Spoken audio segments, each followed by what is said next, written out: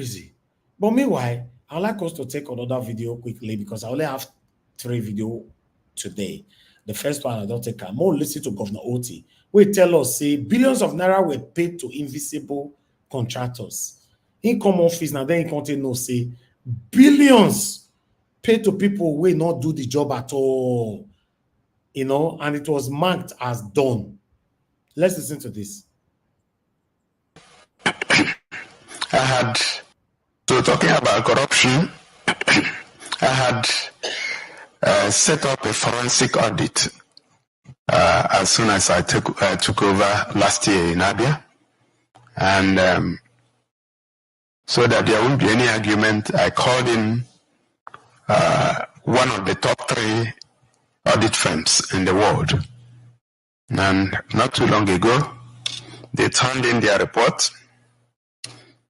And some of the things in the report are frightening.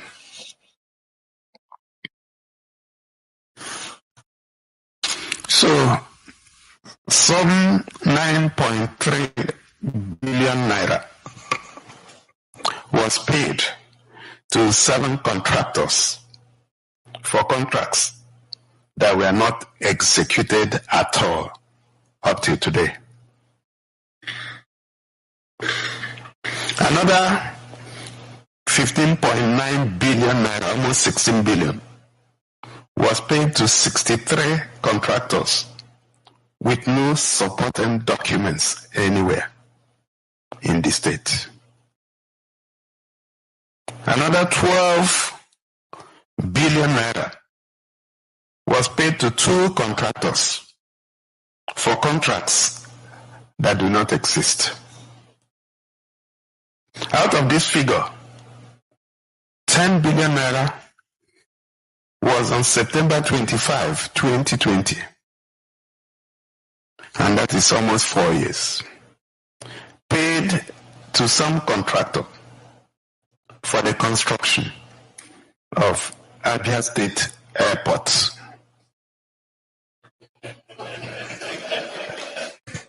We have spent time trying to locate the airport.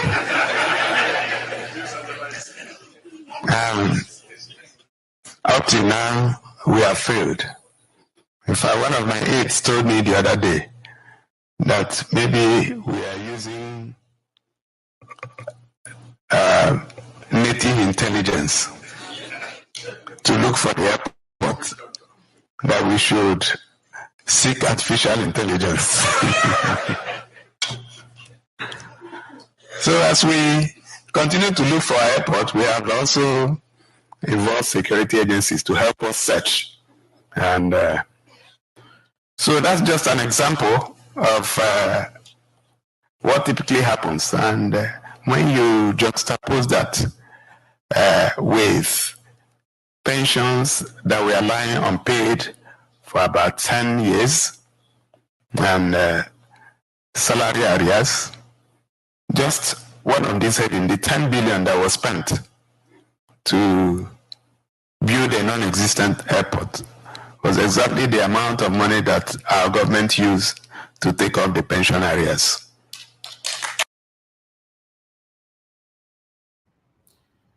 Hi, now what? Not the CEO. You know, it's very sad. I wish we can see governors doing this and get your own private auditor that can checkmate your predecessor. What happened? And probe them. I want to see governors probing their predecessors. But the problem is they'll come in and they will just move on. Okay, let me move to my state, for example. In the history of my state, or I can't say in the history because maybe it happened when they ever born me. But since I was born, I can't really say they have probed any governor in Edo State before. No. None of them have been probed. Lucky Benedict was not probed. When I remember how I went to Abuja to go record mansions of Lucky Benedict, I recorded everything. It's on Nigeria was here. I went there myself in Abuja. See the mansions these people acquired for themselves. Nobody probed him. Oshomole was not probed.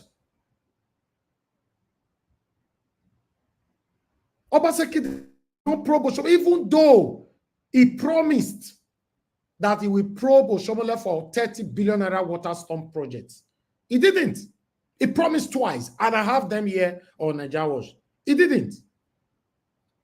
Now, how are we sure that the next governor of Edo State will probe Obaseki? There's every probability, 99.9%, that he will not be probed.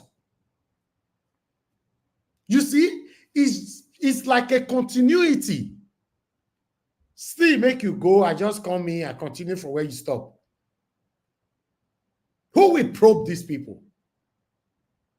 For example, if their party person come in, some of us, they say, no, you're not going to probe. But what about other party that normally comes in as well? Are they probing anybody? Check across Nigeria, all the states. Who is probing who? I've been asking the question, when are we going to be seeing, or when are we going to see billionaires in Nigeria go to jail? When? It's crazy. Okay, look what Governor Oti just revealed now. My question to Governor Oti now, will he probe his predecessor? Because you are saying corruption, you came out, you talk about it. Governor Oti, will you probe your predecessor? You see? That's the problem. They are good in coming out to cry. Oh, this is what happened. They stole this, like Obaseki did. 30 billion naira water storm project. I'm going to probe it. I have it here. You know, say people like me, they talk things, say, I not get fat. I have the fat. Before I even use allegedly, the fat is there. It's on my platform. Now, my question to Governor Oti, will you probe your predecessor? At least for once. A lot of people are singing your praises right now. Do this for us. We want to see Una predecessor go to jail. I want to ask all the governorship candidates in Edo State now, starting with Dr. Aswe Igodaro. I know you are listening, sir. We will ask you again, because I know it's not easy for you to answer that question when you are competing or you are fighting to become a governor. Even though Percy asks you for on air, you can't answer it. I know. But I want to tell you now, or ask you, or put it to you, if you become the governor of Edo State, will you probe Obaseki? Now, Barrister Olumude Akpata, I know you will not be able to answer the question, even though anybody, if you come to this platform, people ask you directly, that kind of question, I know it's difficult for anybody to answer. But I will put it to you. Will you probe Obaseki? Or, apart from Obaseki self, I bet somebody correct me. Is it possible for any incoming governor to probe, for example, Obaseki and the governor before Obaseki and the governor before that one? Is it possible like that? I don't know. I'm asking because that one, I don't know whether it's possible. If it's possible, will you probe the previous governors? Barrister Olumude Akpata. Senator Monday Okpeolo. Obviously, you can't answer that question on air. But will you probe Obaseki, Oshomole, and many others? That one with me, go to also go hard though. Because they say Oshomole na Okpeolo Godfather. I don't know whether that's true. Like some people they say Obaseki na Dr. Aswe Igodaro Godfather. And some people see the talk say Okpeolo. Oshomole lie up and pick that one. But I don't know. We want to see a governor that will work for the people and betray their whoever that portray themselves as a godfather. That's what we want to see. Obaseki did it in those states. Oshomole wanted to be the godfather of Obaseki. Obaseki did not allow it. Although he did not probe Oshomole. But I know he did not allow it. So can any of you now, if you have a godfather, can you also betray your godfather for the people and do the right thing? Governor Oti, I will end with you. I'm happy that you cried out, you came out to let the world, Nigerians, to know how invisible contracts were allocated out, what billions of naira, and none of them were executed. But the question is, Governor Oti, will you probe your predecessor? I'll leave it there. Thank you very much, my people. God bless you all. For those of you that are just coming in, and God bless you now. I appreciate you all. Good morning, good afternoon, good evening to every one of you. I'm going to post out a link for those of you that want to join the panel. Please click on the link. Join us here. Let's talk about the things that's affecting us. Remember, it's Sunday. And one person join me, we talk, I'll end the show. If not two, the same thing we are going to do. But the link will be posted. Just click on it and join us here. But let's listen to the bigger one again. As you can see there, Reno or mockery. I don't know why this man is attacking Obi. To be honest, I don't know. It's a big question. Why they are attacking somebody that is not a president? I don't know. Because if Nigerians were fair, I'm including all of us, the person we should be attacking right now is Tinubu government. Put him under pressure to do more, or rather, to do the right thing. But you attacking somebody that is not holding any political party right now in Nigeria, any political position right now in Nigeria, is baffling. It's surprising. Reno go bash Peter Obi here, then what do I call the other one? Boala go back Peter Obi for the other side. The other one, why is everybody attacking Peter Obi? It's crazy. The man not be president. If he was the president, I don't go talk, say, we could not attack him. I'm not that kind of person. I will even be, in fact, me myself go attack him. Because I need more. But he's not the president. Why Reno go grant interview, say he go pay $10,000 if anybody, both pay $10,000 for Peter Obi or any obedient that can show that Peter Obi built one primary school in his tenure. That's crazy. Let's listen to him. Thank you very much, Madam Nena. I can see you right there. Thanks for joining us. It's good to have you on the panel, Madam Nena. It's been a while. I'm coming to you shortly. All right. Let's listen to this. President Nigeria never had. I mean, Peter Obi is somebody that I know. It is ridiculous for you to say that Peter Obi is one of the best presidents Nigeria ever had. That's what the supporters, that's what the supporters of Peter Obi will think. That they think that out of all those candidates, they think he was the best man for the job at the time. Let me address that, please. Let me address that. The only way you can judge somebody's future is by somebody's past. And if you look at Peter Obi in Thank you, Mr. Jonathan. Thank you, Madam Rita. Thank you very much. I appreciate you all. Please, let's listen to this. It's crazy.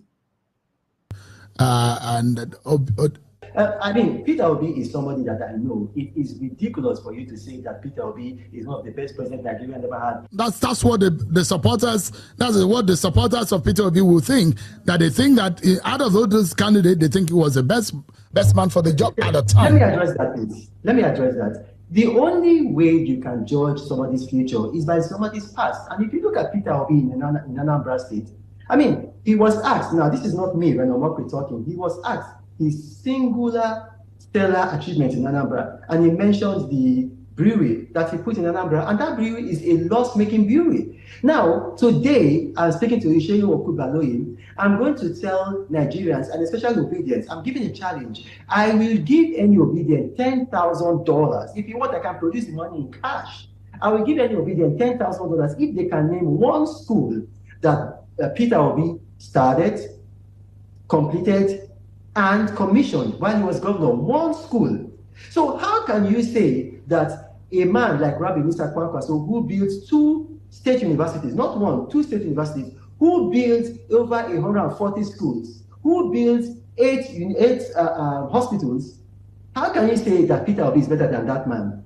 How can you say Peter Obi is better than Bola Tinubu, who took the internal generated revenue of Lagos State from less than 4 billion monthly to about 140 billion naira yearly, who built new towns in Lagos, who started the Lekki Port project, who started the blue and the red lights that we're now seeing, who was able to increase the GDP of Lagos until Lagos became the 6th biggest economy in Africa. Lagos has an economy that is actually bigger than Kenya and Ghana. So, I mean, on what basis are they saying Peter Obi is the best president Nigeria never had?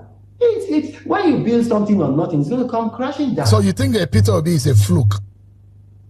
Peter Obi is somebody that would have made a good running mate to understudy the president, to learn on the job, and then after doing that, then he will be prepared. But I mean, on his own, with his current achievements, look, the local government chairman of Etiosa local government in Lagos State has more achievements in governance than Peter Obi. Would that be a fair statement to make, though? Of course, it's going to be a first statement. If you are talking in terms of projects, if you're talking in terms of, okay, I'll give you an example now. I know for a fact that the Etiosa local government chairman has built, at least to my knowledge, 3 schools. Now I'm asking you, Shehu, and if you can't answer it, I'm asking Obedience to answer that question. Name 1 school that Peter Obi started, finished, and commissioned, and I'll give you $10,000. All right. I hope that the Obedience will take up the challenge. But let's look at it. I mean, your comments about the situation in Nigeria, some will perceive it as a bit skewed because you are not on the ground. You don't feel it. You don't understand how the economy works because you are not on the ground. You don't earn from the economy. You don't feed off from the economy. You are not practically and physically involved in the economy. And those who will say, Reno is speaking because he's in the comfort of the United States home or is flying around Europe and the rest of the world, you really cannot be able to be a good judge of what Nigerians are feeling. Those who believe that things are perhaps the most difficult in the last 20 or 30 years of their lives.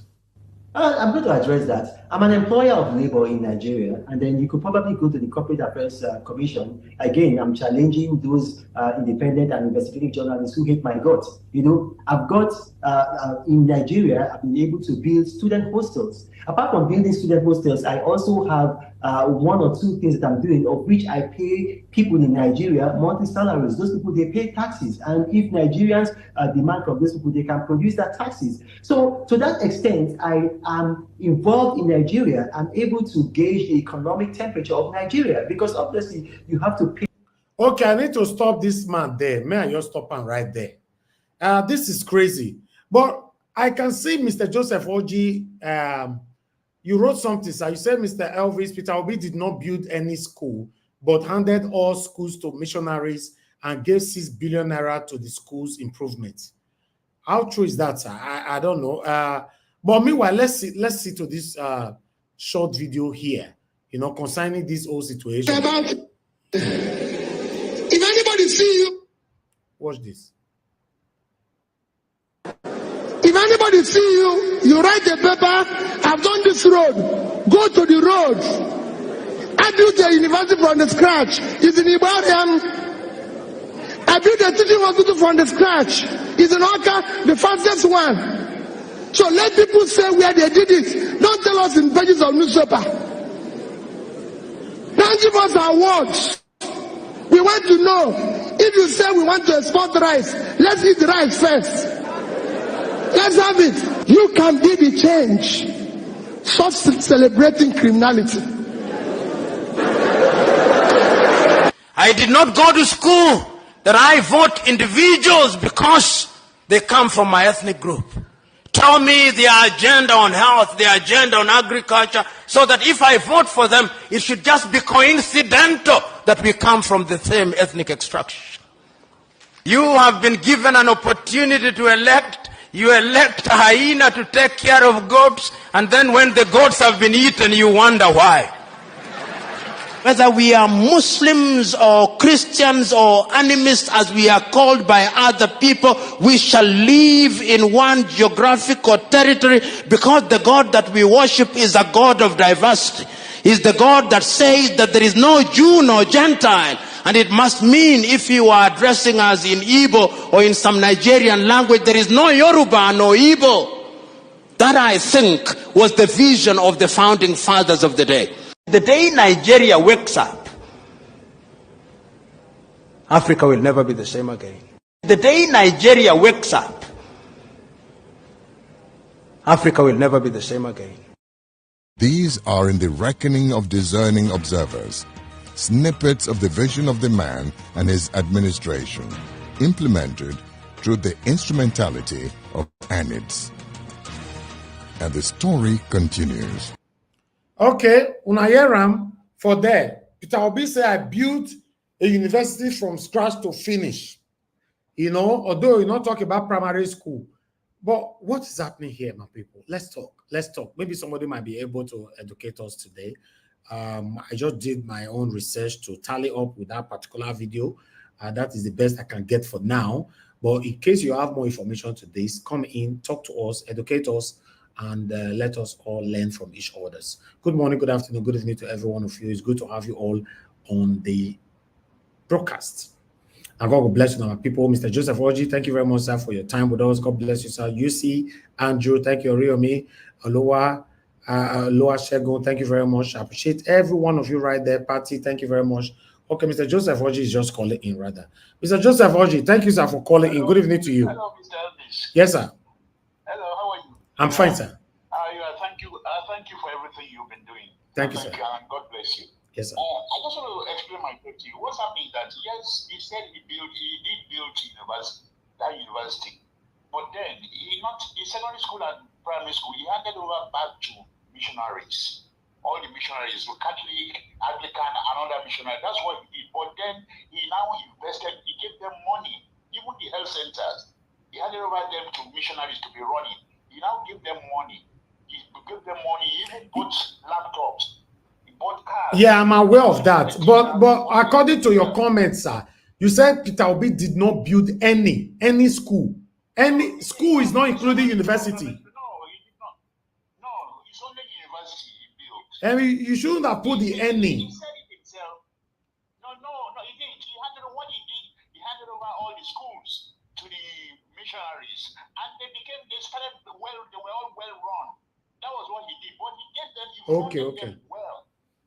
Funds were going from the finance office in Anambra straight to the head teachers and straight to the matrons and the head of the hospitals. He didn't go to, that's the problem. He had problem with all the ministries officials. One, he didn't go to the ministry. Everything went straight to the head teachers and the head of the health centers. So okay, thank you, sir. They all had their money, and he gave all his personal phone to all the head boys and head girls of all the schools. Thank you, sir. Thank you, sir. All the headmasters and headmistresses, they all have his personal phone. Oh, okay. Thank you very much. God bless you, sir. Yeah, okay. Thank you, sir. Thank you very much. Yeah. You see, you cannot just lie. You know, people are here that will debunk it. People will debunk it. So, Reno. Anyway, let's move on.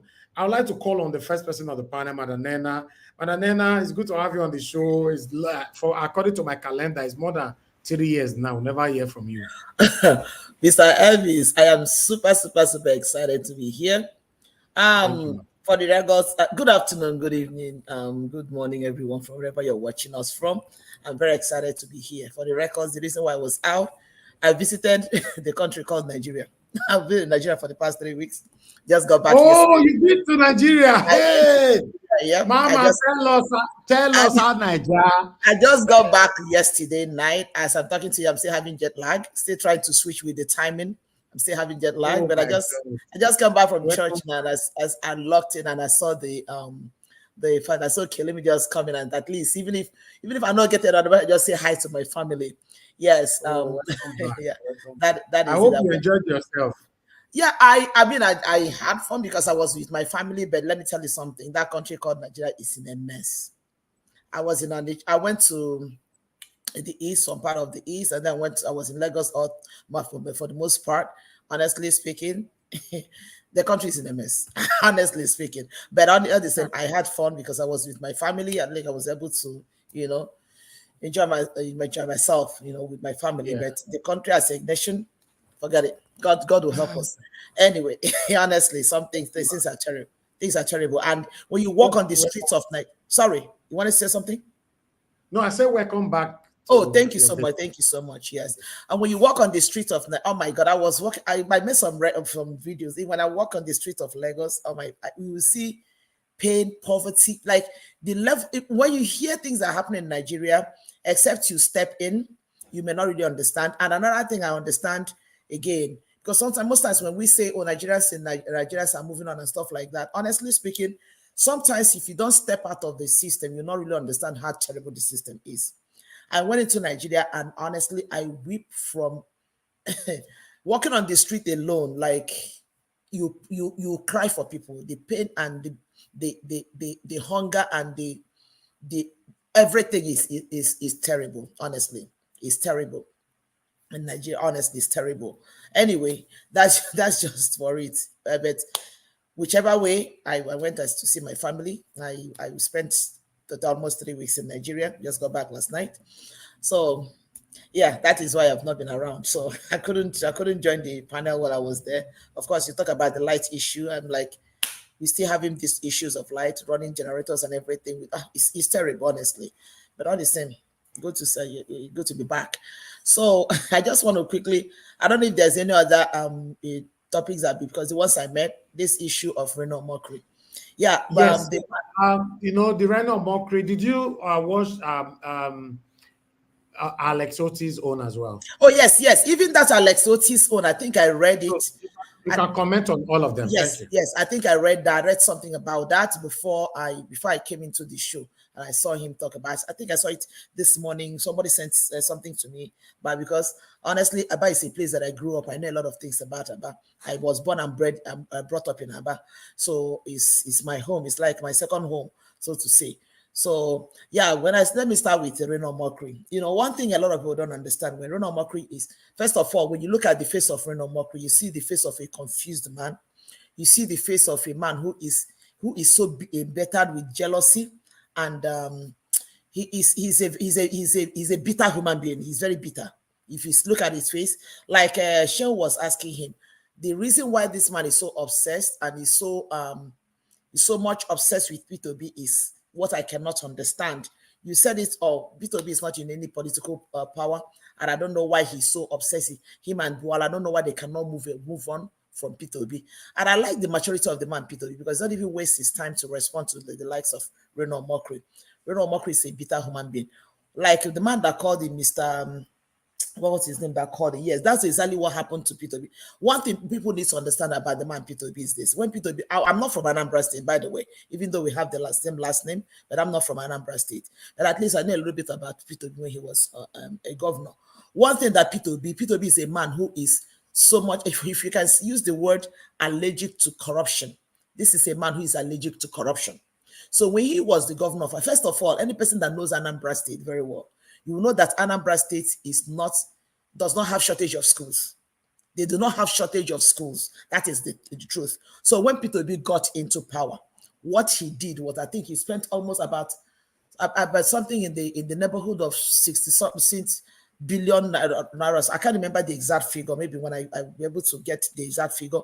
So what he did, because he realized, he saw the level of corruption and how some of these individuals mismanage funds, and most of the schools were not in good shape and everything. Like I said, Anambra State does not have deficit of schools. So what he did was that he handed most of the schools, in fact, I wouldn't say all the schools, handed them over to missions. You know, before now, most of the schools were in the hands of either Catholics, Anglicans, and stuff like that. So he handed it back over them, and he gave them enough money to make sure that most of those schools are well equipped, well renovated, well rehabilitated. And I must tell you, Mr. Elvis, that most of the schools, if not all of them, that P2B equipped with computers and everything, all of them are still running up until this day, majority of them. And one thing that P2B did when he was there, he made sure that every fund that goes to schools goes straight to the principal. Peter Obi went to schools when he was in second. When he was my elder sister, my mother's firstborn, is married to an Anambra man. You know, so she has family children that were in schools in Anambra. You know what this man did? He went to schools, and the secondary schools, all the senior prefects, I'm not talking about the teachers, senior prefects of schools had P2B's direct cell phone number, so that they are able to report to the man P2B directly any problem they are going through in schools. So P2B made sure that the schools Anambra had, they were all well equipped, they were all well run, and they were all well taken care of. Who can beat that? Reno Omokri is talking about building school from ground to scratch. The school that P2B, for the records, the Mariam school that P2B is talking about is the Anambra State University. I think the first one was built at Uli in Anambra State, right? In Anambra State, that's the original campus. I think that school was built sometime in 2000, if I'm not mistaken, because my elder sister is actually married to an Uli man. In fact, it was just like their back here. That's where the school is. Then P2B came and built another campus of that school, because the school has different campuses. He built the Ibariam campus of the same Anambra State University. That the name of the school is actually Chukwuemeka Odimegwu Ojukwu University. P2B built the Ibariam campus of that school. He built it from scratch to completion. So he built it, right? And the school is he made sure that the school is well equipped, well funded, and is well taken care of. You understand? So that is the thing that the man P2B did. So when somebody like Reno Omokri comes out and he says the nonsense that he say, you will see that this is a man who does not even have his fact right, and this is a man who is mainly consumed with bitterness and jealousy and envy. I don't know what is it with P2B that is getting them so much obsessed. This man is not in power. I don't know why they're so much obsessed. He's talking about, want to get a man's what he can do. You have to check what he has done before. Let him come out and tell us one corruption that is connected to P2B. Talking about building schools. Okay, other says that build schools and everything. What is the state of those schools today? The man is not talking. He's not even making any sense or of anything at all. Honestly, the only thing I see in Reno Omokri is a man who is simply simply beclouded by grudges and bitterness and anger over a man who has done nothing to him. P2B has not done anything to him. I think sometime in the past, I've seen pictures of him, videos of him praising P2B and saying other things about him. There was a question that Shehu asked him about, you think P2B cannot be a governor? I don't know exactly how he put it. His answer was that he would do well as a running mate. If he's a man who is not competent to do anything, why would you even want him to be a running mate in the first place? Why would you want him to be in the running? That tells you that Reno Omokri is simply obsessed with P2B. He's only, he's only bitter or have a lot of grudges against him. I don't know what the reason is. So he's not getting his fact right. And like I said again, anybody that wants to verify, goes Anambra State is one school that is the one state that is not deficit of schools. The only thing that they need is the one that they have there, for them to run it very well. And P2B made sure that these schools were run very, very well. They were well equipped, well rehabilitated, and they were well taken care of. That is what the man P2B did in Anambra State. One of the things that he did in the schools in Anambra State, he did it from primary to university. Everybody that was there will tell you that is what the man did. So then coming to Oti, I'm not surprised. I'm not surprised. Like I said, I grew up in Aba. I was born and brought up in Aba. I think I saw Aba a little bit from the time of Ikweche, who was the military governor, and then gradually getting to the time of Akanu them, and then Ibaza some of them were the ones I can remember now. Like I said, I grew up in I know about very well, like the back of my hand. That's why I was born and brought up. So I know how terrible Aba was, and for someone like Ibazu, everybody that knows that Ibazu is a crook. And like the question you were asking, I wish Oti would take the lead. Would take the lead to probe these people, because these people made Aba horrible. They wrecked Aba. I'm talking about Abana because that's where I lived, because that's the commercial hub of Abia State. They wrecked that city. They wrecked. Aba was, when I was growing up in Aba then, I remember, there's a popular place they call the area of the market, the Samek area. That Samek area is where the popular Aba shoe factory was then. Many, a lot of them. I remember then growing up because my mom used to have like a shop in that area of the market. I used to see the people there from Ghana, Cameroon, Gambia, from all over Africa coming to Aba to buy shoes, Aba made shoes. Aba was booming until these people came. They wrecked that state. So I'm not surprised that he's saying what he's saying about Ibazi. Ibazi is a crook. Ibazi is a crook. And I wish he will have the boldness to actually probe. Let him take the lead and probe these people. Because enough is enough. Look at what is happening to Yahya Bello now. Look at what is happening. These people, all they want to go is just to go in there, loot and loot and loot and loot. That was why they did everything they wanted to do to stop OT from coming. That was why they had to give off the bribe to Neno to do everything that they did in order for this man not to come in. So you see that none of them has any good intention. So I'm not surprised at whatever OT is saying. I'm not surprised because I know Ibazo and the likes of them, these people, they wrecked the state, and that is the only thing that most of these governors they do. They are talking about this one now. If only somebody will be bold enough to even come and tell us what is going on in Imo State, and maybe when this one that is called in Imo State now gets out to tell. In fact, when they begin to open the books of what these people did in most of these states, people will begin to marvel. And like you said, the only thing that we need to start seeing now is the boldness, for them to be having the audacity, the boldness to probe these people. Let's begin to see these people pay for this their crime. Look at the way Yahya Bello is running like a common criminal that he is. This is a man that when he was in power, he was calling himself a white lion. White lion that is jumping fence, hiding in the closet. If they know that their hands are clean, why they hide? Why they run away? All these people are crooks. It's not a surprise to me. And like you said, OT, if anybody that knows OT is listening, please probe Bazo and every other person that came after him. Take the lead and do it. Nigerians will applaud you because that is what we need at this point. Enough is enough. These people have really done a lot. These people it says that the citizens have no reason to be poor. At the states that these people come, they wreck, they make it so dry, and they still want to hold on to it because if Nenoti did not stand her ground, someone like Ibazo and his cohorts will still be in charge of Aba today. And Abia State will not experience what they're experiencing today. Thank goodness for that woman that had that boldness. So Alex Oti, take a step further, probe these people. Recover that money. Somebody is talking about Abia Airport. Abia does not have an airport. Recover that money as much as we can. We may not recover everything, but at least make a move. Take that lead and do it. We are already doing a good job. Take the lead and do it. That is what we need at this point. Because these people are crooks. They are criminals. They're criminals, honestly. It is terrible. The level of decay, the level of evil that is going on in Nigeria, it is so terrible. It is so bad. Everybody in Nigeria, all they want to do is to steal and steal and steal and steal and steal.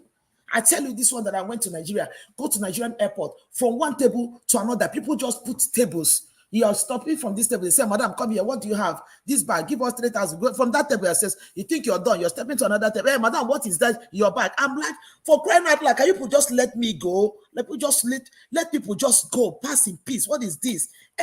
People just put table. This one's, you see more than 5 tables. They call themselves NDLA. One table. You're taking from there. Say, madam, come here. Carry your bag. I just finished. Come here. Like, just collecting and collecting and collecting and collecting and collecting. By the time you go to place you're supposed to board your, that is as if I knew when I was leaving. I intentionally said, okay, after every other expense, I said, let me just hold 30,000 naira in my hand. The essence is because most times when I travel Nigeria, I like to have naira here so that when I'm traveling again, at least I have some naira that I can use to do, maybe rent a car or whatever when I'm going. That one, I'll tell you, by the time I step from the door to the place I eventually crossed over a TSA to sit and wait for my flight, that 30,000 naira was gone. Everybody's just collecting, and the level of criminality in that country is too much. It's terrible. I mean, I don't even know where to start. I don't even know what to say. So people like Reno Moki should just shut up because he has nothing to say. He is just beclouded by his bitterness and his envy and jealousy, or whatever I would say, hatred for P2B. Whatever the source is, only him and his God knows. but he needs to stop it. He needs to stop, because he knows deep down within him that P2B is not the man he is trying to paint him to be. P2B is not a saint, but obviously he's not a criminal. He said it before. Everybody that knows P2B will tell you that. He will, people that are sincere will tell you P2B is not a saint, but he's obviously not a criminal. If he has any record of criminality against P2B, let him bring it up. I'm not coming to tell us about school. Anambra State is not deficit of schools. P2B made sure that schools in Anambra State were well taken care of during his time. Thank you so much, Mr. Davis. I'll just stop at this point. Thank you.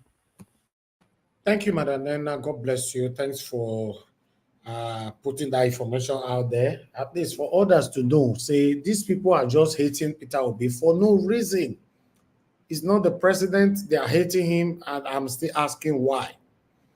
You know, and I also want to thank you for joining my voice to call on Governor Oti to at least probe that person who they mentioned his name, now the former governor. And his name too difficult for me to pronounce. You know, but at least let him be the first to start it in Nigeria. Probe him. Nothing will happen. You know, when you start it, others will have the guts to do the same thing. Now, let my state, they don't probe anybody. They also announce anybody who want to come in now, they'll forget Obaseki, they'll move on. If that one still come out, they'll forget and they'll move on. We can't continue like this now. It's not nice. It's not fair. We can't continue like this. It's not working. So, Governor Oti, please probe your predecessor. Thank you very much, my people. I appreciate you all. I'd like to, before I call on Madam Rita, I'd like to appreciate Adelaja Ogobi. Thank you very much for the super chat. God bless you. I appreciate you, sir. Thank you, Jeko Obedient. Thank you very much. I really do appreciate you. Your pocket never run dry. You all that support us on this channel. Thank you very much for those of you that is liking our videos, sharing our videos, joining our panel, calling into the show. Is a collective effort. I appreciate every one of you. Now, God, God bless you now. That is the best I can do. I wish I can do more than this for you guys. I will do. Thank you very much for the encouragement. Now, God bless you. Madam Rita, thank you very much for joining us. Good evening to you, ma'am. Please, I'd like you to talk to us. Yes. Good afternoon, Mr. Elvis. Mr. Joseph Orgis, nice to hear your voice. Good afternoon, sir. Good afternoon to Mr. Jonathan and my lovely big sister, Madam Nena, and my sweet mommy diaspora, and all my brothers and sisters in the comment section, those watching from home. Happy Sunday and God bless you. Mr. Elvis, I am very pissed off, very, very pissed off. So I'll try my best to remain calm and just deliver the information that I need to deliver. Okay. Talk to us. I am very pissed off, yes, at Reno Omokri. And my apologies for yesterday. I had to step out yesterday and, abruptly because I had a visitor. So, and I really, really wanted to be on the panel because I needed to ask Honorable Sam Imov on some questions. But, we're still here and we're going to be moving along.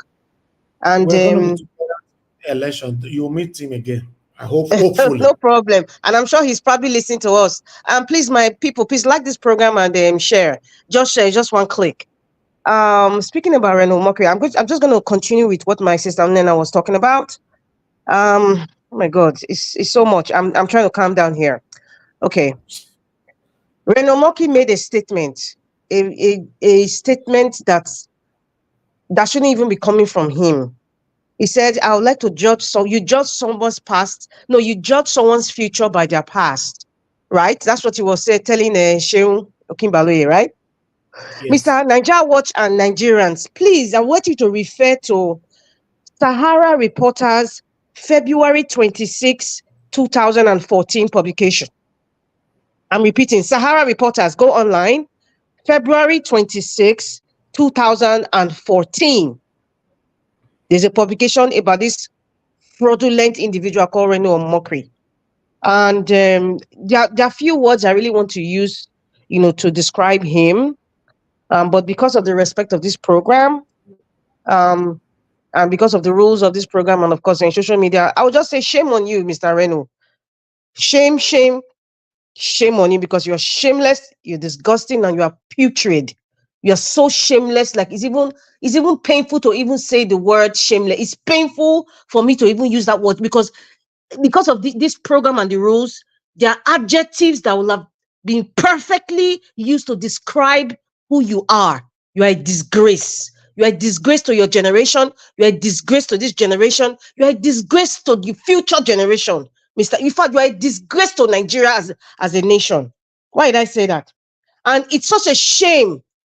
It's such a shame that this hegemonious administration of the man from Babylon is using pundits, minions like Reno Mokri, what is Daniel Bola, and the plethora of them, you know, to show this shameless display of Mr. Najawa, this your show is preventing me from using words that I really want to use, but it's so disgraceful because people are watching. We have come to the level where moral compass does not even exist. It's like it was as if it does not exist. Moral compass does not exist anymore. The psyche of the typical politician right now and majority of Nigerians is like they do not have conscience. They will do whatever it is they want to do because of money. I'm not even going to use the word stomach infrastructure. That word is just too nice to use.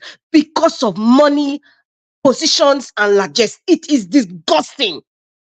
It is disgusting. And what is hurting me more is that people are watching and people are digesting this thing and think it's normal. We are not a normal country. God bless the likes of Dele Farotimi that keeps speaking. That man he keeps speaking and keeps trying to educate people. He keeps talking to people non-stop. Even with the risk and the odds against him, he's still speaking. And I'm thanking you again, Mr. Najawa, Mr. Elvis, for bringing this program to educate, teach people, inspire people, and make people start to unlearn some certain behavior and train of thoughts. Thank you, Mr. Elvis Adigin. Thank you very much. And thank you for the good men and women here who come out here every day to educate people, to inspire people, to open your minds, think outside the box, start unlearning some bad, disgusting behavior like lying, cheating in broad daylight, and following people and being inspired by people like Reno Omokri, Daniel Boala, and Dino Melai, all of them. Thank you, Mr. Elvis, for using this your channel, risking yourself. And dedicating this. You're not making money from it. You are dedicating every single day to display what kind of human beings, the kind of horrible generations that are coming out every day, and they're in the corridors of power. It is so painful. That's why I'm talking like this. It is so painful that we don't have real men talking today. Very few men that are talking. Mr. Elvis is one of them. Mr. Jonathan, give us a man, the black person. Very few of them in this program talking. Dele Farotimi, Pade Banjo, many good men, even Peter Obi, my president, still talking in the midst of satanism, in the midst of wickedness, in the midst of hegemonious and style of governing, wickedness in the highest places I can ever think of. That is the Nigeria of today. It is very sad and disheartening when you think about, if I think about how I grew up, this is not the Nigeria I grew up in. This is not the Nigeria that we aspire to be. This is Nigeria you want to bring your children to? Is this in Nigeria? It is painful. It is painful that we have a useless, yes, I'm saying it, a useless administration today ruling Nigeria, using criminals, drug barons, liars, thieves. Use them as spokesperson, put them in parastatal. They're in the Senate making laws for the future generations, my people. Putting them as governors, ministers, educators, and people now look up to them like Ranka Dede. Jesus is Lord. It's painful, Shao. It is very, very painful. And I just want to say that please let us be speaking up for the right things. Even if you think that you are gaining it or you want to be partisan, it is not helping. Our country is too rotten right now. I don't know how it's going to come out from this mess. I just don't know. But the only thing that we've got is to speak out. The only thing we've got right now is to stand for the truth, even if you're standing alone. It's not about your brother, your sister, your mother, or your father. Just stand for the truth, for crying out. Just stand for the truth. Just do it. It doesn't take anything away from you. In fact, you have moved the onus to the shoulders of the people who keep having this ball of lies. The balls get bigger and bigger every day. You are free. Your heart is clean. You have a conscience. Even if you pass on tomorrow, you say yes. people can stand that this person, regardless, stood for the truth. You see all these minions talking now, these recalcitrant human beings talking against Peter Obi. God forbid, when Peter Obi is in his very, very old age, when he passes on, because I know that man is going to live long and inspire a lot of people. Trust me, the likes of these recalcitrant people like Reno, that they will start speaking accolades to this man. Because one thing stands for the truth. The truth never dies. I keep telling and preaching to people, the truth is like the sun outside that is shining. Even if you wear sunshade, even if you have an umbrella to cover it, it is still shining. Even if you use lies to cover the truth is like the bedrock. You cannot move it. It's unmovable. So that's why I'm urging everybody, please keep standing for the truth. Don't go by what is popular. Stand for the truth. It's okay to be alone. You are really not alone in the true sense of the word. You are really not alone, but it's okay to stand by yourself, even if you're standing for the truth. It's okay. It's painful. It's lonely. It's annoying, but please still stand. Please still stand. Even if it's lonely, please still stand. February 26, 2014, Reno Omokri, he created a Word document when there was this, what they call it, I think the Boko Haram, they went to Borno State, and I think secondary school, about 60 students were murdered. This wicked demonic guy called Reno created a document, a Word document, typed it by himself. He used a name. I think the name is called Wendell Simling, right? He spread that document like wildfire, spread it everywhere. And that document contained information, and he said that the CBN governor, as at that time it was Sanusi, Lamido Sanusi, that was CBN governor was the one who was in charge of that massacre, something of that nature. He wrote a plethora of lies, and he spread that document, forgetting that there are people that are really investigating. They may not be journalists, but they actually want to go very deep and find out where this document is coming from, who created it, who is the author of this document. They found out that it was Reno Omokri, and he used the name Wendell Simling. Now people, just tell me in your conscience, this, Mr. Najawa, this is your program with the rules, it hinders a lot of my words. This person was saying you judge somebody's future by their past.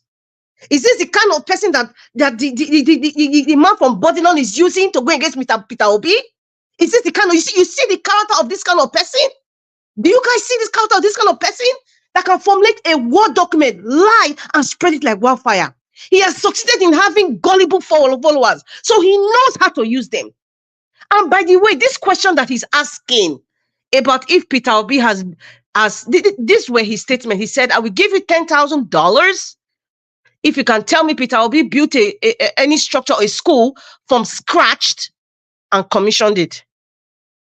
Mr. Elvis, please, you have to play that Peter Obi's video again, telling everybody these are the schools I have created. In fact, Mr. Ren, we don't even need your 10,000 because it's coming from the pit of hell. Nobody needs your $10,000. You are just a disgrace. You are just, God, you're just a disgrace. A complete disgrace to even to men. Like disgrace. In fact, his village man should call him to order. Because right now, that name, he's disgracing, I think it's Robo Shaki. He's disgracing those nations. I'm telling you.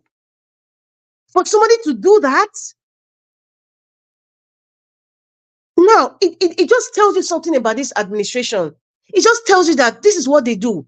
They pay him. By the way, for what I was saying, that question that they were asking, do you know in 2022, this same question was placed to Peter Obi? And what Mr. Joseph Oji, thank you, Mr. Joseph Oji, men like you that are standing for the truth and giving us facts are saying it the way it is. He is very right. What Mr. Joseph Oji said, very correct about it. Mr. Obi giving the schools to the missionaries and giving them 6 billion. By the way, Anambra became from 27th in terms of education, from 27th position in Peter Obi's administration. He became number 1 in Nigeria. It's come on now. Come on. What does that tell you? Come on. From 27th position to number 1. Do you think it's a joke? it means that that man was serious. He was personable. He was connecting to the students directly. He inspired them. He tried to tell them, listen, no, nobody's born a dullard. Nobody's a mistake. You can make it.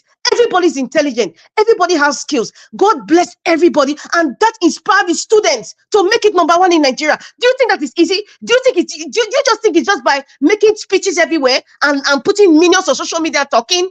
The man was hands on. This is what they call hands on, making your hands dirty. When your hands are dirty, you're cooking in the kitchen, you're cooking a very good meal. Your hands cannot be clean. If you're molding a house and you're building the blocks, your hands cannot be clean. You know that the house that you're building is a standard house.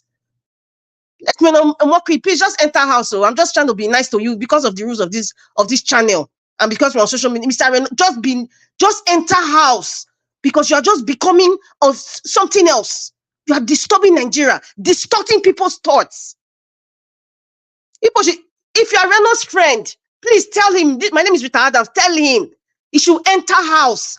This gimmick that he's doing, because I know the pundits in Aso Rock are calling all their minions, like Reno, like, we have not heard anything from you. Please, we money that we are paying you. We need to hear something. Tomorrow, Daniel Bola will come out and say rubbish. Rubbish. These questions, so they're not going back. They're doing research. They are working overnight because of the money they're giving them. They are working seriously overnight. And Fela Duro Toye, I know you are part of the communication or this communication system in this administration. Fela Duro Toye, please do your job. Please tell all these your minions to stop this nonsense because it's making them look stupid. Because one thing they've not realized, this is a generation where you can just type anything anywhere. Advancement in technology, anybody around the world, Nigerians are paid. So it would be stupid of you to come and tell us lies and things that are disgusting. It's just disturbing us. It's making us annoyed. Mr. Elvis, I'm trying to be calm here. I'm trying to be calm. There's so much to talk about, but I'm trying so hard to be calm. Mr. Reno, stop celebrating criminality. Those were my words of Peter Obi, my president. Stop celebrating criminality. Stop it. Just stop it. Stop it. Reno, stop it. Stop what you're doing. Stop. Stop what you are doing. Now, going back to, I'm sorry, I think I spoke too long, but yeah, I just needed to pour out some things, Mr. Elvis, and everybody listening.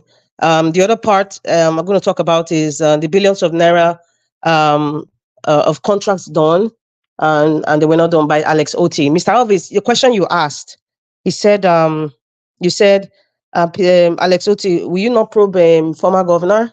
As in Ikpeazu, that was the former governor. It's part of the G5 now. Wike's G5.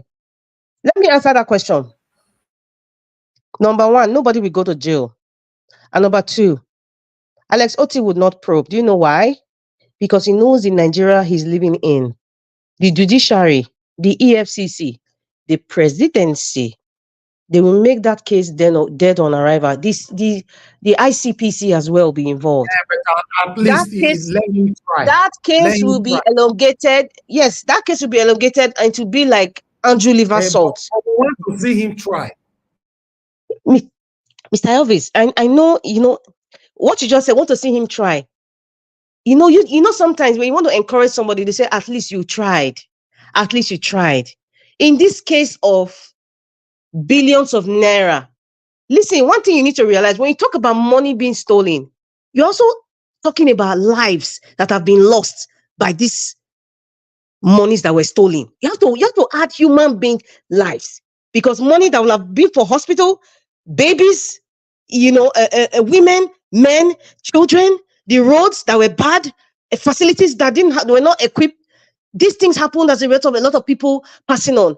Junior Pope, that actor, may so rest in peace, because of the same system. And I know there was budgets for having security on the waterways. We all see it in all these movies, even abroad. There's always waterways police there. I think they have it in Lagos, where if anybody jumps in, there's immediate rescue. All these things. All these things have been put into place. So when you talk about monies being stolen, like they are doing Yahaya Bello now, as if they don't know, they already know where Yahaya Bello is. EFCC is just using it to distract us. They all know if they can go and steal and capture and kidnap Nnamdi Kanu from Kenya, a different country. Are you trying to tell me EFCC doesn't know? Come on, maybe Yahaya Bello is even drinking tea in London somewhere, or maybe in Dubai, you know, or somewhere in the UAE. They should stop disturbing us. They know where the money is. I beg. They know where Yaya Bello is, and besides, they should leave. In fact, they should leave Yaya Bello alone. Yes, I'm saying it. If they want to start, they should start with the presidency himself. They should start with former Lagos State governor. They should start with that. They should leave Yaya Bello alone. Please, I beg. All these are all distractions. And thank you, Mr. Elvis, for giving us the opportunity to speak like this, so that to open people's mind and say, listen, it's not everything that they put on TV that you should believe. Don't take it wholeheartedly that they are working. They are not working. They are stealing. Pilfering badly. Mr. Obi, God bless you, sir. Keep doing what you're doing. Mr. Elvis, I can answer your question. He knows, and Governor Alex Oti knows, that it will be an attempt in futility, because he will not want to waste Abia State money on litigation, paying EFCC, looking for lawyers. All those is just a waste. He rather use that resource to help the people of Abia State, because he knows the judiciary, I say everything will be like Andrew liver salt. It will be in a frenzy. Alex Oti probes former governor Ikpeazu about whatever billion, maybe they'll use 100 billion, funds that were stolen or unaccounted for, or the airports that was not given. It will just be it will be sensationalized. All the media papers, people will buy the newspaper, they will make money from it. At the end of the day, nothing happens, nobody follows up. EFCC will make it a cold case file. The judiciary they will elongate it, that maybe a 20-year-old child will have to go into the cupboard and look for the paper. There will be dust in the paper. I say it will be cold case file. Just like Beta Edu, Tundi Ojo, they are all cold case files. That is why they have looked at it and say, you know what? There's no point. This same question was asked Peter Obi. I don't know if you remember Mr. Elvis.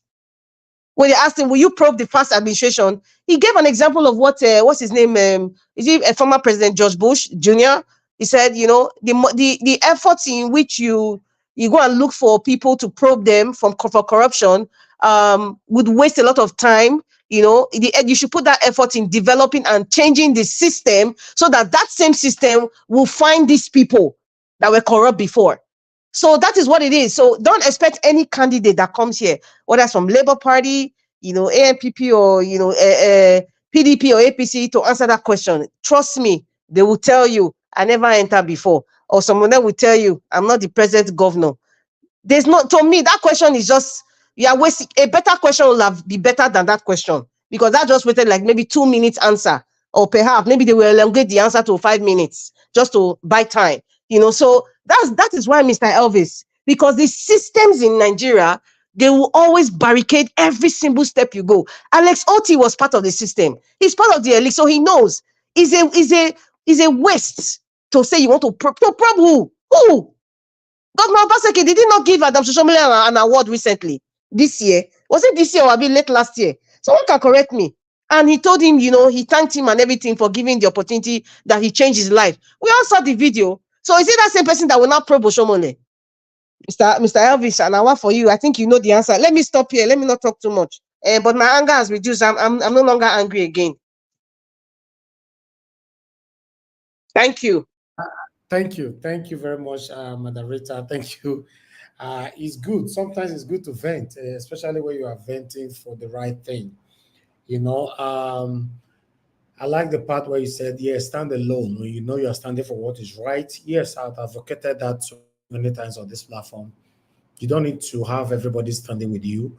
If you know within your heart you're not deceiving yourself, or rather deceiving the people, but if you know you're doing the right thing and people are not seeing it, or rather they are doubtful about what you're doing, just continue doing what you're doing. Time will come that will get to realize that you're standing for what is right. That was how I was brought up. So when you said that, I was I was smiling here. At least somebody is joining me now to advocate for things like that. Because the biggest problem we have as human beings is, if I say this one and nobody will be my friend anymore. If I say this one and nobody want to associate with me anymore. If I say this one and nobody, so listen, you don't need them. If everybody that is sticking with you today are sticking with you because of the wrong thing that you're doing every day, then you should wash yourself. So that is it. So thank you very much, Madam Rita, for advocating that again. And yes, I'm looking for me, that's my stand though. I'm looking forward to the Governor Alex Oti to probe his predecessor. I want him to be the first to start it, even though the judiciary is going to, do whatever to justify it or whatever. But you never know. The judiciary might still end up doing the right thing. Who knows? But let him just try first. Let it be there that at least Alex Oti did his best. We need to see somebody being probed. Thank you very much. Before I will move on, okay, I wanted to quickly play a short video of Reno Mokri, but let me pick this call. Mr. Shimize, thanks for calling in, sir. Good evening to you. Please, I'd like you to talk to us. Yes, sir. Please talk to us. 3 minutes. Thank you. Good evening to you, sir. Good evening, everybody. I greet everyone on the panelists and all Niger Watch family. Yeah, Reno Mokere, I think, is he still in SI? I don't know. He's still in SI. If he's a man enough, let him come back. But you have not visited Nigeria for the past about 10 years now, so? A full-grown man that has family, a politician, having visited your country, that you live. In fact, you live there from how many years to maybe 40-something years or 30-something years. So now you're speaking from outside the country, telling someone on ground of Nigeria, he did not do this, do this. I think if it's a man enough, let him come back and face what is stressing him, what stressed him out.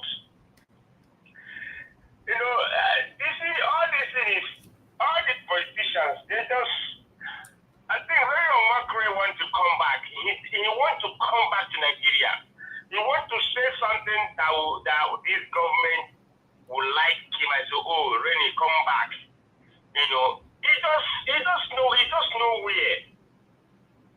If you ask him, Reno, where are you? Which party do you belong to? He might stammer, So he just want to talk. He just want to. Peter Obi is not the president of Nigeria.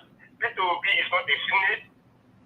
Peter Obi is not. It's just like all of us here, like all of us talking until he becomes a president of Nigeria. Then he can criticize him. But right now, why it's not a governor? It's not anything. They keep saying something about him. They should stop and focus what they are doing, their businesses. Let people be focused what he's doing. It's too much of them. Then let me come to you already, sir, just go straight to the point now because you are already 3 minutes. That building, they were hitting and bringing down. What purpose? If I may ask, does that man have maybe he has a mentor? Because nobody on this earth that has your clear eye. Even if the woman was a devil, it doesn't mean that you go and brought a whole building to demolish it because of the woman. Maybe he wronged you. It doesn't make sense to me. And Nigeria, okay, where is the law? Can someone wake up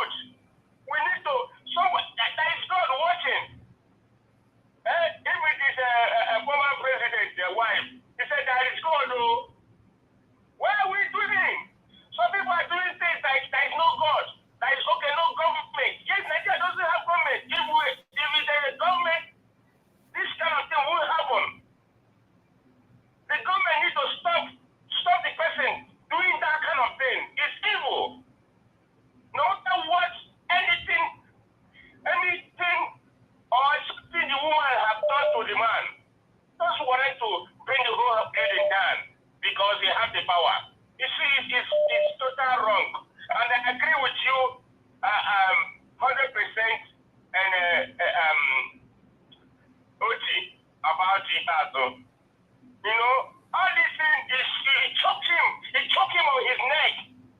You know, he just look, well, how can I do? He just come out and cry. But that next thing, for him, come out, prove this, start proving these people. If he can start, prove him. So let him raise the money. Which people, does he award this contract and people invest the money, or he awarded it by himself and he put the money at his account? He need to come out and, you know, do something and grab this man, invite EFCC. If audit today, tomorrow, say EFCC, call EFCC, please, I want this man to be picked up, and let him go and answer what happened to our money in our state. All the whole contract he did, no one was executed. Just he embezzled the money and left it. Thank you. Treasury. Thank you. It's evil. Thank you, sir. God bless you, sir. Thank you. Okay. Thank you very much, Mr. Ike. Thanks for calling in. Please talk to us, sir. Good evening to you. Hello. Yeah. Mr. Nigeria Watch. Yes, sir. You know, it was yesterday that I was telling you that as a brand ambassador, Reno Mockery will have to write something weekly to be able to justify his pay. And I told you yesterday. Yeah. So this is it. We know how it works. Maybe in the next 2 days now, Guala will write his book. And whatever they are writing, they will have to attach B2B because that's where the talkability comes from. If they don't add B2B to it, they won't have click rate will be so low. So they have to add B2B for it to generate the buzz they want. So we're not surprised. We're not surprised when he said he never built any school. So even if B2B built school, they will come and say, hey, Reno Mockery build $10,000. Well, that means we are fighting in his terrain. It's just like when you go to fight a pig. The pig will drag you to the mud. So you can't fight there. You know, and this is exactly what he wants. That you know this thing, you picked it up, and we are talking about it. That's what he wants. So sometimes I will advise we don't give him his desired talkability and visibility that he's looking for. When you realize some of these things we know is not true, we blank it. We don't discuss it. Because when we discuss it, we have helped him to sell his market. You understand? So the way it is, when they write all this nonsense, we don't bring it to be discussed, so that it will die a natural death. That's the way it is. You know, so then looking at again what you have here, when you say LXOT, some people were asking should LXOT probe the previous government? People be said this kind of thing. You say, if you have a shop and you notice that your servant, your apprentice, have been stealing from it, you don't close the shop and start pursuing them. You don't. Because when you do it, you will make more money. And as you are running around looking for these people that stole this thing, you waste all your time doing that. What Doti should do is, he has an attorney general in the state.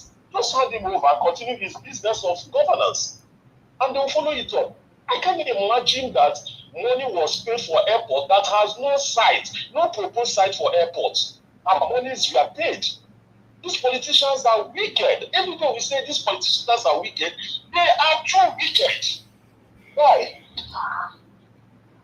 Thank you. Thank you. Thank you very much, Mr. I. Thank you, sir. All right. Let me take just one more call quickly. We have somebody calling in since. Let me quickly return your call, sir. If you are there, please, if you are there, respond on time. Thank you guys for your time. Please help us to press on the like button and help us to share. Okay, you are not picking, sir. I need to move on right now. I appreciate every one of you, my wonderful people. I would like us to quickly, as you all know, this Reno or Mockery, you know, sometimes these people seems to forget the past easily, you know, for a reason I don't know. But I would like us to quickly listen to this video here. Make una hear Reno or Mockery himself, they talk. I'm with my friend here, Governor Peter Obi. We're in DC. We came in for the National Prayer Breakfast.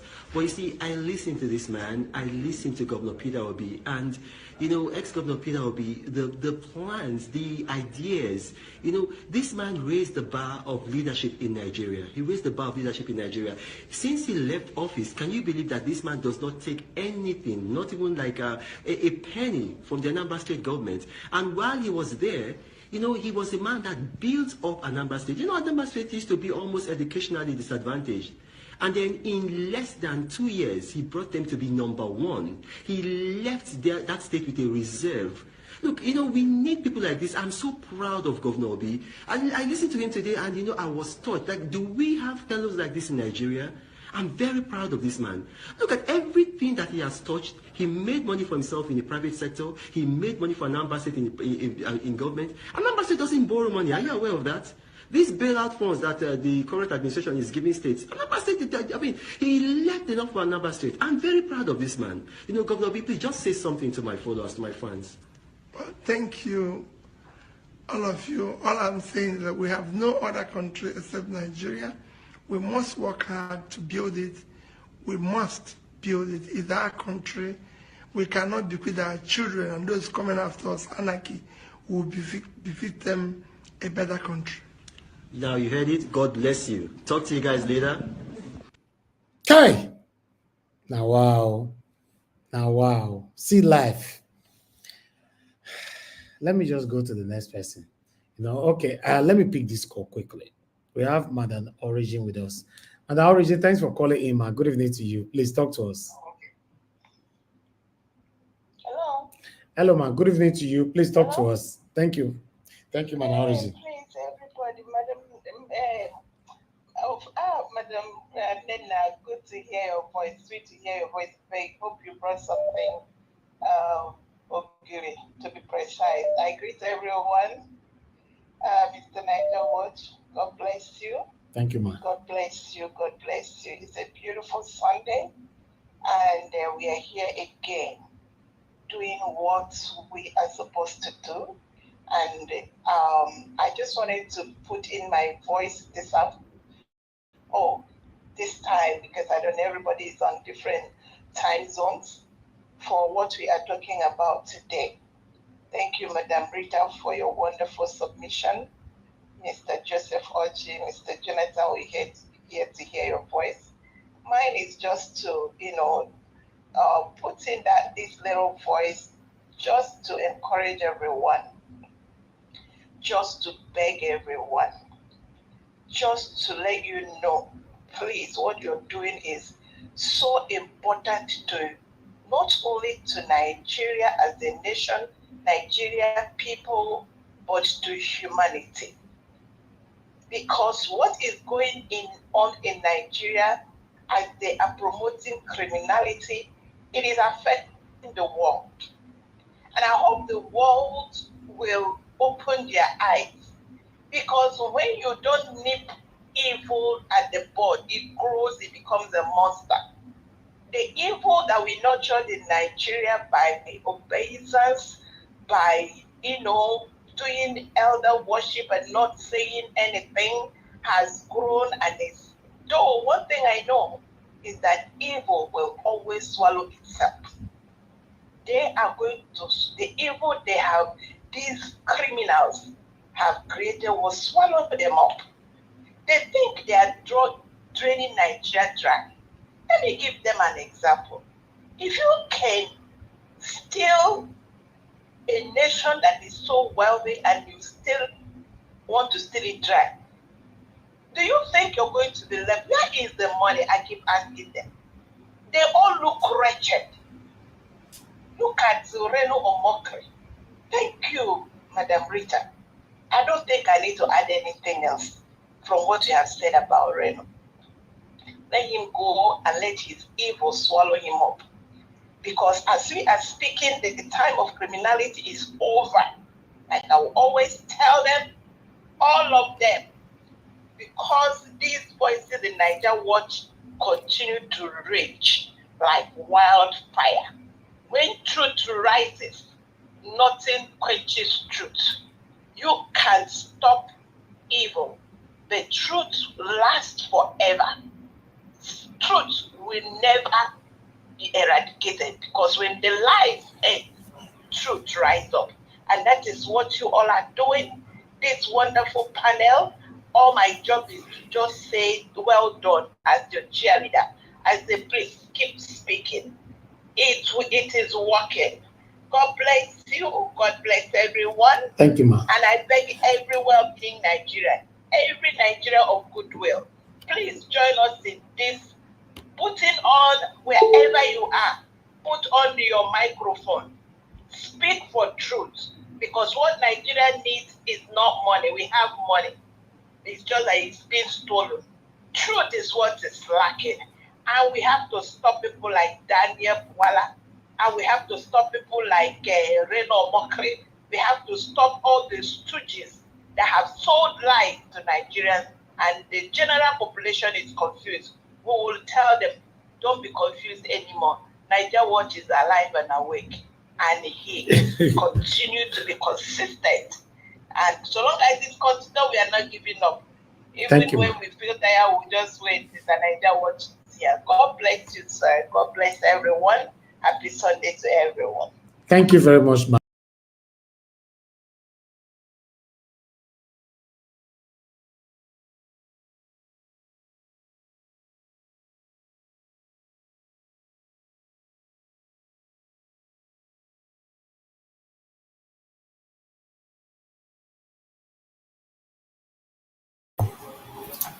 Madam Rita, are you there? Can you hear me? Madam Milena? Yeah, I can hear you. Mr. Jonathan, I think you take the floor. Yes, we can hear you. Yeah, okay. Just make your submission. Yeah. I think Mr. Elvis has been he's been attacked there.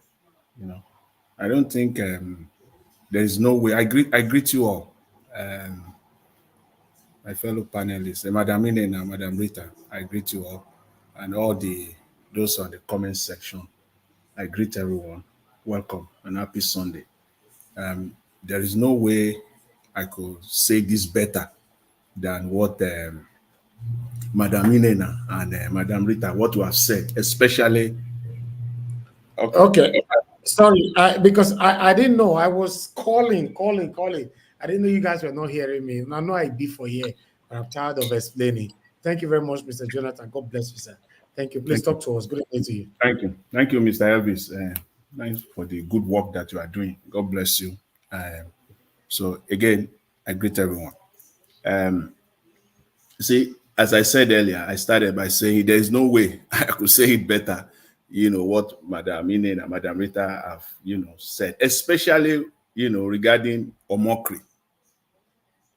For me, nothing more to add, except that, there is no way one could say this without calling him out. This man is shameless.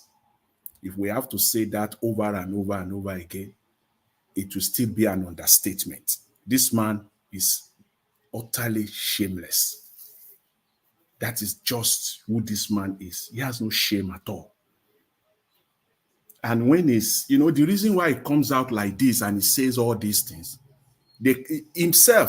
himself, and all the politicians in Nigeria, most of them, majority of them, they bank and they count on that naivety of Nigerians, the ignorance of many Nigerians. They count on it. They believe it, that they will say it and they will go away with it. If not, I want to believe that this man has this man, he went to school. He knows what is happening in Nigeria. He was listening to himself. So for him to be saying all this, all you could just say is that this man is just shameless. Because it will take a shameless man to come out and say this. Because basically what you are counting on is that people don't know. That people you are talking to or that are listening, they are morons. And that's the mindset of Nigerian politicians. That Nigerians are morons. They can come and talk. Especially in this age and time. That's what he was banking on. So I don't even know where to start again. They've said it all. All the numbers he was quoting, one governor there built 3 hospitals, built 3 schools and all the rest. Mr. Omokri, at what cost? At what cost? I would have loved the journalist.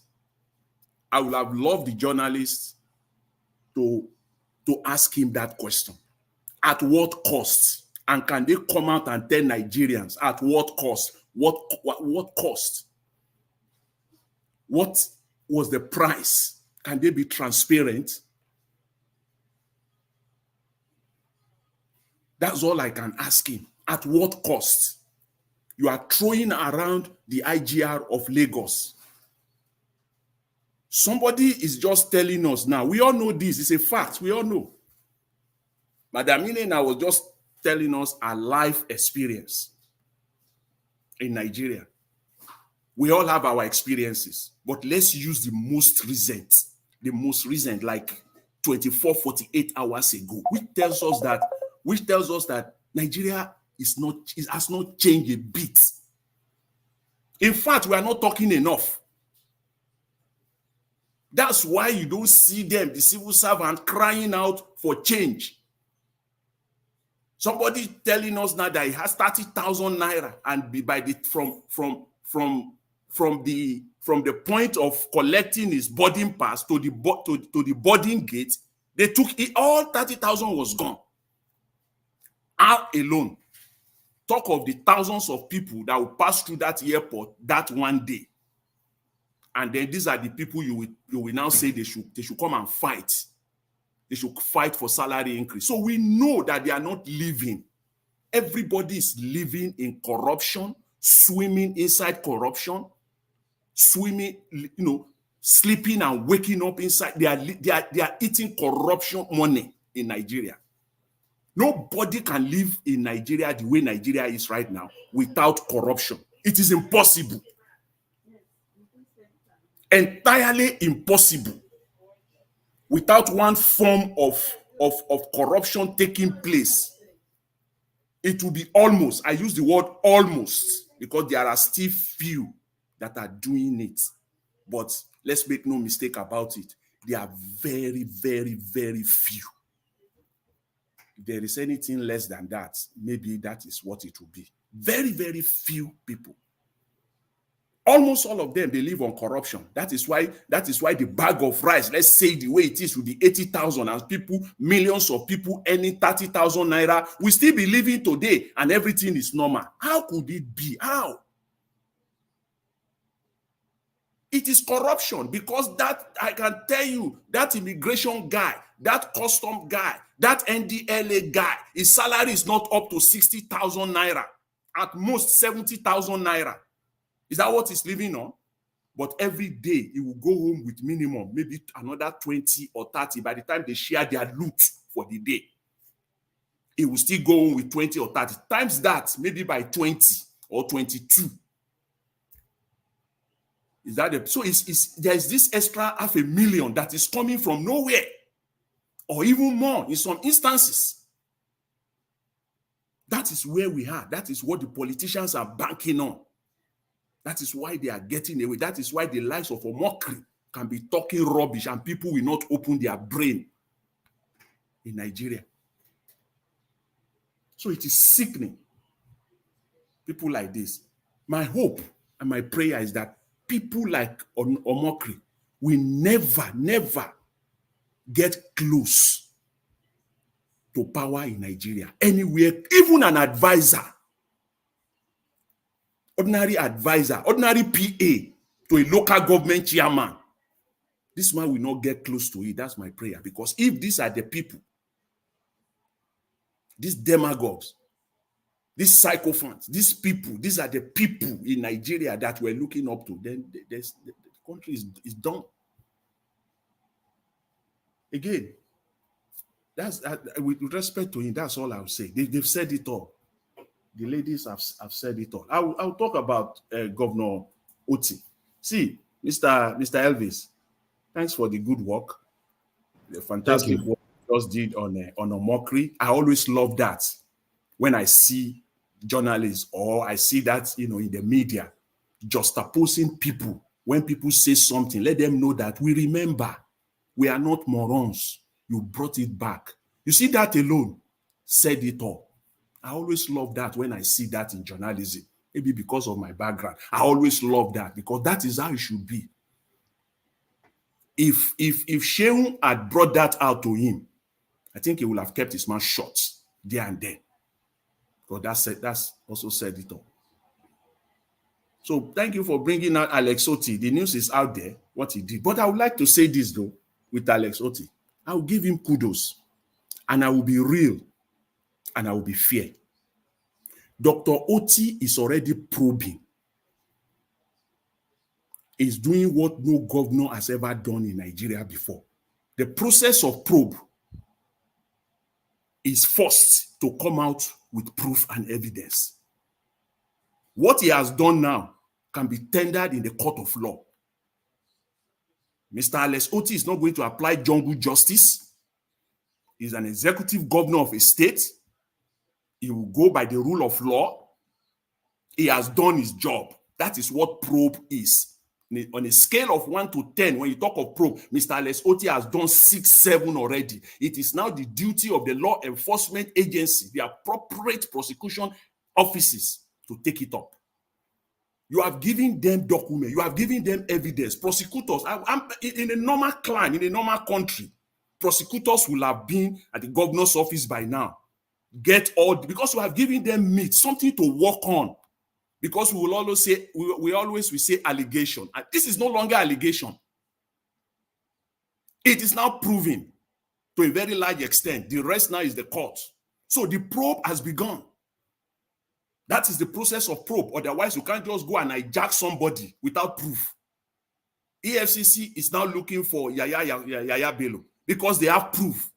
They have done the job to some extent, and then they have to bring him in for questioning. So, Mr. Alex Otti, I am grateful, I am thankful, because for me, the probe has begun. You have started the process. Audit. That is the most powerful evidence you will put down in a court of law, done by an audited company, not just one Jankara local audited company, auditing firm. You use a confirmed, well-renowned, seasoned auditing firm.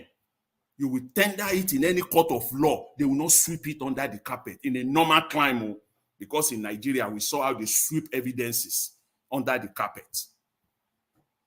But normally, with this evidence, the prosecutors across board in Abia State, the governor does not even need to tell them. He does not even need to invite them. In Abia State now, the state prosecutors, they just need to start doing their work. So don't let us now continue to blame Mr. Alex Otti. He has done his job. That's how it is.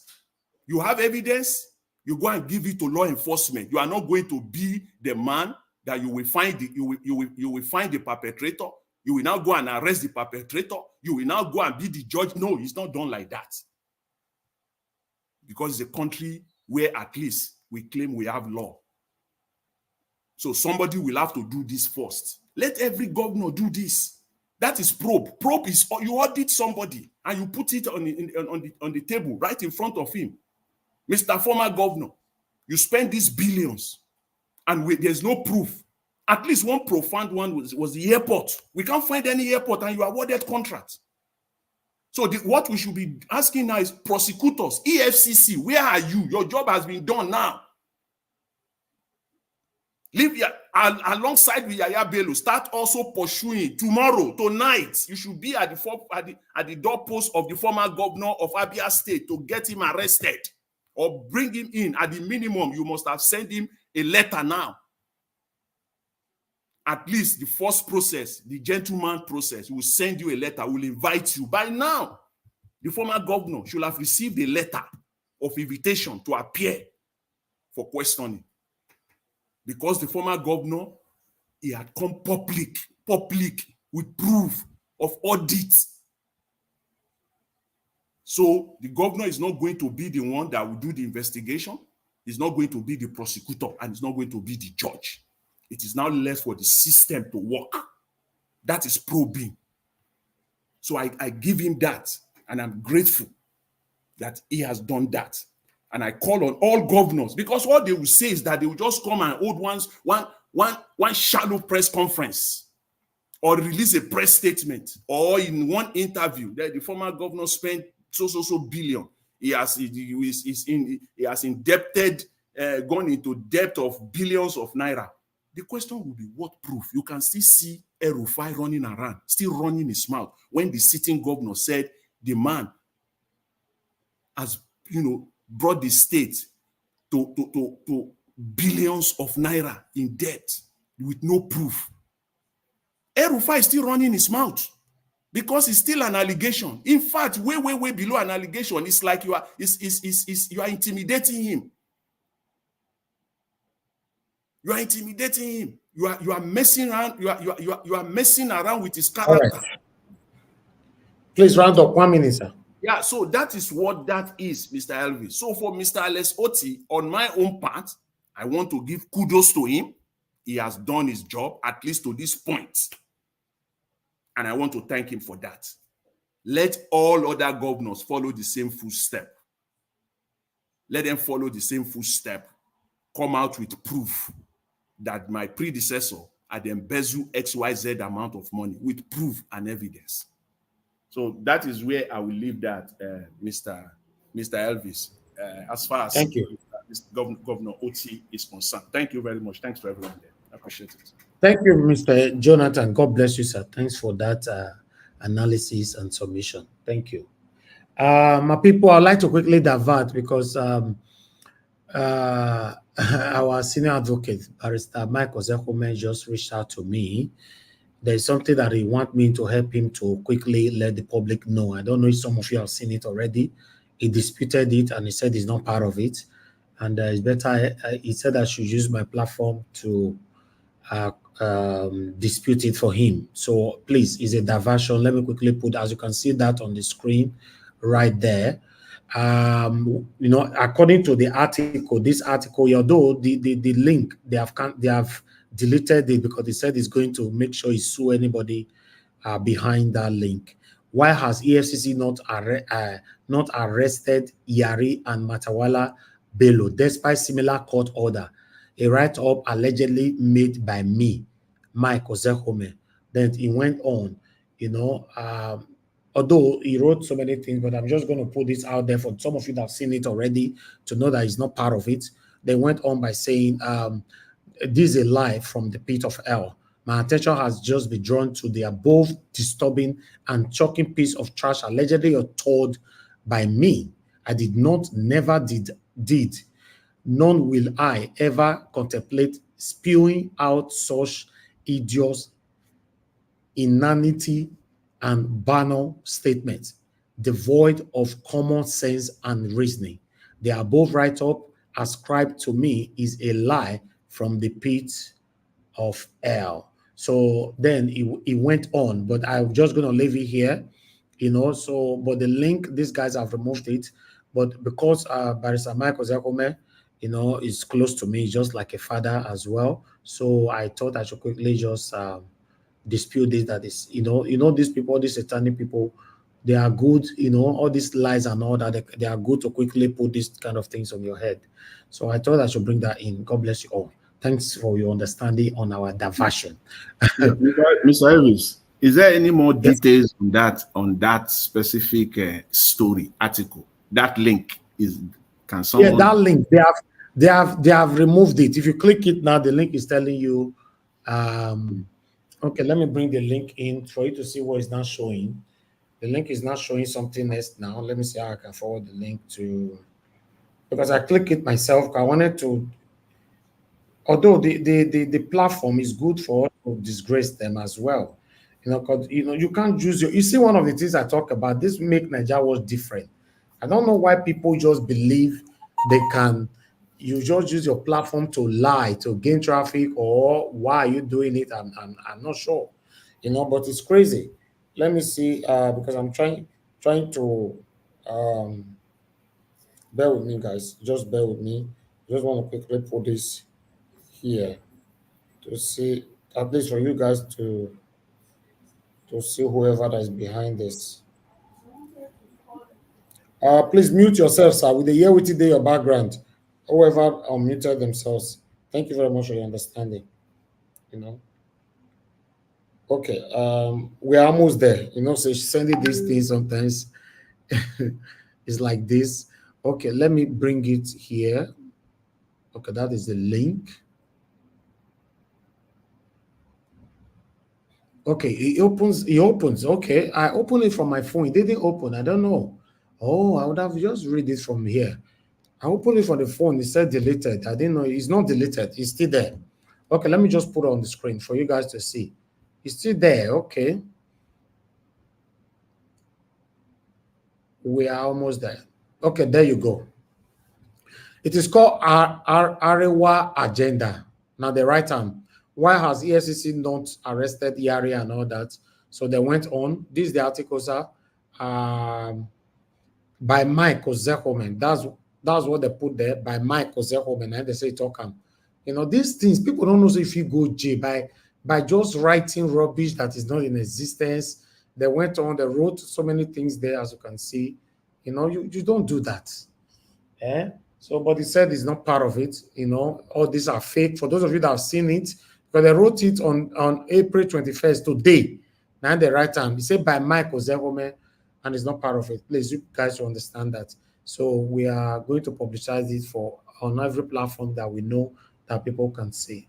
Thank you very much, sir. I appreciate every one of you. You know, let me quickly pick this call here, so we'll take it from here. Thank you very much for calling, sir. Good evening to you. Please talk to us. Yes, sir. Please speak louder. Sorry, I don't have much to say. I just want to make a response to some of those people clowning on their, laptops, talking rubbish. Those who say Obi did not build.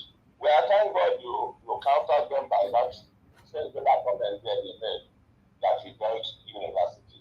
The question is, if the state does not have it for building any new secondary schools or primary schools, should Obi be building? Obi rather upgraded the one that was right and done that to first class in Nigeria. The other class schools became number one all over. The mockery and whatever you call it, they don't know what to say. They don't have work. It's a shame that he's talking about the employed labor. Maybe you guys check well. Probably some people are just selling plantain and banana for me. It's a big clown. Thank you. To use that language. Thank Tell you. him to stop clowning. That's what it is. Thank you very much. Thank you, sir. Thank you. Okay, all right. I appreciate every one of you for your time. Let me call on the Progressive NG, my brother, Mr. Hakim. It's good to have you on the show. How are you day today? Happy Sunday to you, my brother. Please talk to us. Happy Sunday to you. Happy Sunday to everybody on the platform. Happy Sunday to those on the comment section, Mommy Diaspora, and every one of them there. I extend my greetings to everyone. Happy Sunday. Thank you. I just have a little bit of time in my hand this evening. I said, let me come and join you, my brother. I think I'll start from the Reno mockery story, right? I think the guy, to be honest with you, I think he suffered a lot of abuse during the elections, and he just hasn't found a way to get past those abuse that he suffered during the elections. For me, I don't really like the politicking, and I understand that he wants to continue to do this to kind of get back to some quarters of people who he felt that they crossed the line at certain times, because I remember there were times when he was complaining that even they went as far as attacking his daughter and stuff like that. But I would have want to see that he find a way in himself to be able to go past it, all those times, because election has come, election has gone. Those people, some of them did what they did out of ignorance, and it should not kind of extend those kind of sentiment or the actions of those people to Peter Obi personally. But if he's putting $10,000 out there, I'm just saying this one out of the realm. So if he's putting $10,000 out there, please, if anyone know any school, please send it to me so I can go and try and get the $10,000 on my own side. I know a lot of people say they don't need it. But me don't already dispute, and now here he's supposed to bring the 10,000 come here now. Peter Obi big play video. That's why Peter Obi say he built the university from scratch. Yeah, please send me the school so me I can go to his ex handle and put it there so that I can try to see if I will get $10,000. $10,000 is not tricky change, you know. So let's put that one aside. Brother, look, that for the Alex Oti one, look, let's be honest with ourselves, right? We saw Fayoshe probe Fayemi in Ekiti State, even went as far as the State House of Assembly, investigating and finding him guilty. What happened at the end? The same Fayemi became a governor for a second time in the same Ekiti State. We saw Wike did the same thing to Amechi in Rivers State, probe, and even went through the State House of Assembly, the state prosecutor, the judges, and everything. What come out of it? Nothing. So the same Alex Oti talking today, he did an audit. Look, he's not going to go ahead and start probing or prosecuting his predecessor, because if he goes out of office, Nigeria Watch, what you need to know, if he goes out of office tomorrow and somebody else come in there, he knows that they will do exactly the same thing to him. So that's why you see a lot of these governors, they just come in and do their time and go. It's not that if they want to probe, look, if you govern a state for 8 years, if they want to find one thing against you, they will find something against you. That is how it goes. You might not have done something, one of your commissioner or one of your appointees might have done something which you were not aware of. So if they want to find something, they will find something. That is the truth. So that is why many of them, they just don't feel like they need to waste their time to start probing their predecessors.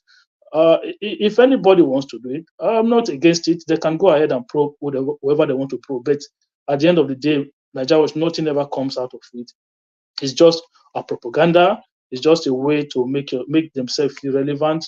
You mentioned Edo State one. Okay, Obaseki came out and talked about the 30 billion water storm project. Did anything comes out of it? No, nothing came out of it. So we've had incidents, we've had a lot of examples of issues like this. We are seeing it going on in Kano right now with the current governor probing Ganduje government, and we're seeing it going on in Kaduna as well with the current governor probing the El-Rufai government. So all of these things happen. But the question you need to ask yourself is, at the end of the day, have you ever seen any of these people being arrested or properly prosecuted? The only time you see them being prosecuted is when the EFCC actually have a case on them, like the Ayabelo one and some other ones that have been before. But still, that case will be in court for 5, 6, 7, 8, 9 years, and nothing will happen. The only two previous governors that the court successfully sent to prison, Buhari find a way to pardon them. So you see, the elite always find a way to be there for themselves, regardless of how you think about them. They will always find a way to support themselves. Look, if it's ordinary citizens and these things happen, nobody cares. But a big man or one of those political elites, you want to send him to jail in Nigeria, it doesn't matter what party he belongs to. Because at the end of the day, the parties, don't forget, these people, they've all crisscrossed around political parties anyway. They have friends across different political parties. You will see tomorrow, this same Yayabelo case, Yayabelo will find a way to bring himself to the EFCC. They will hold him for maybe 24 hours, 36 hours. They will say they do interrogation, they will interrogate him. Before you know it, the man will be out there walking around. Even me, I don't even know why he's running anyway, because the EFCC have a very terrible record when it comes to prosecuting politicians. Their record is abysmal. I don't even know why Ayabele was running away from them. So, for me, I think he's so dumb to be running away from. EFCC have one of the worst record when it comes to prosecuting. Which politician have EFCC successfully convicted in Nigeria? It's almost non-existent, because even before the case goes anywhere, themselves, they've already damaged the case themselves. They have no proper form of investigating the case. They will just bunch the case. They bunch the case anyhow. Go to the media space and try to organize a media trial instead of them to kind of focus more on what's on their hand. So for him to be running away the first time, I just don't understand why he did that, because anyhow, Nigeria FCC is one of the dumbest, one of the most useless prosecuting organization I've ever seen in my life. Their success rate is maybe 0.5 over 10. They're very poor. So for me, Nigeria Watch, Alex Oti should focus on governance. For this idea of trying to prosecute somebody or probe somebody, it's not going to be successful. It's not going to work. So the point is this: the resources you are going to spend in trying to probe people, just look forward and do the best you can for the people of Abia State. Thank you very much. All right. Thank you very much, my brother, for your time with us and for that wonderful submission. But before we move on, Mr. King, because I would like to ask you the question concerning Edo State as well, because it's part of my topic, Edo 2024. You said the other day that Dr. Aswa Udaro is your candidate, right? And I would like you to tell us, do you have a way you can tell Dr. Aswa Udaro to probe Obaseki when he becomes the governor if he wins? I didn't know this broadcast today. I did not see Edo State as part of the topic before. Now, why you constantly push me the other side? Look at the title from your Why you gonna push me go that side? Listen, for me, look, to be honest with you, people need to understand something, right? If anybody comes into power tomorrow and wanted to probe Obaseki, why would I have issues with that? Obaseki is not my father, it's not my mother, it's not my brother. I have no family link with him. So if somebody come into office tomorrow and want to probe Obaseki, why? If Obaseki has done anything wrong, okay, let him go for it. Why would I have issues with that? If Dr. Aswa Ighodalo said is going to probe Obaseki, okay, fine, no problem. I don't have any issues with that. I'm never there to shield politicians. I'm only, when you hear me talk about Obaseki, I always talk about things that he has done, projects and things that I know that he has done. Okay, that is all. That is where it ends. That is where it starts and that's where it ends. That I now have some form of personal affiliation to say, oh no, it should not be probe. But no, I don't have those kind of time. And if Aswa Ighodalo want to probe him when he become governor, well and good. Why not? If he find anything that he feel like it is important for him to use to probe Obaseki, fine. Why not? Well, look, as a governor, Obaseki is not spending his own personal money for the state. That's one thing we need to understand. So the only reason why we come to say, oh, look, he's doing well is because you look at the Benedict government, you look at the Adams Soshomole government, and then you look at the Obaseki government. And people like myself came to a conclusion that, okay, he has been the best among the three. So that is some of the praise you see that I come and give to him. Apart from that, I don't have any personal connection to Obaseki, to be honest with you. So if Aswa Ighodalo want to probe Obaseki when he become governor, I don't have issues with that, to be honest with you.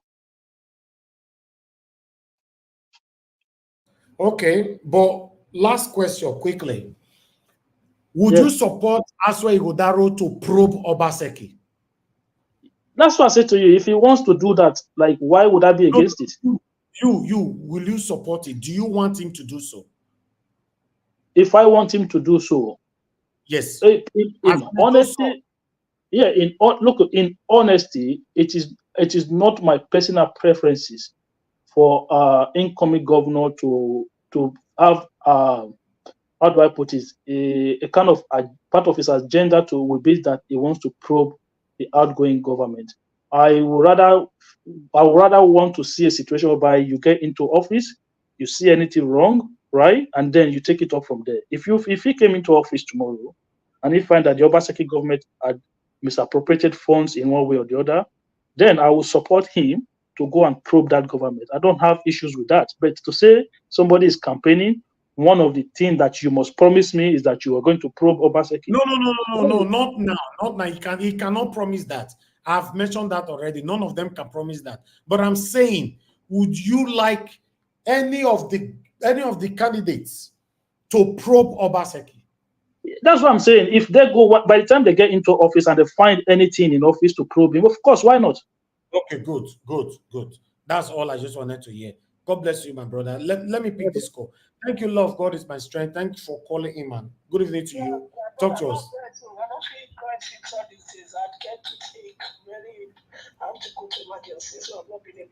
Oh, so sorry. So sorry, man. So now I just call because of what this our brother is talking about. Listen, the problem that we have in Nigeria, until we come to change the system, the way our government are eating our money, the way they are using our money for themselves, to enrich themselves, to make themselves to be richer than what they were before they got into politics, before they got into be a governor of a country. They have to be a punishment for stealing our money. And I'm sorry, brother that just finished speaking. If OT has decided to probe whoever has stolen Abia money, yes, we are in support of it. We are tired of saying no, you shouldn't do it. Anybody that is coming in, you should let them go. Nigeria has been destroyed.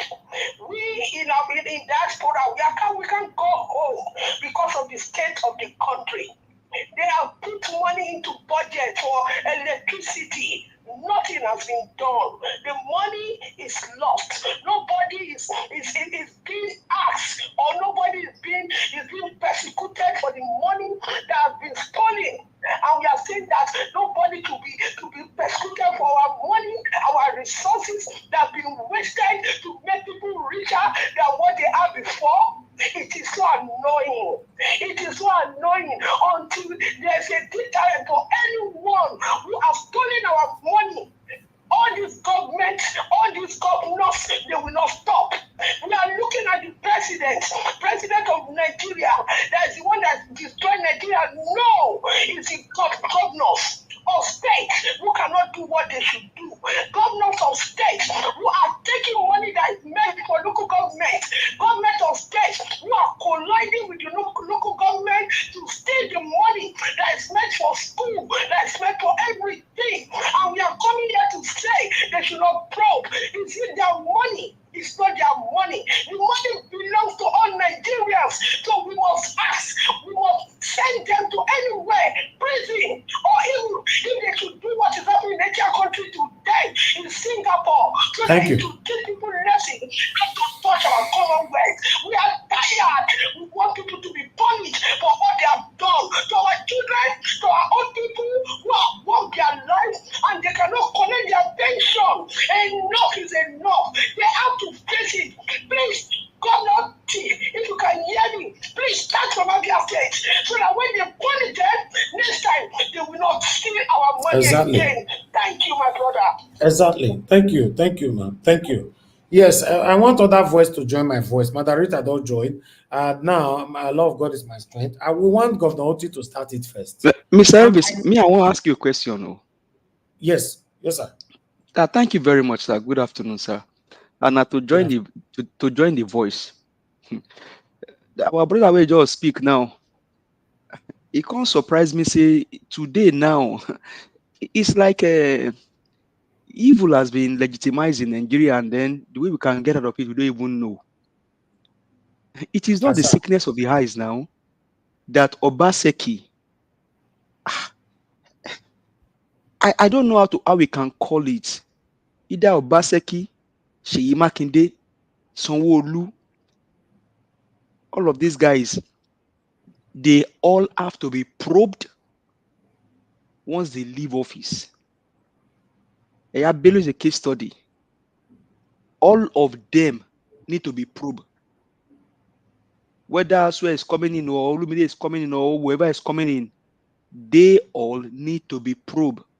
The loan Obaseki collected, Can he tell us how he spent the loan? Can he tell us how he apportioned the loan, the money he got, even the federal government allocation that he gets every month? Can he tell us how he spent the money? Okay, on this project, we got this amount of money, we put this money in this project. On this project, we got this amount of money, we put this money in this project. On this money, we borrow, we have to go and borrow, and this is the project we spend the money on. Can he give us the paper? Before last week, Mr. Elvis, the very first man that you brought that was talking about Mr. Olumide Akpata said that he has a petition against Obaseki. And I want we all, he said, join me in the fight. He told us, he said, join me in that fight. We need to join that man truly in that fight. It's a freedom of public, it's a freedom of information bill. We can leverage on that. Let's come back to you for a proper submission. Mr. Elvis, sorry, 1 second before you go on. I think this idea, you are a Benin man, right? Olumide Akpata and Obaseki. They are very, very close friends. Don't let this politics of a team fool you. These guys are very, very close. Even Akpata have said it with his own mouth several times. So this idea that this man is going to campaign and tell you that he's going to come on. You are distorting the truth. What is the truth? About what you just said. Are they not friends? You said Akpata has said it several times, but Akpata not using that statement in the sense that Akpata has said it very time. He said they are close family friends, but however, he's his brother, but he does not support his government, and he keeps repeating it in every media he has been. Complete the sentence, please. That's my point. Complete it. No, I did not even make any statement from Akpata. I'm just trying to explain to you that these guys are close friends. You just said it. That Akpata has said it several times. But he has said it several times. This is what I'm saying. Every time we want to talk about Governor Obaseki, it's always the fact that you guys will only bring that part that he said they were close family friends. Exactly. If I was working in Ireland and we were in a company and just both of us that were Nigerians there, I would say yes, Mr. Hakim is my brother. He's my brother, and definitely we will talk in the same terms as per Nigerian bodies. But that doesn't, and we might be there for years. But that doesn't mean that I am practicing the same faith as you, or I believe in your ideology. So I don't want to be the case where people will distort people's thoughts. Just say it the way it is, the way this person has said it. Don't change it because of the favor of one candidate or the other. That's my point. Okay, thank you very much.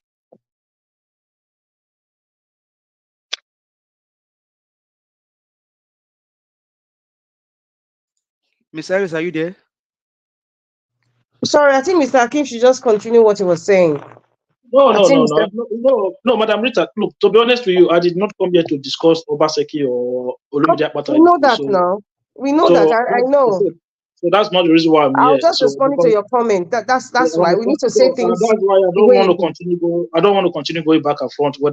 I'm not going back and forth either. But I'm just trying to elaborate more on the statement that you made. That's all. Somebody on the platform that has not said anything about the topic regarding Alex Oti and Reno Mokri, then you guys should let the person speak on it so that when Mr. Elvis come back, he can continue moderating the show. Okay, so who's the next person? Hello, I think they hear me now.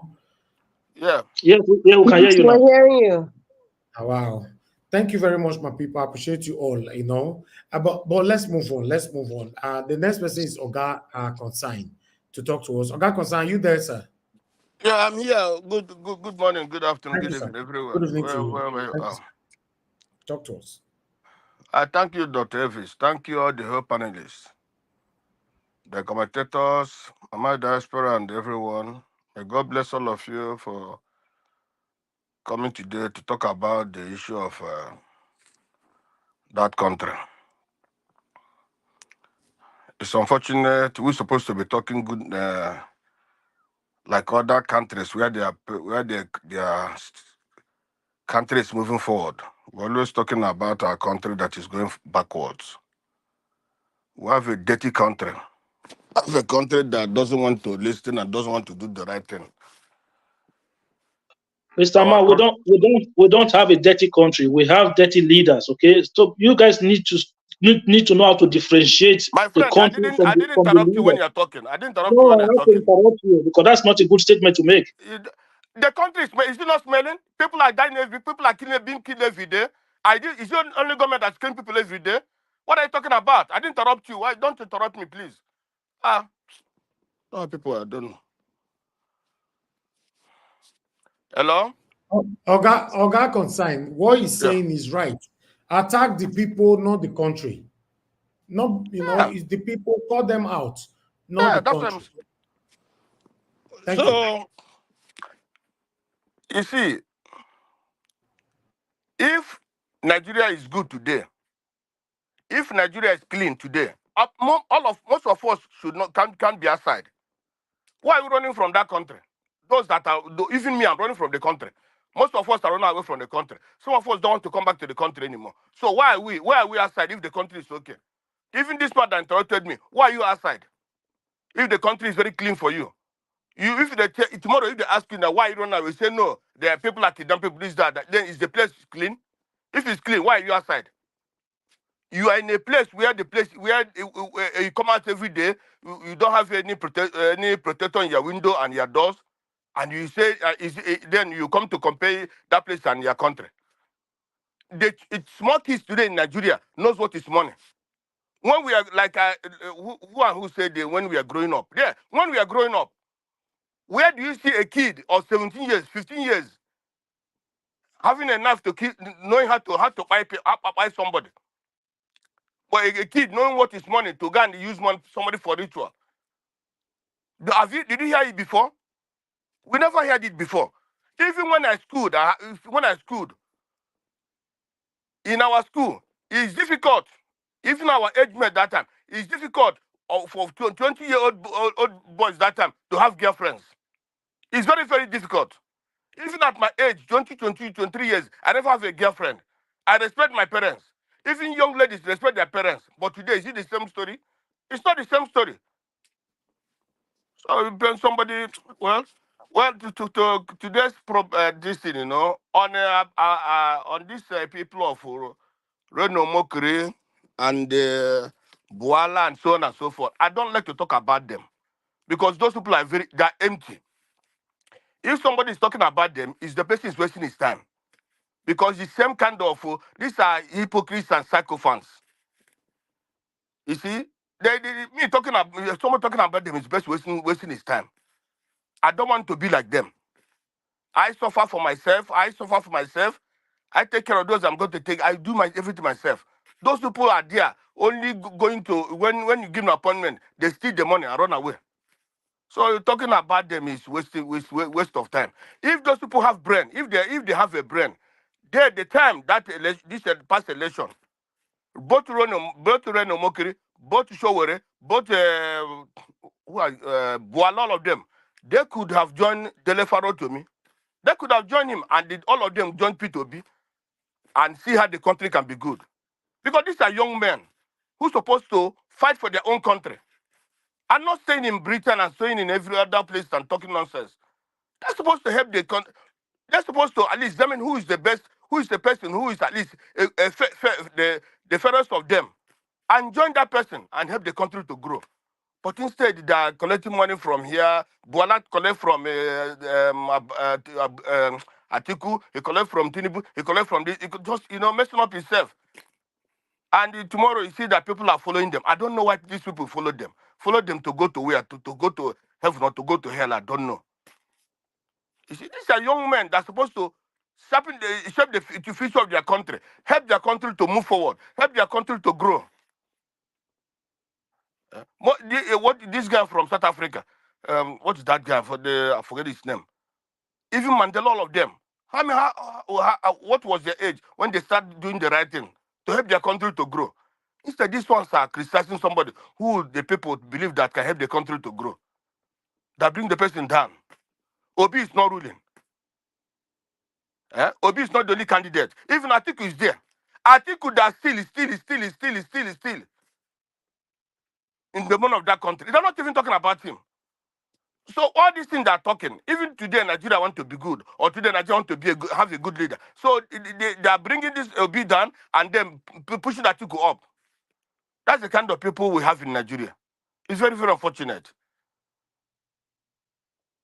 On Aba, I don't. This issue of probing or investigating or taking put. Is it not EFC supposed to do that? If the country is not a crime scene, is it not EFC supposed to almost, let's say 95% of governors that who rule Nigeria more than 60 years ago, 24 years ago, all of them supposed to be in jail today. And let's say 95% of them, 95% of them supposed to be in jail today. If Nigeria if the EFCC are working. Because all of them are so corrupt. Very, very, very corrupt. Even when talking about this Aba, it's not it's only Ipasu. Even Ojus Lokalo. The other the man that followed this Lokalo, that one is even the worst. Plus this Ipasu. These people supposed to be in jail.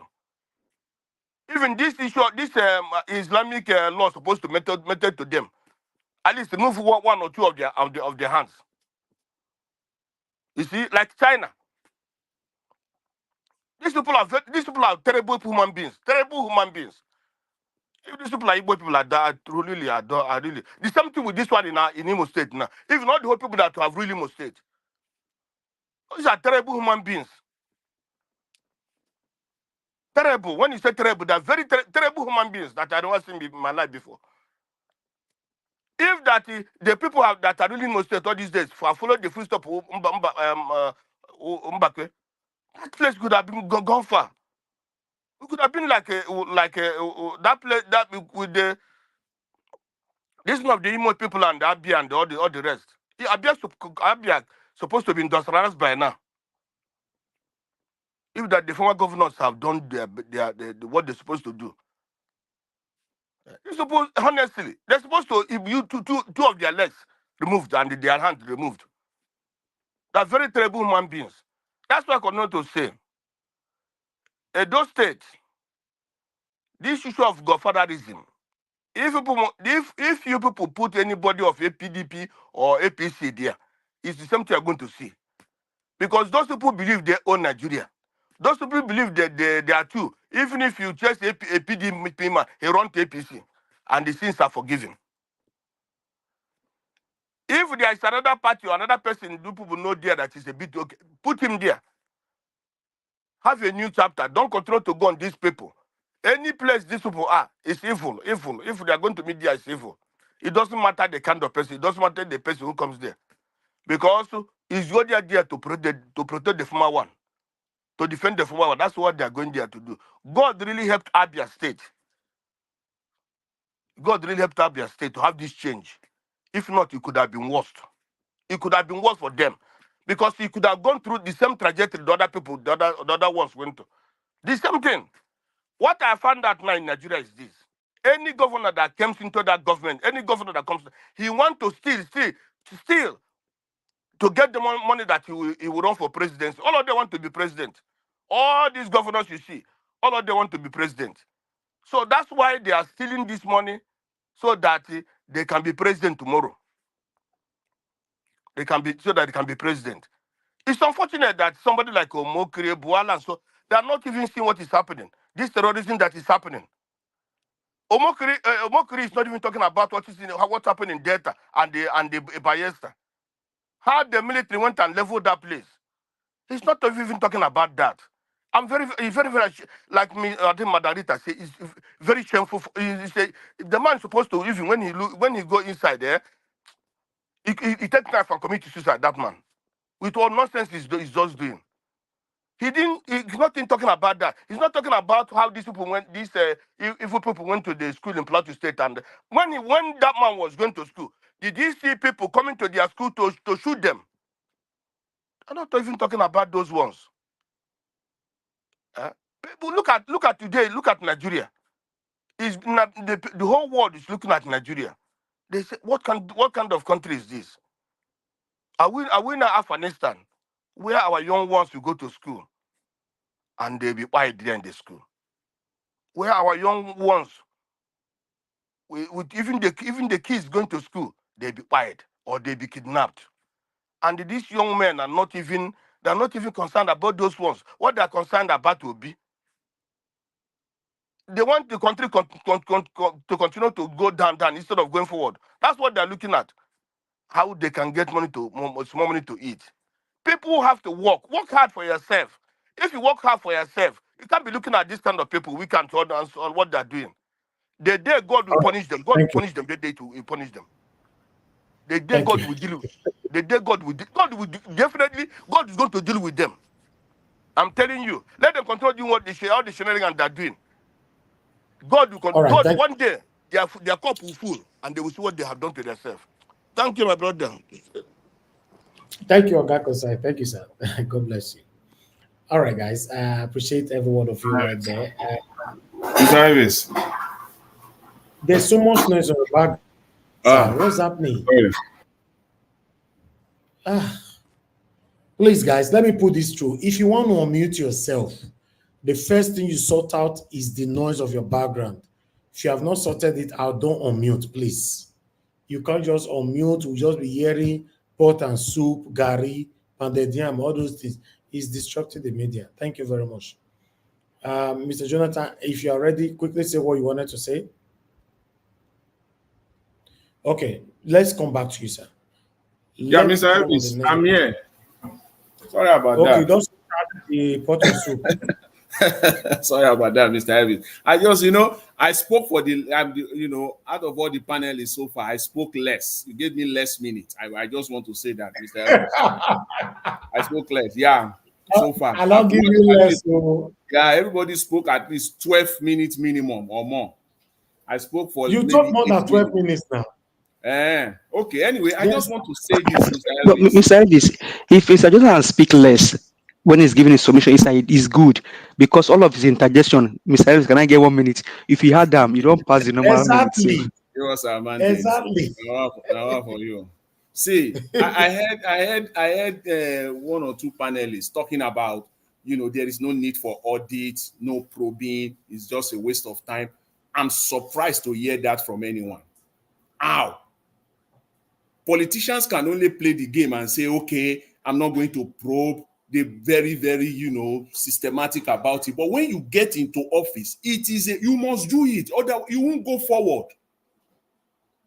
How do you want to go forward? Because it is even a good thing for you because you will recoup some money that if you are truthful to yourself and you really want to govern, honestly, you will have more cash to work with. So it is not something that we should just despise. It is necessary. In fact, I don't know how to put it. It is so important. Never reach your turn. No, never reach your turn. No, I'm just saying this that we shouldn't say just I've heard people saying that, probing. What? Probing is necessary. In fact, it is laying the foundation for future governance in Nigeria. Okay, well, don't worry, you will counter that later. Thank you. Thank you. Mr. Oduwa. I beg. No, let me go lose my voice today. I beg. Let me come to the next person.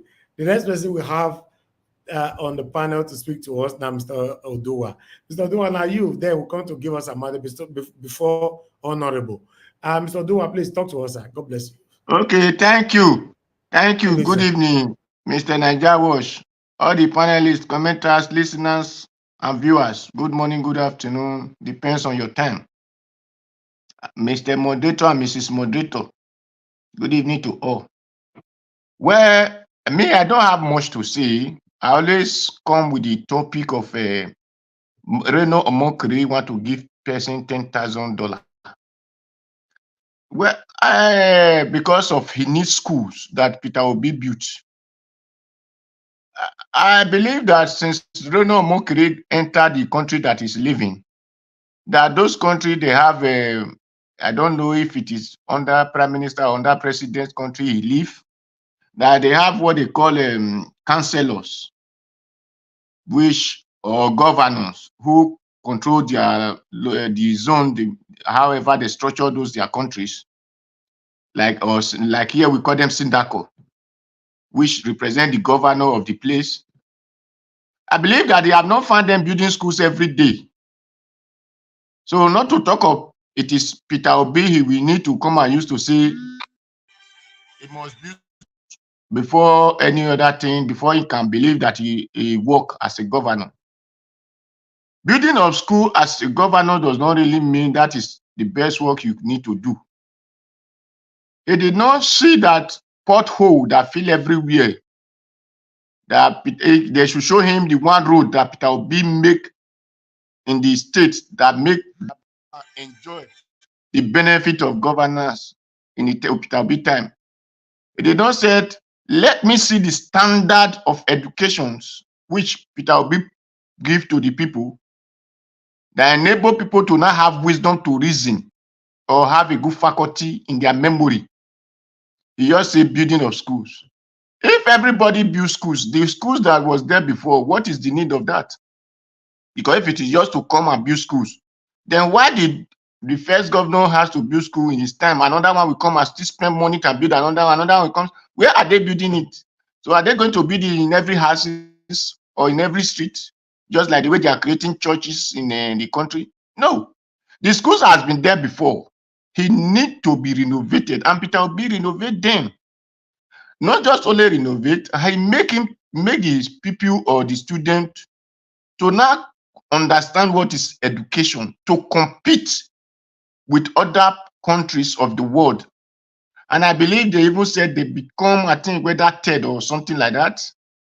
So Mokri should go and rethink, because if it is really educated the way they claim that the education, if you cannot talk English and this, if really he understands what is education, he will have not put that as a yardstick. And the second thing is, where did Omokri work since he was born? And how much has he worked? Then can he prove how he gets such amount that he want to be giving to people? Because if you did not work, and how did he get those money? So you need to tell us how he get those money. Because he want to be able to be giving $10,000. Even if it is, they didn't know how many people that are obedient, that he will be able to have such amount given to each person. So Omokri should go and think before he put a write up or before he speak, because it was him supposed to be probed and be jailed. Because for a person who have never worked to say he want to bring such money out, I only know that he was appointed by Agulo Jonathan, and so you need to tell us how much he was being paid when he was being appointed by Jonathan. So that is for that. Then for the governors of Abia, I will be happy if you probe people. And probing of people is good, but not just to probe people, but they have to be jailed. Everybody who found wanting or guilty of those whatever they are supposed to be jailed.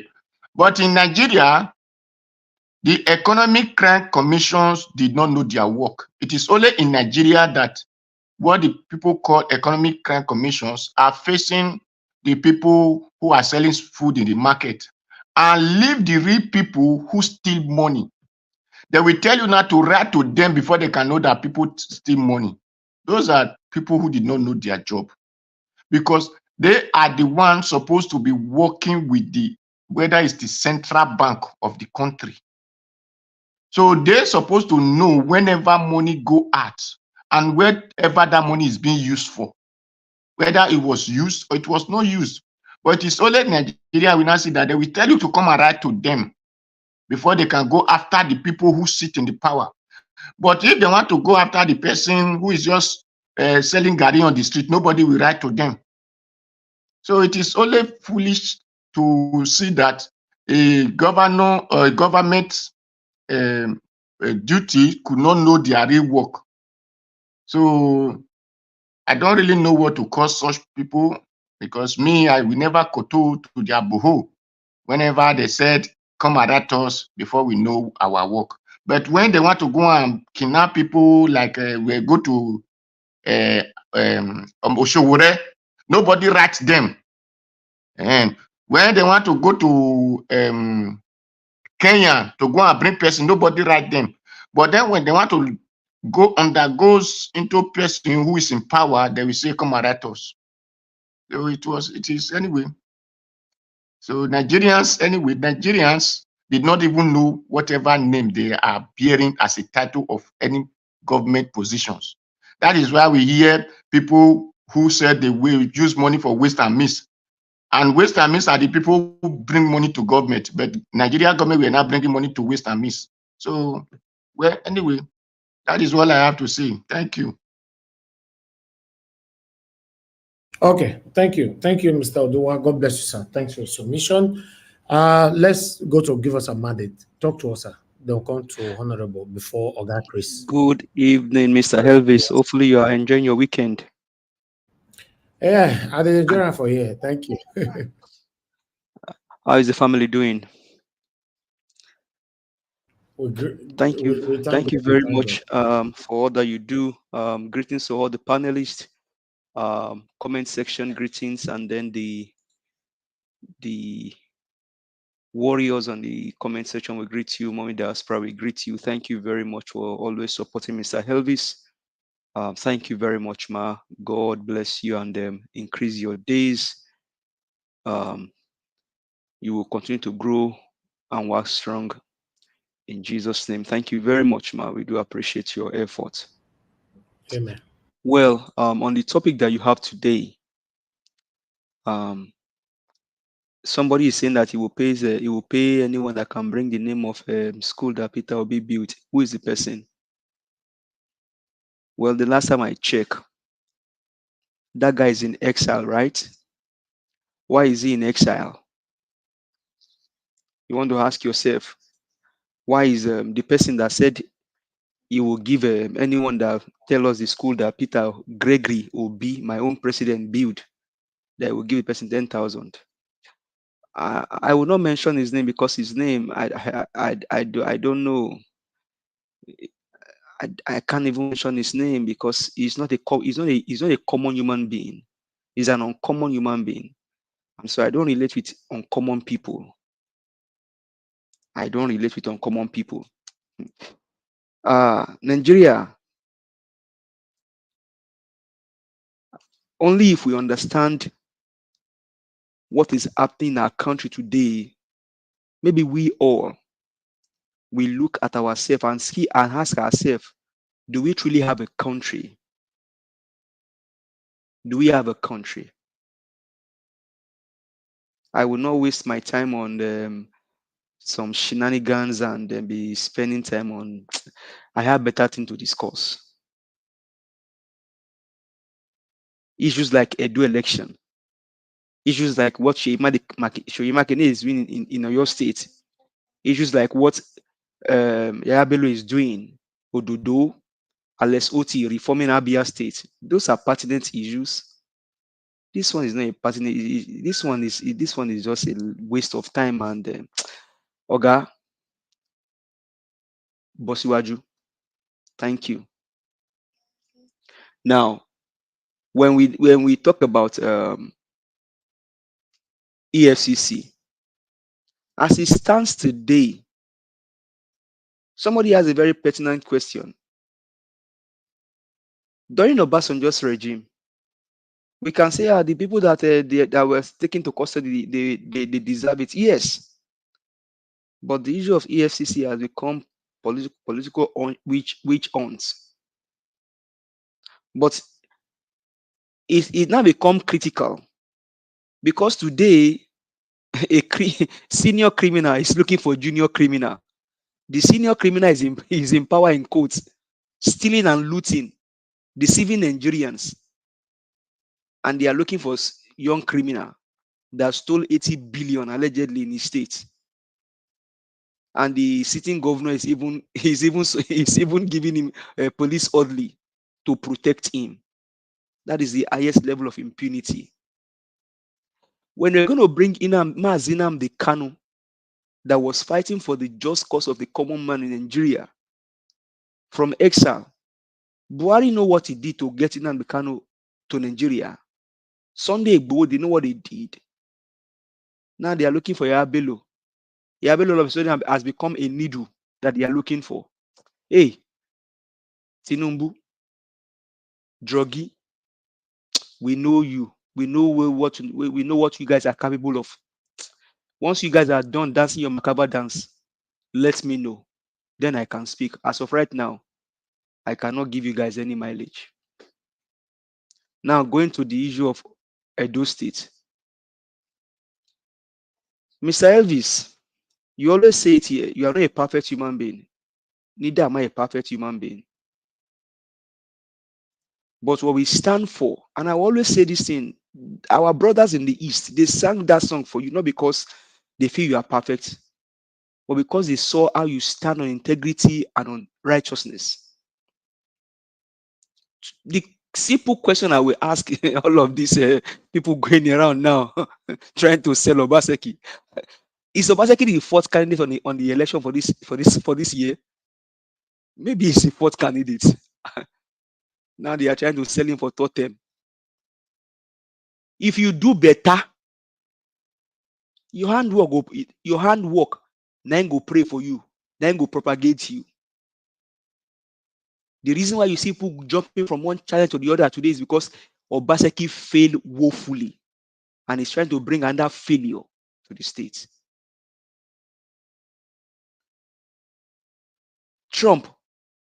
Donald Trump is facing prosecution in America today. Ex-president, for your information, when Donald J. Trump was the president of America, he was the most powerful president in the world.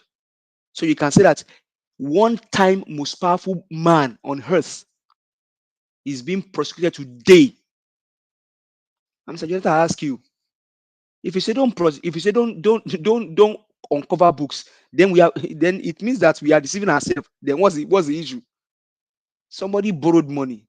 You are not seeing the impact of what he said he did with money, and you are saying that whoever is coming behind him should not waste their time to even check, to even look back. In accounting, there's what we call look back. Mr. Jonathan, maybe you can finance person. I did accounting in Nigeria, Lagos. There's what you call look back. You will look back at your previous books to see how you can balance forward or put things right. Now, they say, no, there's no need, don't waste time, because that's waste of time. Really?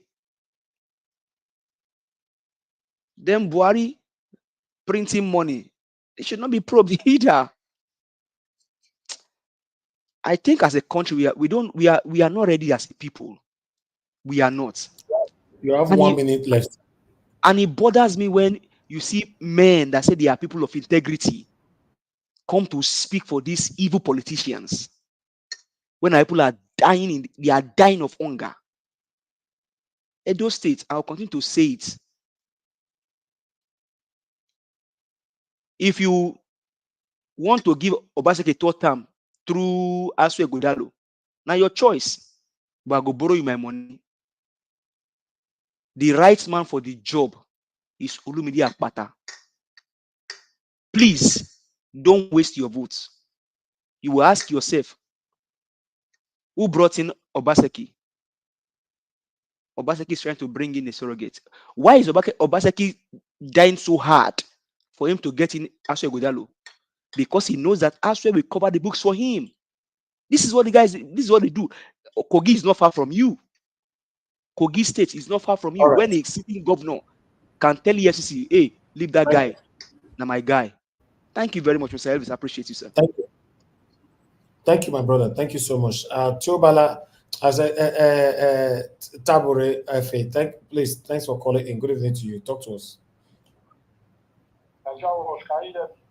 Yes, always talk louder. Your voice is low. No, I did my follow because I did worship for screen. But the clear. Talk to us. Okay, good evening, sir. I greet you. Honorable, you are welcome. May I deal with you for here? Greet you. You are welcome, my brother. I beg, give us our money. I beg, one beg you. If you accept it, the offer for call. I swear never failed before. I beg. I just go beg you. they talk about candidate, not your go as well. Talk to Obaseki, yes. Everybody will accept you. As well not the failure though, I beg sir. Mama, I greet you. Thank you, sir. Thank you. Thank you. All right, let's move on. Let me call on the next person. Although we have two powerful voices on the backstage. Oga CM is on the backstage. Mr. Alex is on the backstage. Fortunately, the screen is filled up, but when it gets to your time, Mr. Elvis, you can put me on the backstage. Let them come in. Okay. Thank you, man. Thank you, man, for your understanding. Okay, I'll bring Alex in. Mr. Elvis, you can put me on the backstage as well.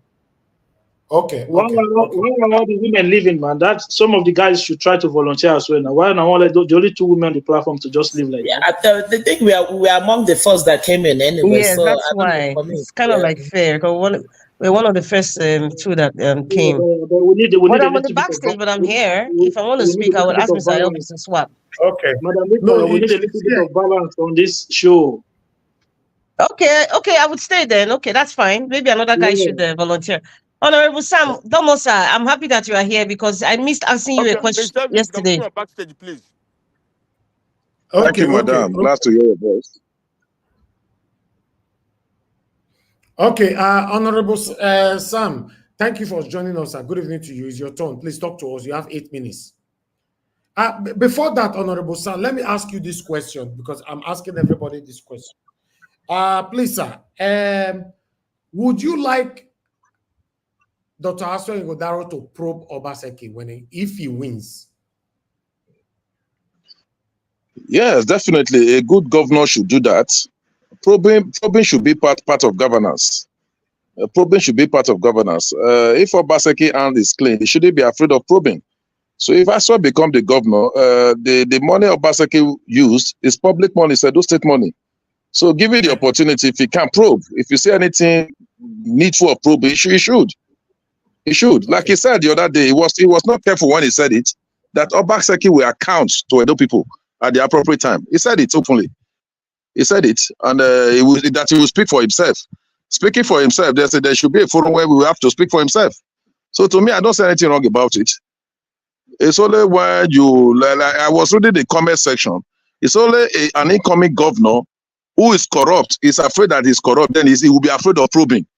Put into consideration that when I probe the person I'm taking over from, maybe another person that's taking over from me will probe me. It shouldn't be so. If any governor should, as a governor, you can order a forensic probe on your predecessor. There's nothing wrong about it. It's a good development. Okay, thank you very much, Honorable Sam. Go ahead with your submission. You still have your minutes. Okay, thank you very much. I wanted to ask you a question. I don't know. She still want to go ahead with the question. I don't know. Madam Rita, do you want her to go with the question now or later? No, I think it's better I talk later because other people just came in. Okay, good. I have a question. Mr. Elvis, I have a question for Honorable Sam. Okay, you have a question. Okay, go ahead. Yeah, just the question again on probe. Would you support that Aswa Ngodaro, if elected, should audit Edo State budget, previous state budget and expenses? Probing is one thing, audit is another. Would you support that he probe? That is something that must be done and committed to. It is part of transparency and accountability. Would you advise him that he should probe the idea of audit, to audit the state account? That is the process. Yeah, it's very, very important because as a governor, if you are coming to rule, you are the chief accounting officer of that state. As a chief accounting officer of the state, you should know where you are coming from and you should know where you are going. You should know the project that has been awarded, the project that was done, the one that was not done. And the only way you can get that is forensic auditing of the state account. To me, I don't say anything wrong about it. And if tomorrow is coming, the only thing we'll say is that it shouldn't. If you are a governor, you want to go on forensic auditing, that shouldn't just distract your main function as executive governor of the state. Don't just say you want to probe everything about you. It's not probing. You now leave your main function of the governor and leave it aside. You can do that side by side. Just but there's nothing wrong about it. It's a good development. It's a good development. So, Okay, like I said, it's only when you have skeleton in your cupboard or you have ulterior motive of course to rule the state. That's when you should be afraid of saying, okay, no, if I probe now, tomorrow they may probe me too. If you know you have clean hands, you have the intention to come and rule to govern the state well, then you should go ahead. And if you are probing the account, anybody that is found guilty and there are things that needs to be unveiled to the public, it should go. It should do it. That's what the Abia State governor is doing. You know, when I was reading the report of the Abia State, to be frank, I was amazed. I was amazed of some of the things that came out from the revelation that came out. For example, a whooping sum of I think 79.3 billion naira was paid to 7 contractors for contracts that were not even executed at all. Not that they even started the contract. They did execute the contract. He said up to today. He said the contract was not executed. Another 15.9 billion naira was paid to 63 contractors with no supporting document anywhere in the states. Another 12 billion was paid to 2 contractors for contracts that never existed. With that, such a thing shouldn't be encouraged. And if it is true, that is the work of audit, Honorable. Yeah. Yeah, that's why I said I support auditing. I'm an accountant by profession. That's my. I'm an accountant. You know, auditing is through auditing you get to know all these things. If you do not audit, when you say probing, but auditing without probing is not probe. You have to go into forensic audit, not just forensic auditing. To me, it's a good development. It's something that needs to be done. If you look at the report, he said the report also reveals that on the 22nd, I think 25th of September to be precise, 2024, 4 years ago, that 10 billion was paid to some contractors for construction of Abia Airport. He said we've not seen it now. They said they are still looking for the location of the Abia Airport.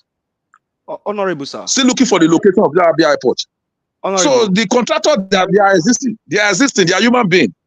You understand? They are human beings. The name of the company that executed the contract or that were paid to, they are human beings. So the governor, apart from just, in Nigeria, something we see is that you go into forensic auditing. After auditing, you present a report. That's all. The people should be called for questioning. There should be interrogation. If there are evidence of payment, which the forensic auditing will bring out, then they should account to Abia State. These are all criminal offense. These are all financial offense. EFCC should be going after those persons. But unfortunately, like what somebody said, we have EFCC. EFCC, the people they are supposed to be going after, they don't go after them. You understand? How many governors has been jailed since 1999? How many governors has been jailed? Honorable. That's not this fundamental question we should be asking ourselves. How many ministers has been convicted? How many even House of Senate members? How many legislators have been convicted? How many? Let me tell you something. I'm a politician. I don't deny being a politician, but I'm a businessman before I'm a politician. I keep telling persons I'm a politician with a different. The problem we're having with Nigeria, we are loaded. We are loaded to be suffering. We have a lot of things in Nigeria. We are not supposed to be suffering. But human capital development. Nigeria, we have intellectuals. We have intellectual people who are stealing is now becoming part of Nigeria economy. They will steal, nothing happened. We know them, nothing is happening. And I keep telling people, when Buhari came in, at the time PDP were in government, Jonathan ruled. A lot of us said PDP is bad, but we don't want Jonathan. We all condemn Jonathan, that we needed a change. Buhari came into government. Buhari thought he could do it when it was a military government. He tried. Well, but when he came into civilian administration, he got to know that you cannot just jail somebody. There are processes of jailing somebody. You have to pass through the judiciary. I keep telling everybody, one of the problems we have in Nigeria is judiciary. There should be a judiciary reform. For you to sentence anybody here, now you are telling a judge that the salary is less than 1 million to go and be probing somebody that stole billions of dollars. Before you know it, I don't know, sometimes when you look at the situation in Nigeria, sometimes you want to cry. So even if you are talking about this forensic auditing, where is it going to end? Do Abia State governor has a right to put them in jail? No, he cannot. He can only bring the results and submit it to the appropriate authorities, either to the financial crime or whatever. At the time you take them to court, what happened in court? You and I know the results. The cases are adjourned, nothing happened. How many persons has been sentenced? These are the fundamental questions we're asking ourselves. It's not enough to just audit. What now happened? Before you know it, the same person, they will go behind him. Do you know what? If you look at, we have your records. All you need to do, come and meet us in our party. Once you meet us, don't worry, you are covered. Is that the type of country we want to live in? Your sins are forgiven. Your sins are forgiven. As far as you come with us, no, don't worry. We are in charge of judiciary. We will tell the judge what to do. If the judge is going to be, we'll start the judge and appoint another judge. So you and I, Nigerians, we have a responsibility. We have a responsibility. Although we are sometimes we are restricted on what we say. Until politicians are held responsible for their actions, a time will come, Nigeria, because politicians, how many are we in population? We are less than 2% of Nigerian population. We are less than 2%. In our locality, look at your locality. How many politicians do you have in your localities? How many of them are in government? You see some people, they will come, they will say they are not politicians. We are technocrats, we are this, we are this. To me, I don't subscribe to it. I tell them, who is a technocrat, who is a politician? A politician is somebody that is involved in governance. You are holding a political position. You are contesting for an elected position. You are moving from one place to another. You are already a politician. And at the time you are not in government, you are occupying a position of authority. You are accountable to the people. So, you are accountable to the people. But unfortunately, let me tell you something. Because I'm there. I'm a member of the civil society of Nigeria. I'm a politician. But I carefully, I've taken pain to speak from both sides. You observe that even the electorate are not helping issues. Electorate are not helping issues. The electorate are the one actually encouraging politicians to steal. They encourage them to steal by their actions and inactions. You see somebody who is in position of authority, buying, building, doing a lot of things. Nobody question. You are supposed to have constituency projects. Nobody questioning. At the time you are giving your peanut, you are okay. I keep saying this country until what we call either a political revolution or whatever type of revolution. Because I begin to wonder when will things change in this country. But the only thing I keep telling myself is that we will not give up.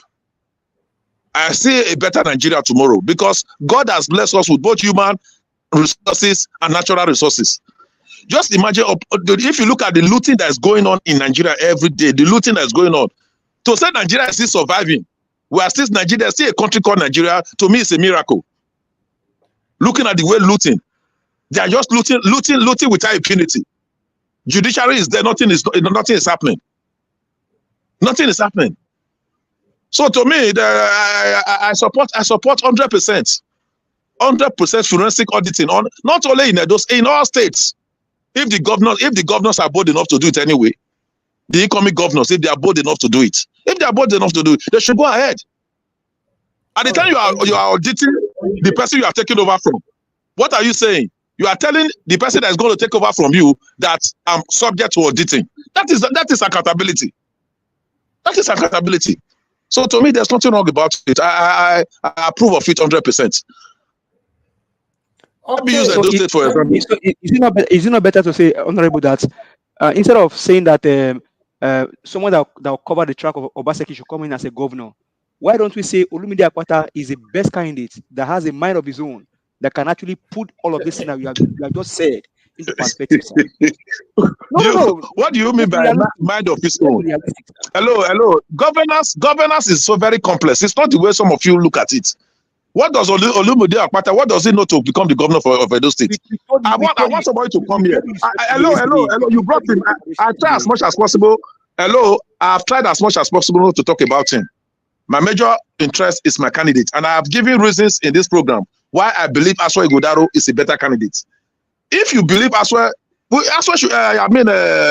Akpata, if you believe he's better and he's your candidate, approach him. He should come to Nigeria and tell us what he feels he can offer to Nigerians or to Edo States. Governance, without, I told you, you must have experience both in the public and the private sector for you to be able to rule Edo State, a complex state. Otherwise, when you go there for the next 1 year, you won't even know what to do. I've served in the local government. I've served in the local government in the local government. When I was a councillor many years ago, it took us over 6 months for us to understand what is happening as small as local government administration is all about. There are a lot of things that are hidden from you. So sometimes that's why in the United States, for example, they have what called the ruling class. They have the ruling class.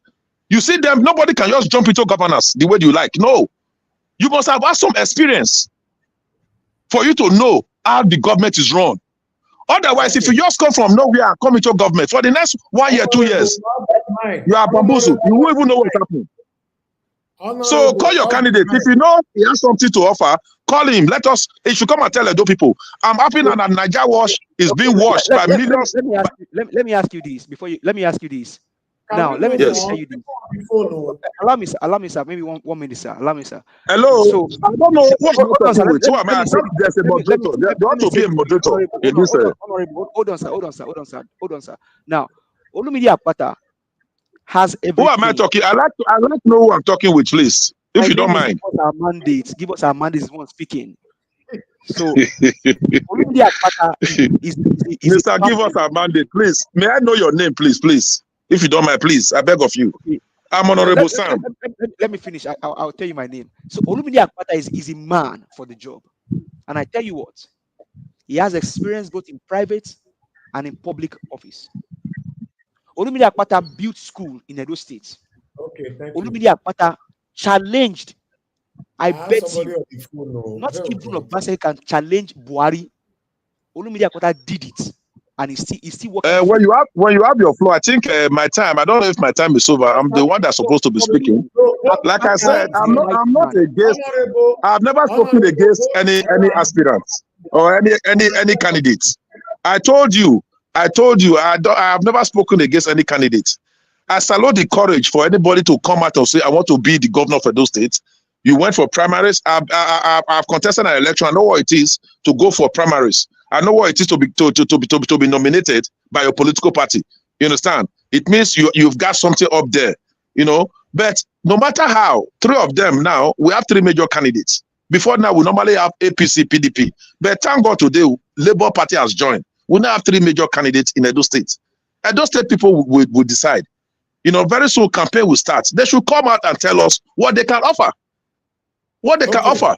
I will appreciate if Niger Wash can invite, if Niger Wash, because under normal circumstances, I expected Olumide to contact Niger Wash, not even Niger Wash reaching out to Olumide, because it is being looked at that Niger Wash is like a labor, although I wouldn't call it a labor party. It stands for support for obedient movements. Let me put it that way. So he should come to this place and tell us. He should come to this place and tell us what he can offer. Okay. He should tell the people what he can offer. Can we move on now? Thank you. Off the mic. Thank you, Madam Origi, for calling back again. Please, only 1 minute now. Thank you. Oh, it's Niger Watch. Thank you for picking my call. I wanted to talk to Honorable Sam E. If it is 1 minute, I don't know if I will. Okay, go ahead. You have already started now. Honorable Sam E.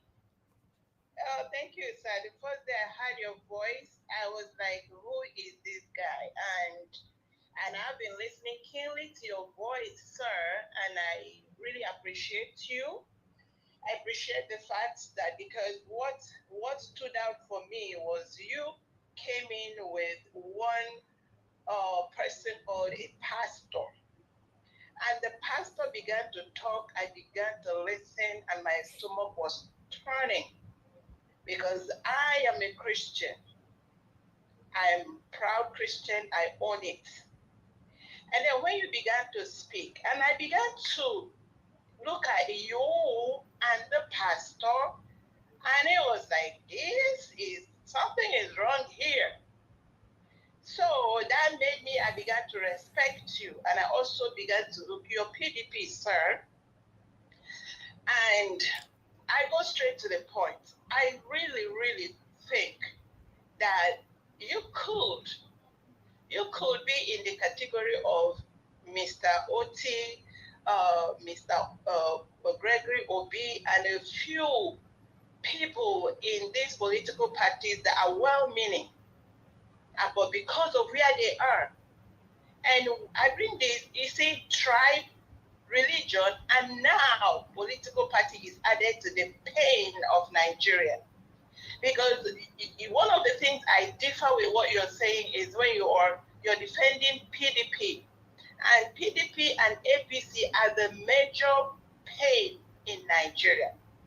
If if Mr. Oti was in PDP, he may not have won this election one, and if he even managed to win, they would not have, because of the dues of the party money that they have to pay tax, pay. By the time they've paid all the pay, there is no money left for governance, and then they siphon the rest in their pockets. Sir, my question to you is, how can you, if you're a well-meaning Nigerian that is in politics, help? Because we here in Nigeria, what we are all about the people. Now, as we are talking, we are about the Edo. I'm not from Edo, but I am for Edo people and not for any politician. How can you and us work for the Edo people and make sure that the right person, please, sir, if it is Mr. Akpata, because for me now, as I say, I'm not an Edo person, but if Mr. Akpata, because he is not in APC and PDP, can be able, because he is not going to be encumbered by the burden of the iniquity that is upon APC and PDP. Okay. If he can govern without that baggage, can we find a way to see if he can fit in and support him, sir?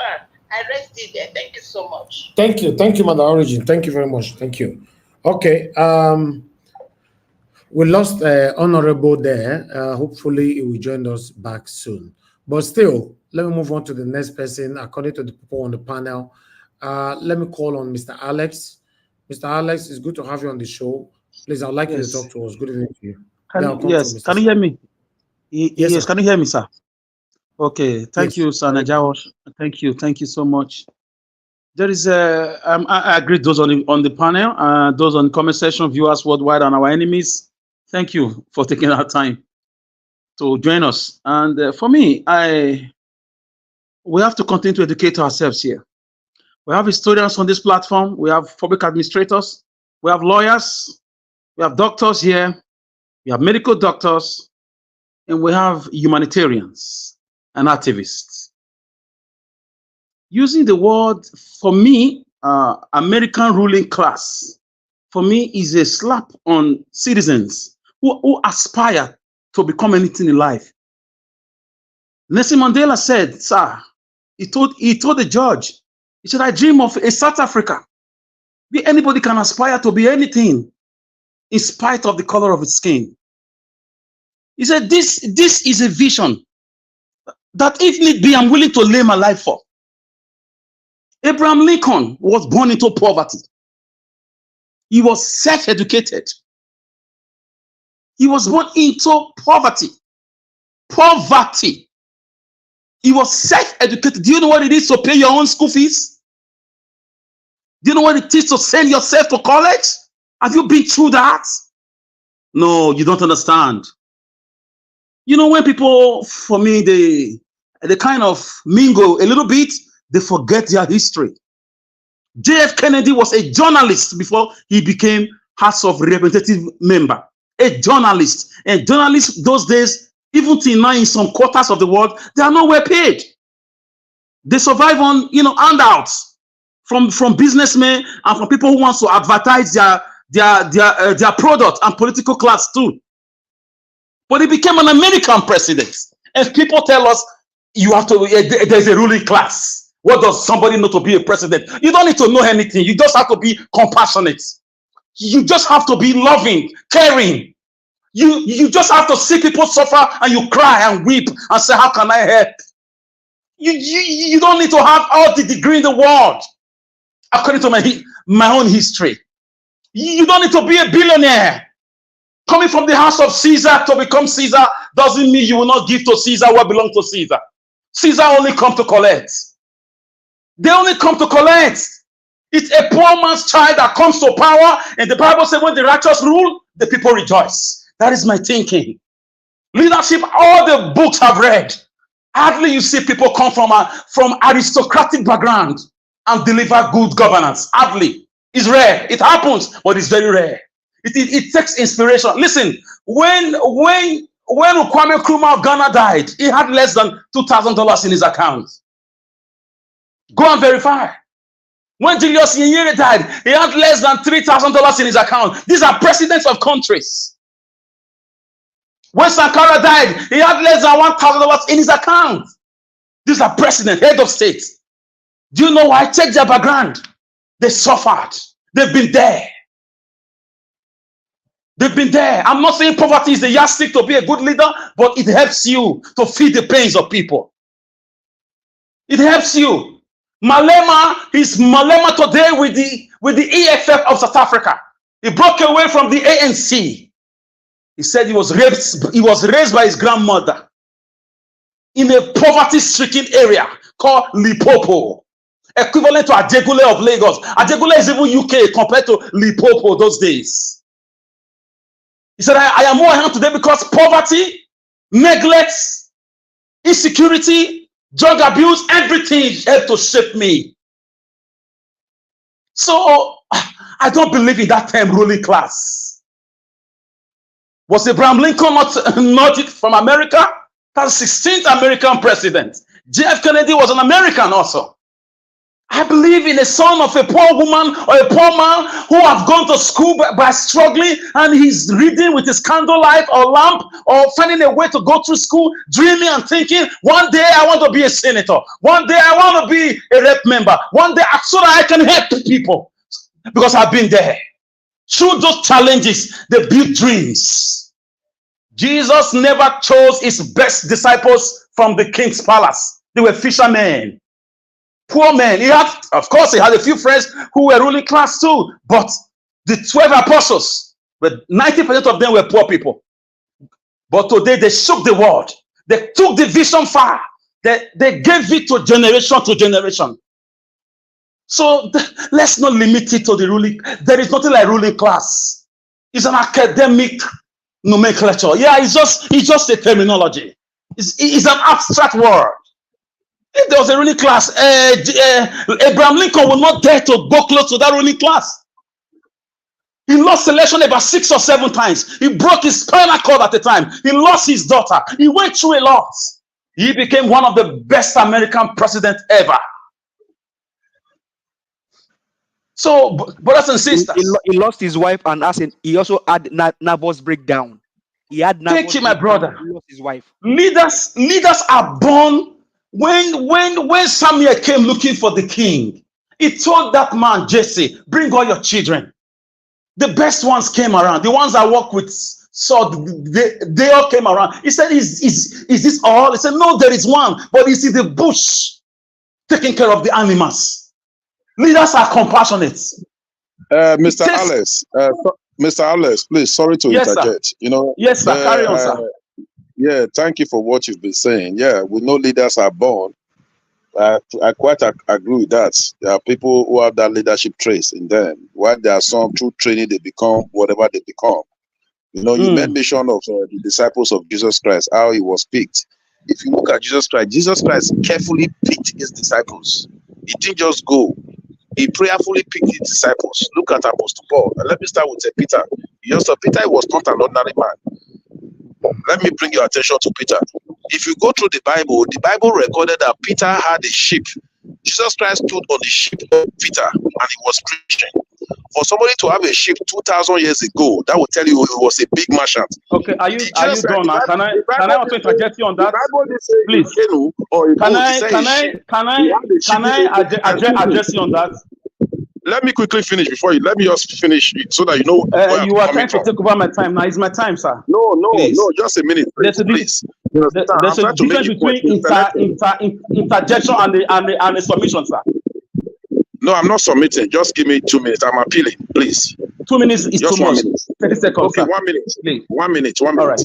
So that when you know what to say. Apostle You've Peter, already like I said, interrupted my thought process. you just agreed for 1 minute now. I would have finished it, please. I beg of you. Please, thank you very much. Honorable Sam. So, like I said, Jesus Christ stood on the ship of Peter, not canoe, not boat. It means Peter was a big merchant, was a fisherman. He had workers working with him.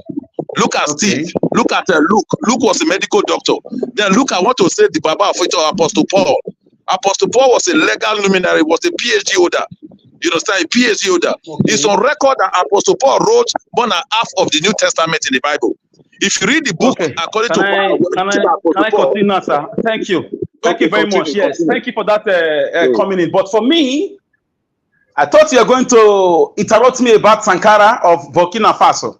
You interrupt me about Abraham Lincoln, who was self-educated. Open your Google there. No. It's my time. It's my time. If the moderator gives you time, you can do that again, sir. I'm a trained political scientist, and I know this tactics you are trying to use, sir. I'm sorry. With due respect, let me just continue, sir. We are all politicking. According to Aristotle, man is by nature a political animal. So I understand what you're doing, but I'm not against you. Have that in mind, but we shouldn't sell it because there are many poor people's children who manage to have 200 naira data and they stumble upon these videos and they get a couple of things from it. Don't kill their dreams with that ruling class mentality. Don't kill their dreams. This is why people now say the education is a scam. Don't kill their dreams. Don't limit it to you must be a merchant. Peter had a ship.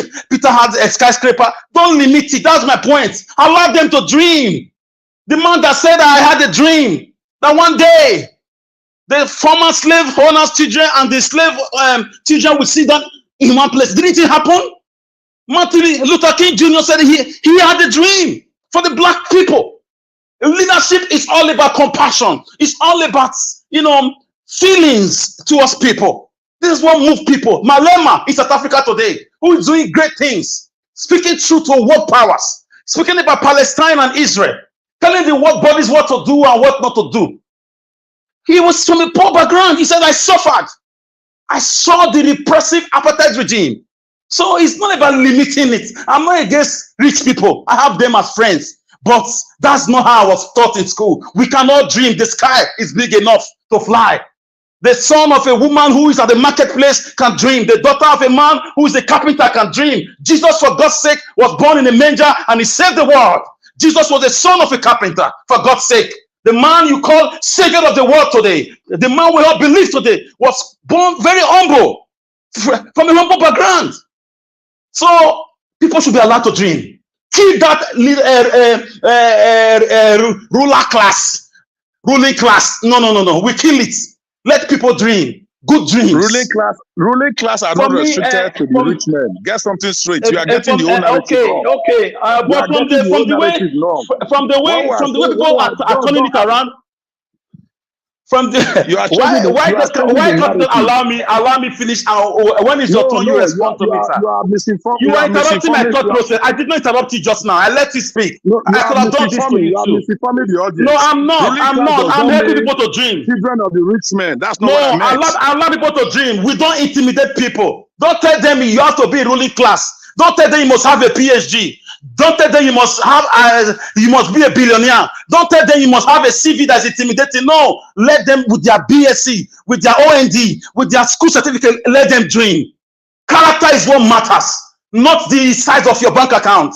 Character is what your antecedents. What have you been doing in your home, in your life? This program, it's not about degrees. You've made mention severally. So Mr. Najawas, can I go with my submission? Honorable, please. honorable. When you are speaking because of your please, can I go on my submission, please? Can I go on my submission? Honorable, off your mic, please. Off your mic, sir. Thank you, sir. Mr. Alex, thank you. Round up 1 minute. Okay, thank you. Telling me what does somebody have to be a governor? That's a boogaboo that should be poo-pooed by every cosmopolitan Homo sapiens. It's a boogaboo. People that came as nationalists to give us Nigeria, where many of them were doing menial jobs in America, not the Azikiwe. Name them. They were all doing menial jobs. It is a passion. Your passion is what makes you succeed. Your push is not your aristocratic background. It's not the level of degrees you have. It is the zeal to help.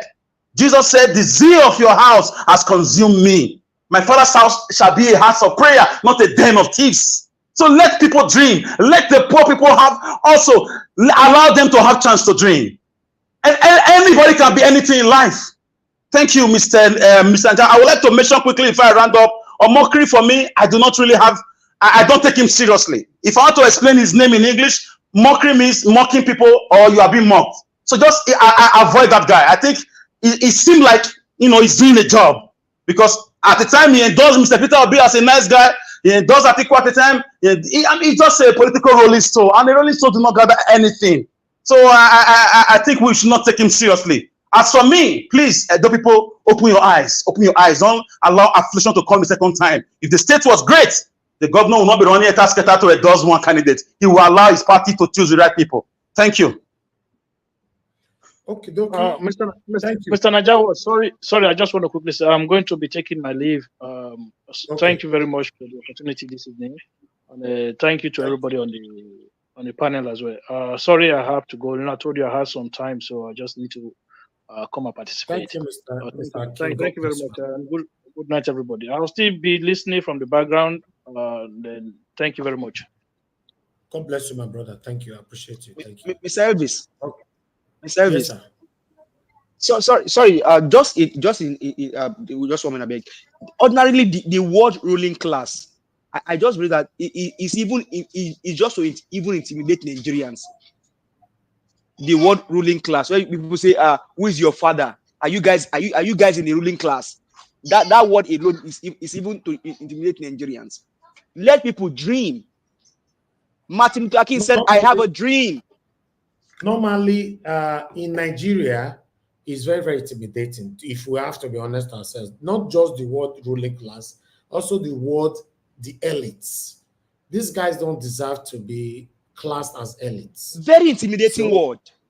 Yeah, they don't deserve it. But nevertheless, let's move on. I appreciate you all, my people. I wanted to get to everyone soon, quicker. Let me call on Oga CM. Thank you, sir, for your time with us.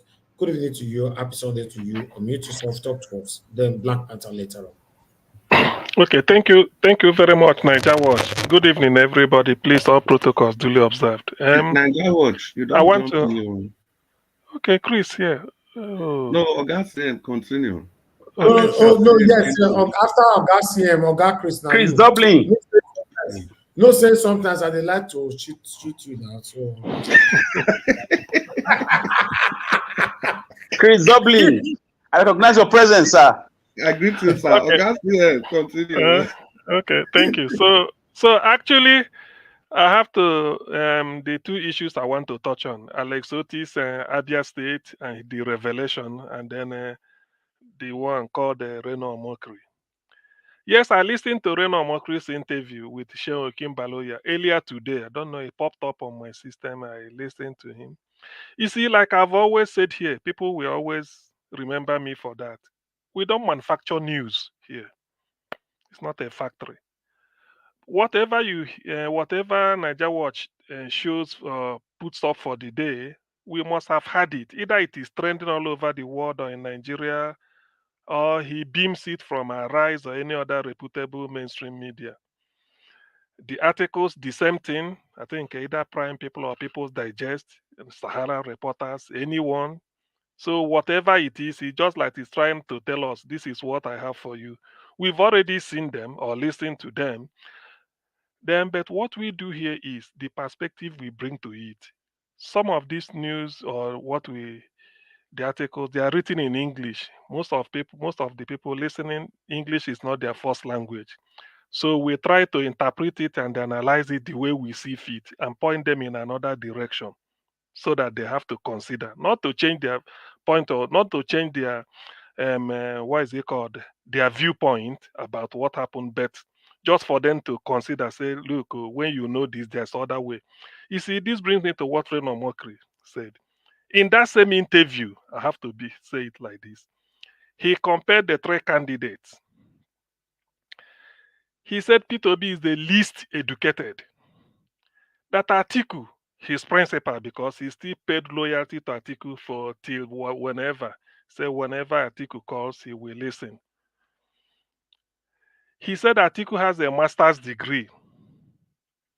Peter Obi has a third class, or was it 2-2 from one? They just dismissed it, which is second class lower philosophy, University of Nigeria and Soka, 1984.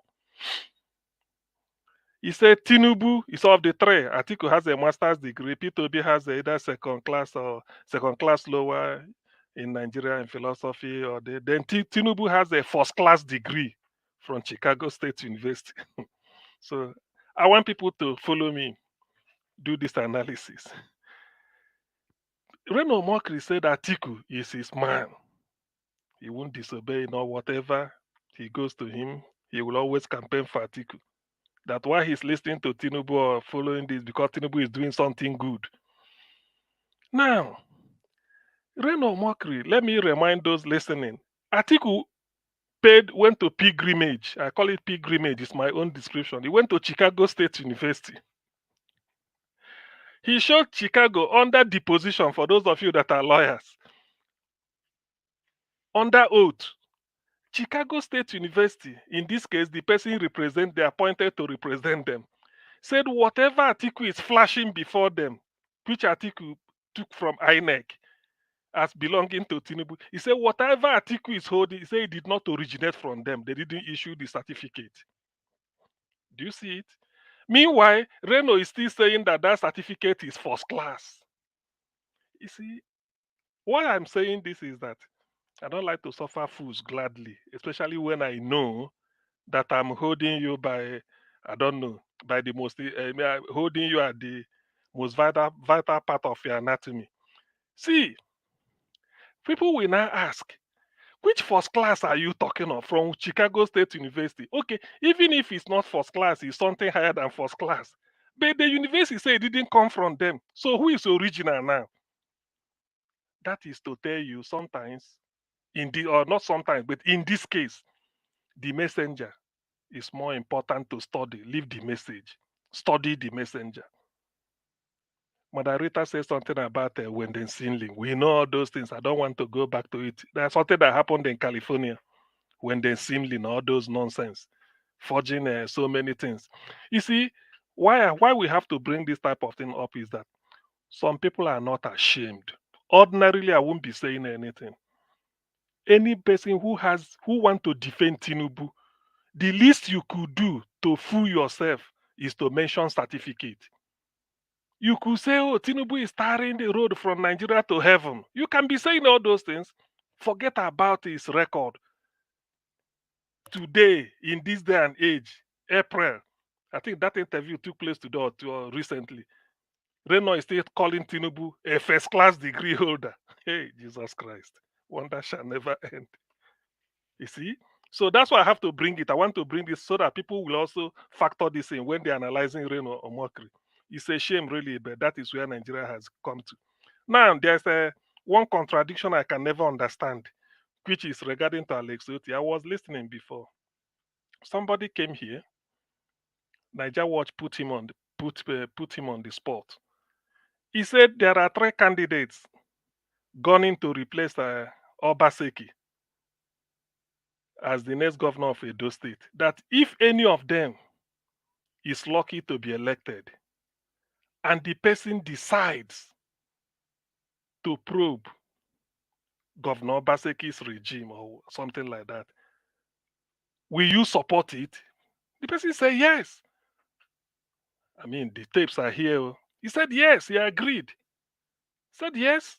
Why not? If he has a reason to let him support it, yes, he support it. That same person earlier was discouraging Alex Otti. Say don't need to probe anything. Nothing will come out of it. Don't waste your resources with EFCC. Nothing will come out of it. After all, who has they ever probed and gotten a result? I mean, people should go and listen to earlier part of this recording today. You see, why I have to point this out is that now we've agreed that there's no more politics. We are now talking of governance. But sometimes when we want to say something, that is the contradiction I can never understand. At one time, you are proposing, you are in support that whoever comes in, let the person, you support the person if you want to probe Obaseki's administration. There is no evidence yet, because in fact, it hasn't started until the person gets in, before you now talk of getting evidence with now. But Alex Otti has gone the 1 million miles to get evidence, and in trying to do it, he didn't do it the typical Nigerian way. He contacted one of the top 3 auditors in the world. You know how much it will cost him? Because he want to really make sure that he had it. So he want to be above criticisms. And he went to where?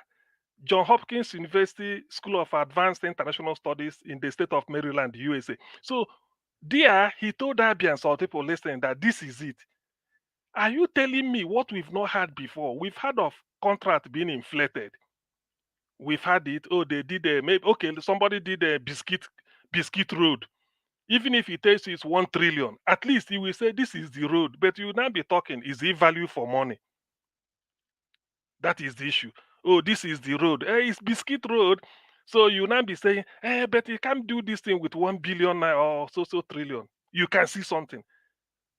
In Abia State, somebody siphoned money that he built an airport. Where is the airport? And somebody is telling you, is advising Alex Otti not to probe. In fact, if there is anything Alex Otti will achieve in office, he can hands off anything. Let him follow this probe. If he can follow it to its logical conclusion, let him deploy the last penny of Abia State government to pursue it, and he must get it.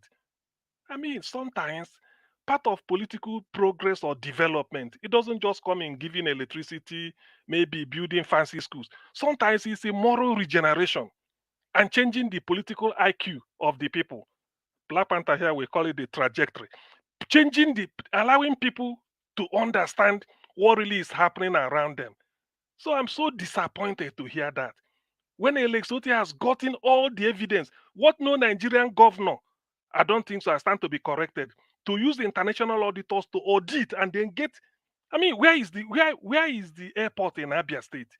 And somebody siphoned money. And somebody is telling that he's trying to advise that it will work. It will work. By the way, I'm not from Abia State, but my interest is that, you see, when you see a thief, I don't spare them. I'm not from Edo, I'm not from Abia, but I want something to be done very well. Because for me, my reputation is far more important than anything, than Naira and Kobo, dollar and pounds, euro. No way. So to me, that's why I said, look, I must have to add my voice. Let it be on record on Nigeria that I rebooted it, and it should not happen. In fact, going forward, part of our political march forward must be, I wish it will not be, every administration coming in, for you to have a clean bill of health, apart from the handover note, you invite an auditor from any part of the world, let them come and look at the books, in the hope that when you leave, the same thing will be done to you. I mean, those who are the call of Levi in the Bible, those who are sick, those who are well have no need of physicians, but those who are sick. Christ has not come to call the righteous but sinners to repentance. So while you don't have to fear anything, that should be our political culture, particularly in a country like Nigeria that is endemic with looting, crude stealing. That's what you stole what you need, what you don't need, what your children need, what your children do not need, what your children's children will need, what your children's children will not need, what the next 1,000 generation will not need. You are stealing it and packing. What sort of country is that? Please, Alex Otti, you are the man now of the moment. People are looking up to you. You've done the hard work. The Attorney General, like they say, should take it up, and everybody will be turned to Abia. February 26th this year, the whole Nigerian team to Abia to witness the commissioning of the geometric power plant. This time, everybody will be looking in the direction of Abia, not because of anything, to know how this probe will go. It's a shame that we can come under whatever guise to come and encourage looting. It might not be directly, but this is indirectly. You don't discourage that somebody tried and didn't fail, mean that another person cannot try and succeed. More so when this is a new political culture, Labour Party is trying to bet. So to me, if Alex Otti will do this, and I believe he will do it, that will be the best. He will continue to be the summit of Nigerian political consideration. So to that extent, Niger Watch, thank you for bringing it up. This type of topics I like to discuss, not just a case of maybe they didn't taro. These are bread and butter issue, although they are good, but we want to see a way how we are going to change to educate the people here so that they can now start to ask questions that matter and then look at the gray areas where people ordinarily might not think of looking at. It's a very, very important discussion we are having this evening. I'm so grateful for the opportunity to join my voice to yours so that Nigeria, the journey to liberate our people, will continue to be kept in motion. Thank you very much, Niger Watch. I stop here. Hello, Chris. Yeah. Okay, Chris, you can continue now. I finished before Niger Watch comes in. Thank you. Okay. Chris, before you continue, Chris, sorry, just 1 second. I just want to acknowledge the Honorable. Like I said yesterday, Honorable, I like you. And you are proving it once again and again. I hope you will not go and disprove it and throw it somewhere. I like you because I love the way you put things together, and I see that you want a change. But sometimes the political base, you just crinkle an eye on the political base a little bit. But I believe you still want a change. And I'm not disputing that you are going for any candidate. It's your choice. But I believe you have that element of change in your being. And I like you for that, because that's what I discovered before I said I like you. Welcome to the studio once again. God bless you, sir. So can I continue? Yes, you can. Yes, you can. Yeah. Good evening, everybody. Good evening, everybody. Yeah. Black Panther. I think the honorable, the accolade you gave to the honorable is in order, because the very first day that he came here, we also expressed the same view. I expressed the same view because he was able to feel the impulse of the discussion and appropriate adjustments were made. He felt the sensitivity, and I think that's how politics should be played. But having said that, the honorable is a core politician, which he has admitted to. So we have to look between the lines in whatever position he deposits here. First, I'd like to start with Mr. Michael Zekome. And Nigeria, thank you very much for the, what will I say, for the update that you gave us, because when I read that particular piece, I was also you saw it before? Yeah. In short, when I was reading the piece, I was shameful because Mr. Michael Zekome is somebody that I so much believe on, because I followed him for a very long time. So I'm so happy. It just made my day for letting us know that he has debunked that piece. So I'm so happy with that. So I'm glad. And next, I'll just move on to Reno Omokri. Now, we have to put the facts together. For Reno Omokri, can we actually justify the fact that some people, maybe one or two miscreants, and are we even sure it was an obedience that did wrote that? Because we knew when Peter Obi was gaining so much momentum, a lot of people, infiltrates, I'll call them, they were all over the place creating accounts, pretending to be obedient, and using that to cause discord between ethnic nationality in the countries. So that could just be a working theory. And the main theory was that now we have to say these things the way they are. You know, the story actually started when Reno Omokri, somebody accused Reno Omokri of having another child from another woman who was not his wife. And Reno Omokri initially denied. It's there for everybody to read. Initially denied. So it was this same daughter now that somebody said they were going to harm, which is also very wrong. So all this led Reno Omokri to become very furious and decided to channel all his anger, not to the person that said that, but to the whole obedient movement, to the whole opportunity to turn the country around, to the whole opportunity to save him from being in exile because he cannot get a fair and just treatment in his country. Now, the person that was supposed to ensure that, because of one event, Reno Omokri decided to turn around and make sure that this person does not get to power. That is how myopic, that is how small the average mind of us, every one of us can be. Yeah, did somebody say something? Can you hear me, sir? Yes, sir. Okay, thank you. Please, I want to leave the platform for you guys for 1 hour. I want to do finesse. Please, Oga CM, help me to take over the platform, sir. Thank you very much. Okay. God bless you. Okay. Thank you, Niger. Thank you, Niger Watch. Chris, just 1 second. When you are through, I think the next person is Black Panther. Black Panther. Then everybody have talked. Then you give everybody. final submission to the rest people. Then we start. Okay, that's okay. Thank Continue, Chris. Continue, Chris. Thank you. So that is where we are coming from with the case of Reno Omokri. So it's not just something that came out from the blues. That is the history of that story. And for whatever it is, whoever wrote that against his daughter, it's a very bad thing for the person to have gone to that extent.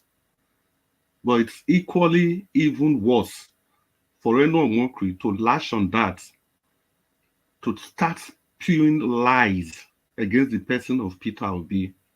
It's completely wrong. Politics shouldn't be like that.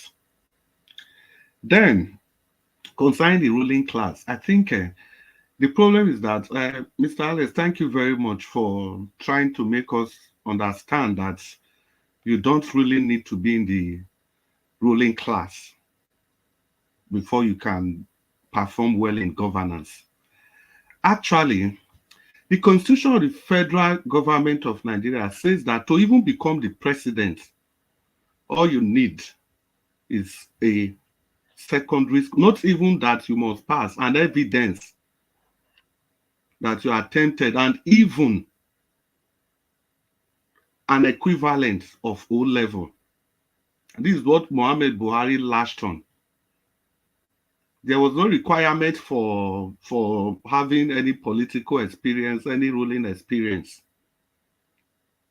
Because the way the political structure, the way the political structure is, if you are elected into a position, because the reason the Honorable made that point was that he said, the Honorable said when he got to the local government as a councillor, that for the first 6 months, they didn't know what they were doing.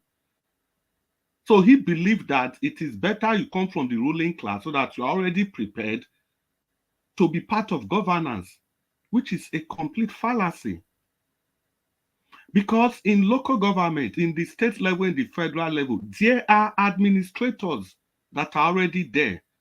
For example, in the state, you have the permanent secretary and all the paraphernalias of civil servants.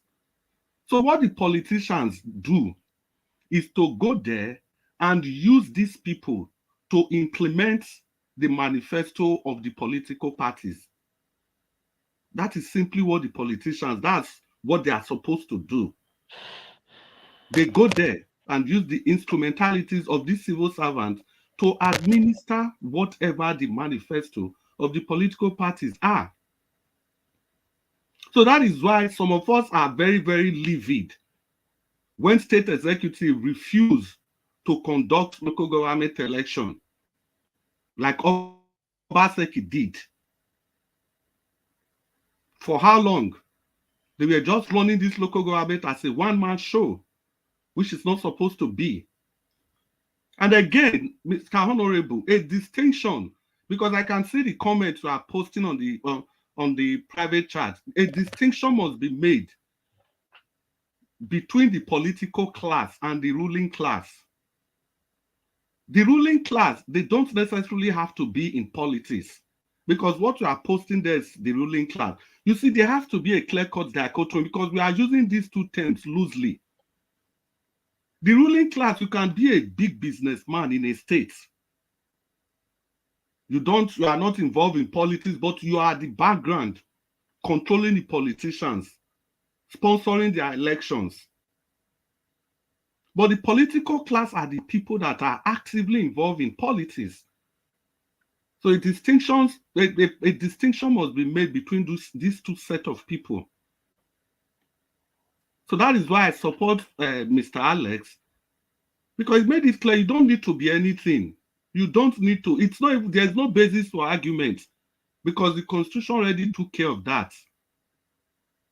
Then I move to EFCC. Look, we have to be very careful when people come to the panel to make general statements.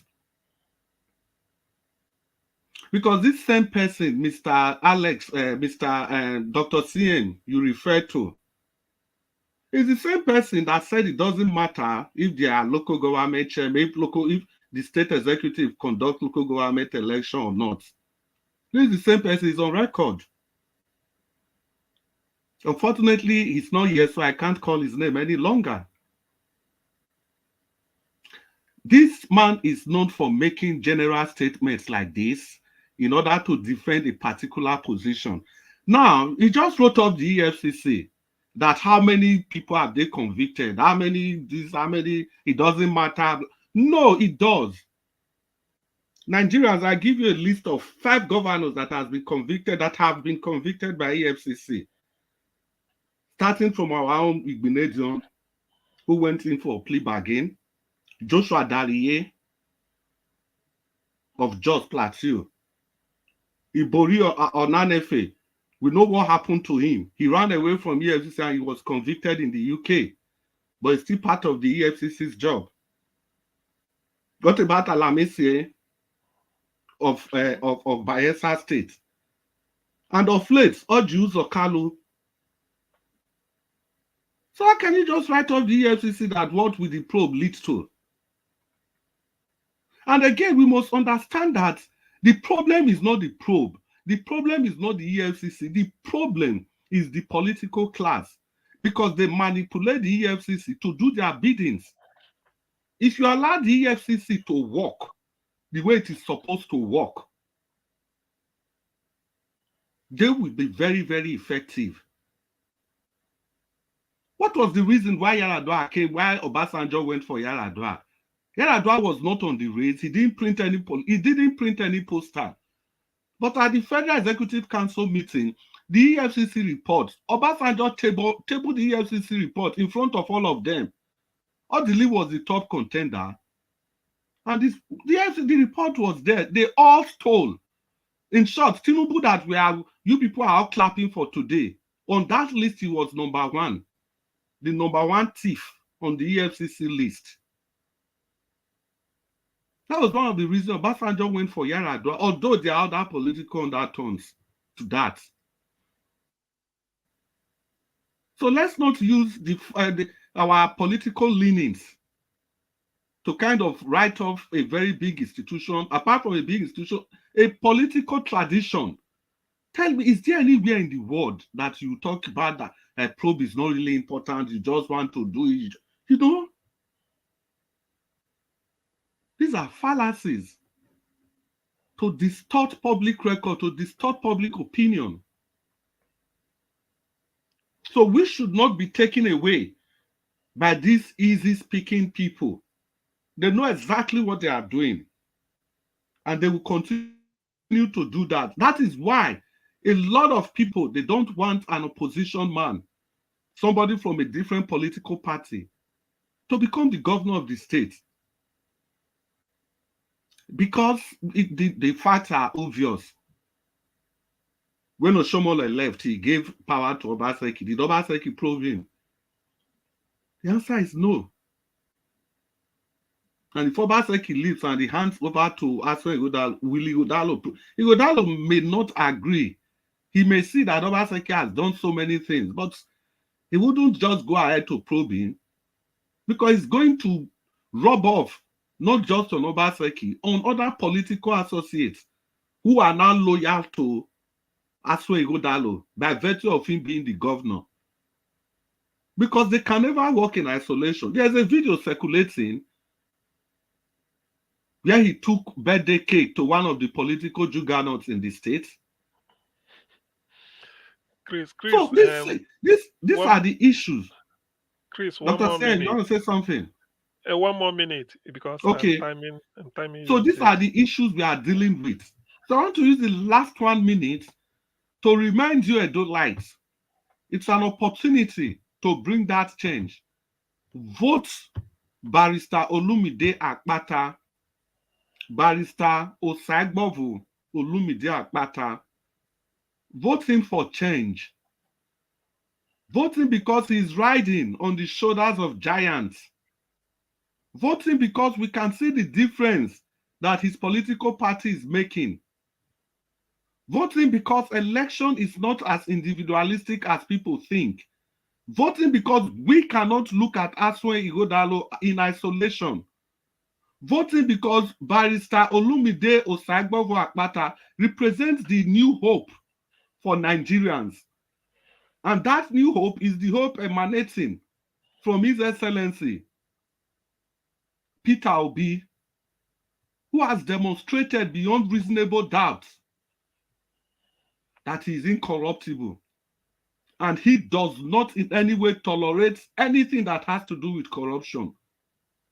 I'll end by this. Peter Obi said, if you can link any kobo to me, not just me now, and members of my family, come on, I will stop campaigning.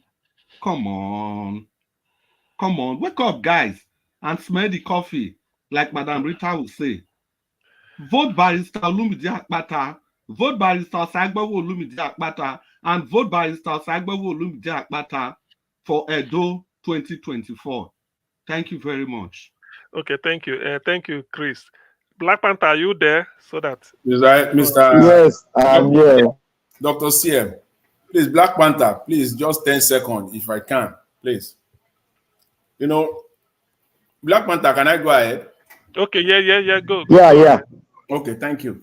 See, I know that we all have the right to support whoever we want to support, you know, but the only issue I have is, you know, the person you are supporting and the person you are proposing or suggesting to other people to support that you don't know. That is also an indictment, because in itself, you are not being balanced. Because Olumide Akpata, I don't know anybody here that will come out and say he know this man. What are you saying? No, Mr. Jonathan, you cannot say that now. You cannot say that. No, that's not fair.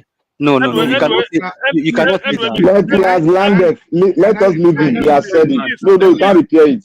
You can't repair it. What I'm saying, yes. Jonathan, you know, you asked for 10 seconds. It's okay. When it gets to your final delivery, it's okay. You go reply him. When it gets to your final delivery, you have about, I think, 5 minutes to be elaborate. Give us our mandate and Mr. Chris Dublin. It's like yes. Mr. Jonathan, who break. Mr. Jonathan, we know who you are supporting. Is the APC guy. So I'm not supporting APC. Dr. CN, if I don't reply him now, that statement will be the last thing on the minds of the people. Excuse me. I'm the commander-in-chief now. Don't be saying. Yes. Respect the commander-in-chief, please. I beg. So I'm the CNC. Anyway, Black Panther, it's your turn now. Please give us your. What you thank you, Mr. Niger Watch. I will time you. Thank you. Now. Okay. Thank you, Mr. Niger Watch, for giving us this platform. Like I said yesterday, and I sent a comment down to you. You are an example. I say make I rest small. You they call my name Black Panther. You not go let me rest, eh? You say like network. So I want to thank you. I tell my son. I told him. Yeah. You hear me? Yeah. Okay, thank you very much. Thank you. Go ahead. Yeah. So, our CNC that have been promoted to the position of a CNC, I want to thank you for moderating the whole thing. I hope you are not going to put us into jail after doing your CNC, after your tenure. I want to thank all the people that have come here, that are dedicated, consistent, our professors, our doctors, and some people have been elevated to be doctors. I want to thank you all. You are all patrons. I want to thank the other people. God bless you, our mother. May God continue to strengthen you and give you divine health all the days of your life. To say here, I have not made a mistake when I gave that speech yesterday, my submission yesterday. I did not make any mistake, and I did not make any mistake by saying the honorable, I like you. Because from the content that comes out of a man is the image of the man. So I listened to the content that came out of you. Despite my politically, I disagree on some key areas. But overall, the content that came out of you is good. That's why I say I like you. And I want to say something about, before I move, I want to say I dispute with what you said about political, whatever, the political, there's one language you use there. And you, Mr. Sensi, can you tell me the language you used there? I forgot it. He said something about political class or something like that. Ruling class and then the elite. Ruling class and the elite. He said the ruling class. He said the ruling class in America. You see, I told everyone here, if you don't live in a place, if you don't participate in the dynamics of the place, you have not gone to do your statistics. Don't ever push words to that place, because there are always people that will tell you that you are doing it wrongly and it's a lie. There's nothing like ruling class in America. I can tell you, people from an engineer is a senator, somebody who works in the kitchen in the restaurant is a member of the House of Rep. Somebody who cleared the grass is a member of the House of Rep, and so on. I can mention thousands for you. So please, don't say that. Even the current president was just I would think it was a prosecutor, and he was always going back and forth, and he decided to go in and look into the problem of his own constituency. That is how he became a senator. So please, you can speak about Nigeria, but don't focus on another. America is just a distinct itself from it, because what they are showing outside is different from what is on ground. And I want to say, I want to divert. I want to go to the gentleman that came here, the gentleman. I said it in my speech. I said, look, a lot of people don't know. They are frustrated. They decided to join the gang that is deceiving Nigerians. Because if you lose hope, and if you are speaking on Nigeria issue, you don't have solution, but you want to join the gang, you are irrelevant in the scope of affair, because nobody will look at you. You are just like those.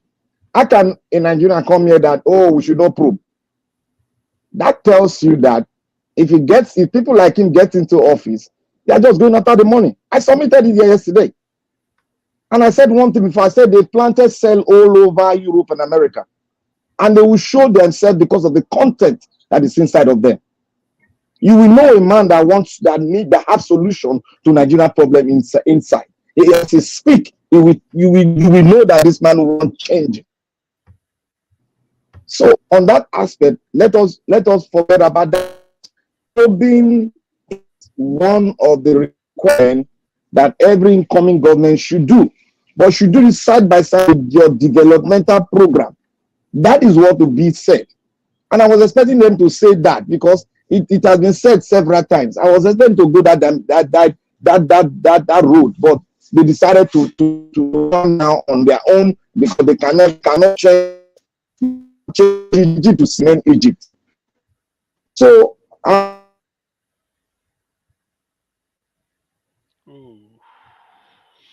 Black Panther. Black Panther, your network. Yeah, my network. Yeah. So you can hear me now, isn't it? Okay, yeah. Continue. Yes. Okay.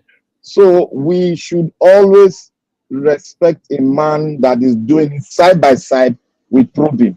You can see the quality of the accountants, the guys that he brought in to do this rigorous, assessment of the record of the past government. That is the man that had the intellectual base that he has is accurate. He doesn't want mistake on it, and he doesn't even require the EFCC to call on the EFCC. What they need to do, they have the Attorney General of the state should go ahead and copy the Nigerian police.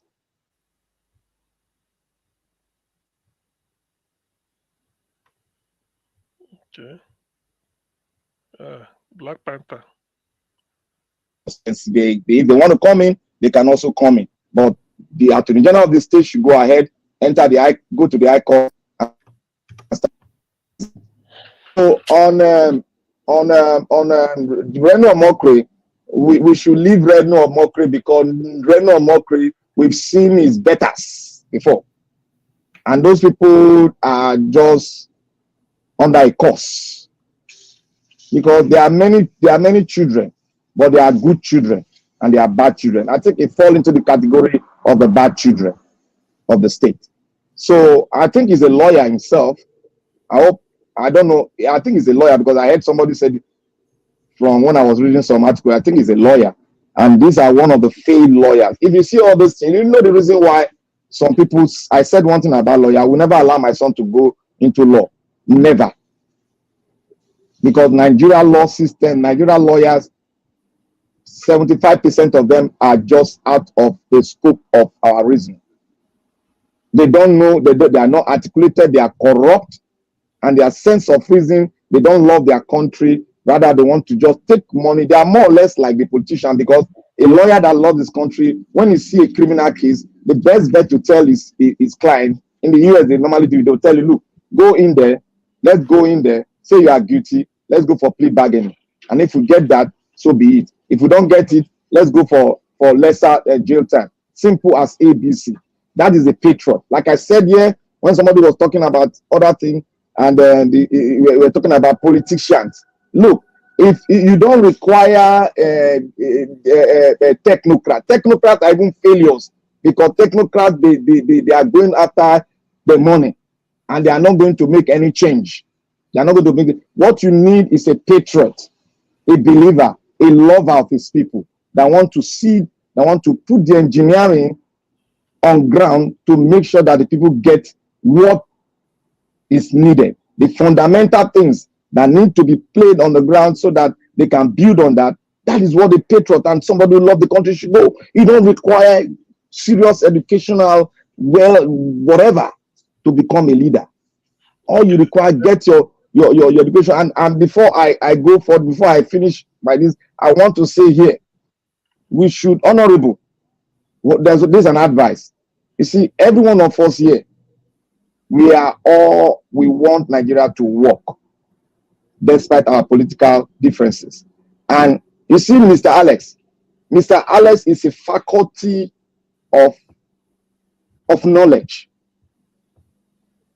Whenever he speaks, I listen carefully. I learn a lot. And Mr. CM is a dean of faculty of knowledge.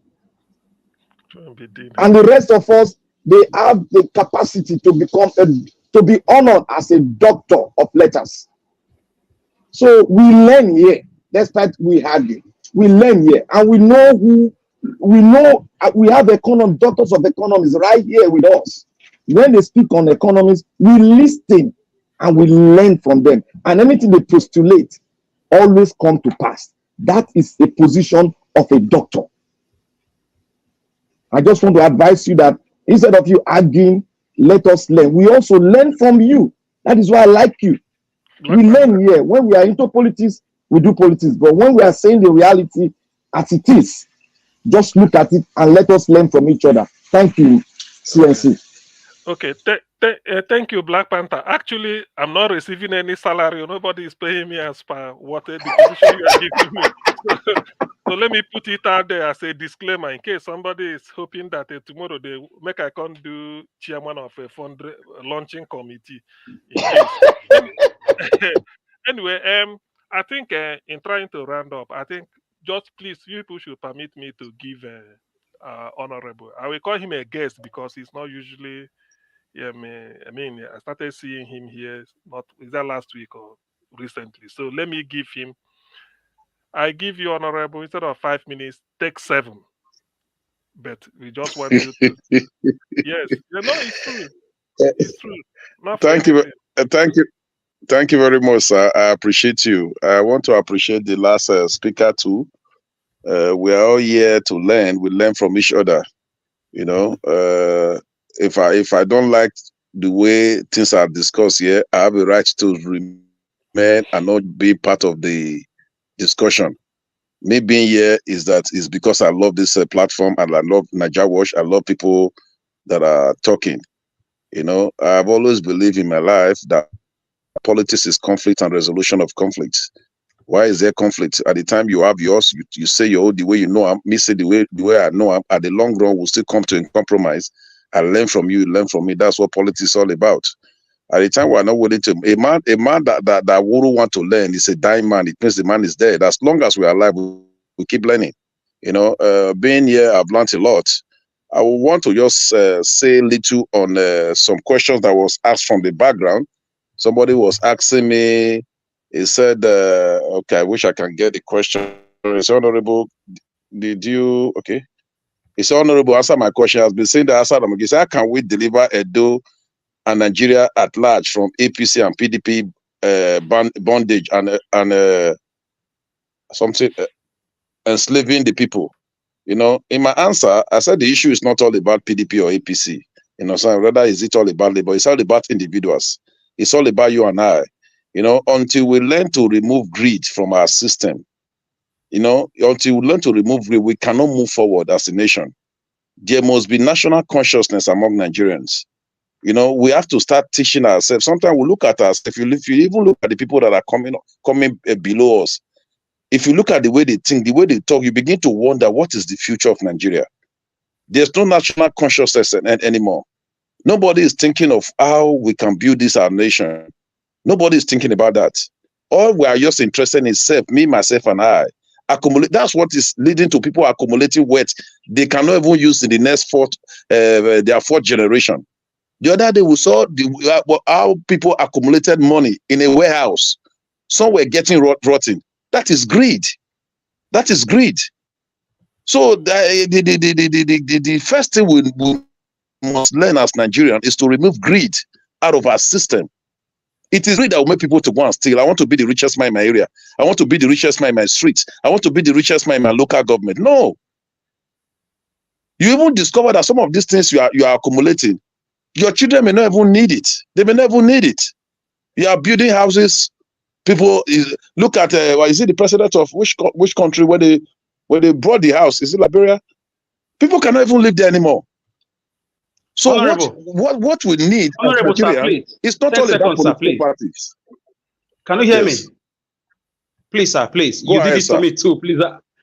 For you to speak like this, the first time I'm hearing you talk like this, I think we have a meeting point, and I doff my heart for you, and I respect you so much.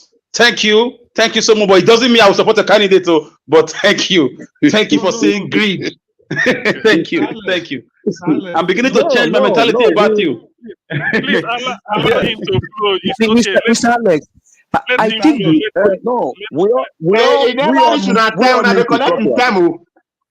I think the honorable said the honorable he knows it. They know the truth. They all know the truth. No, we are listen, sir. Listen, we all know the truth. You people allow me to continue with my time. Moderator, they are taking my time. I think he's a nice guy.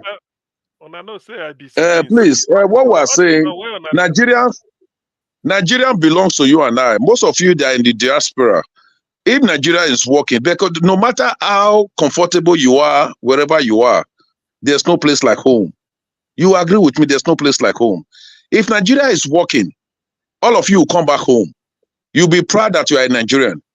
The reason a lot of persons that move out of this country, apart from those that went for studies, a lot of people left because of hardship, because they look at Nigeria as not being working.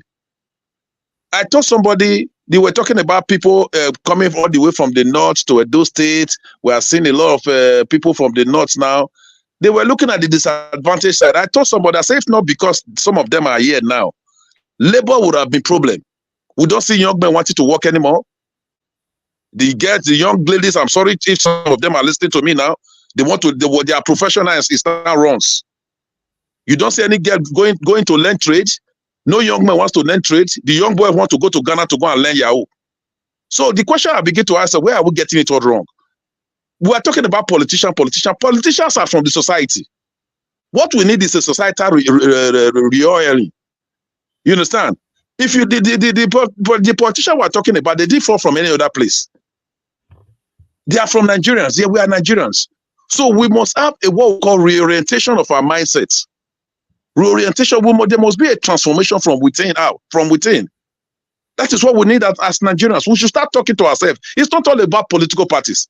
I was one time a member of PDP. You understand? When we needed a change, we said, no. From Grace Group, said, no, we can't continue. We can't continue like that. We start. I was one of the founding members of ACD in Edo State. We said we don't want PDP. We don't want PDP anymore because we needed a change. When we saw the way Anene and Co, what was happening in Edo State, that was what metamorphosed into APC. That was how we brought in Adam Oshomole to become the governor of Edo State. If I will ask questions, is it ACD or AC? Wait. Please allow him to. No, it was ACD. It was ACD to AC before APC. You know, that's how it started.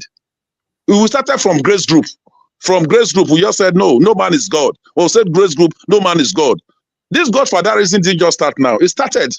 We said no man is God. One person should not be dictating the politics of Edo State. That's how we started from Grace Group. From Grace Group, we now went to AC. We now formed a political party, ACD, that will now change to AC. From AC to APC, we're talking about now. That's how Oshomole came into the scene. Oshomole was not the only one. He was not the one that started the fight against God for that reason. We started it, and he met us in it. Yes, he amplified it, and we acknowledge him for amplifying it. He brought in Obaseki. We're talking about. He brought him Obaseki. But when it was time, when Obaseki was saying, "I want to rule as a governor," we saw stick opposition, and he said, "No, Obaseki must go." We now said, "No, you cannot dictate. Let Edo State dictate." It was not clear that there was no way Obaseki would have won primaries in APC because we was dealing with the national chairman of the party. As God may have it, the opposition gave him another chance. That's how we found ourselves back to PDP. Before now, we said PDP was bad. We went back to PDP to deliver Obaseki.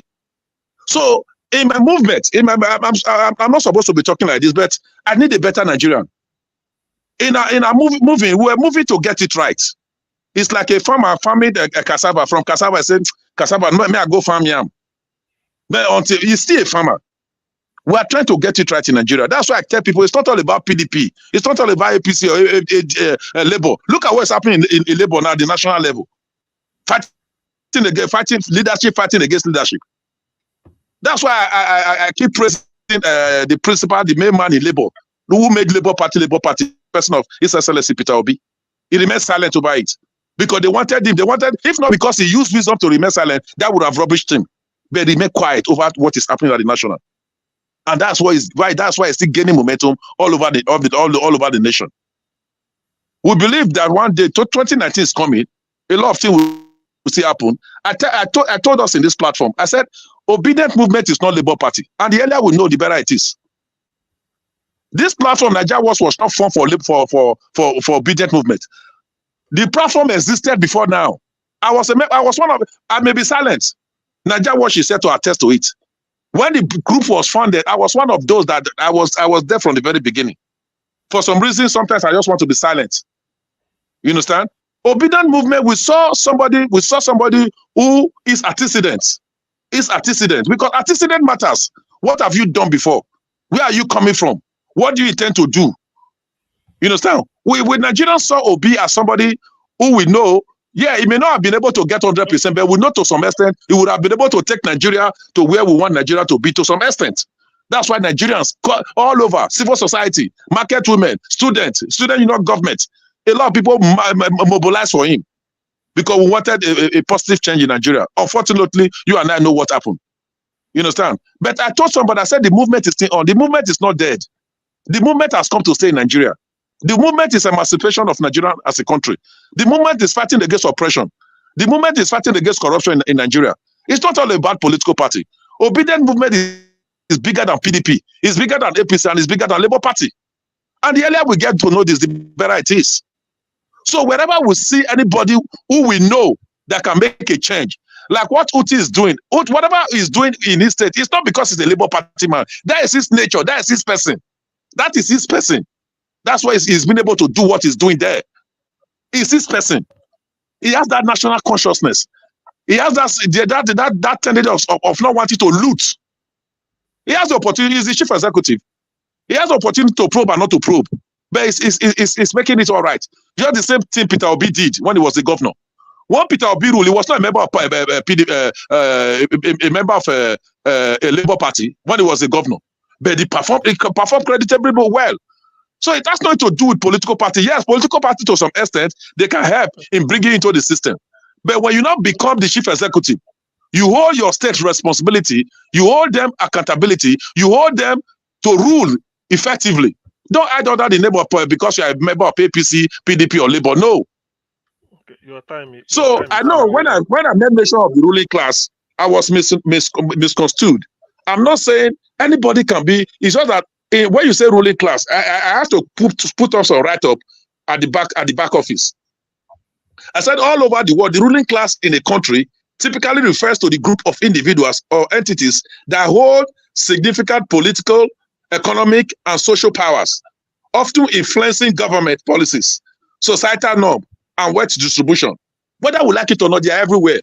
For example, someone like Dangote, he's not in any political party. But one way or the other, he's involved in the decision-making of this country through one or two things he does. You understand? Okay. I said this group includes political leaders, wealthy elites, influential business owners, and other privileged individuals. Privileged individuals, either through education, through any other means, you can get there. Either through your whatever you are doing. Somebody made mention of a shoemaker becoming a House of Rep. He became influential in whatever he was doing. And people loved him for what he was doing. And they said, no, if you can excel in this, if you can do this well, you can represent in House of Rep. He was elected to become a member of House of Rep. He has distinguished himself in this profession. You understand? They are the people that actually shape the trajectory of a society through control over various aspects of power and influence. You understand? So, one way or the other, these are because of their wealth of knowledge, they can contribute. Because of their wealth of, if you are going astray, they will tell you, no, you can't bamboozle them. You can't bamboozle them. Because they know what to do. You can't manipulate them. The legislators cannot manipulate them. Please, honorable, at least, with even the time I gave you. Is it up to 7 minutes? Hey, Jesus Christ. Is that the way you time? Anyway, it's more that it's getting to 15 minutes already. You talk sorry about that. Sorry. It's okay. It's okay. Although we are listening. It's just that we want to give others the chance. It's not that you are out of place what you are saying. I enjoy what you're saying, and then not I understand what you are saying. We all wanting for a better society.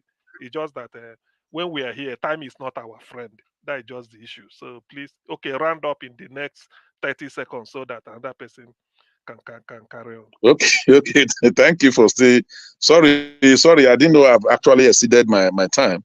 What we as Nigerians should be wherever we are, we should preach, we should try as much as possible to educate ourselves. Change begins from you and I. If I can change, you can change.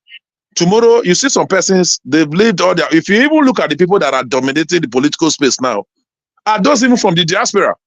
You see somebody we don't know if will come because they have the money, because politics in Nigeria is unfortunate. It's almost becoming who has the money, who can influence the delegates, who can influence what and what to get the nomination. You even see people coming from the diaspora, they are not known, they just come, pay the delegate, before you know it, they are members of House of Rep. For example, let's look at APC. Let me go to APC, for example. Some of you know Denko. Denko was not in the political space. It became where he is today. When Dudo Shomole time, he was able to use money, because he has the money to bamboozle one or two times. I was involved. He's my friend. We knew what happened. Before you know, overnight, he was made a commissioner. That's how he became. He came to line like that. Okay, I want to become a member as of Rep. You understand? Okay, thank you. The truth is this. The truth is this. Let you and I. What we should be preaching in this platform is national consciousness. Let's have that national consciousness. All the money we are stealing, where are we taking them to?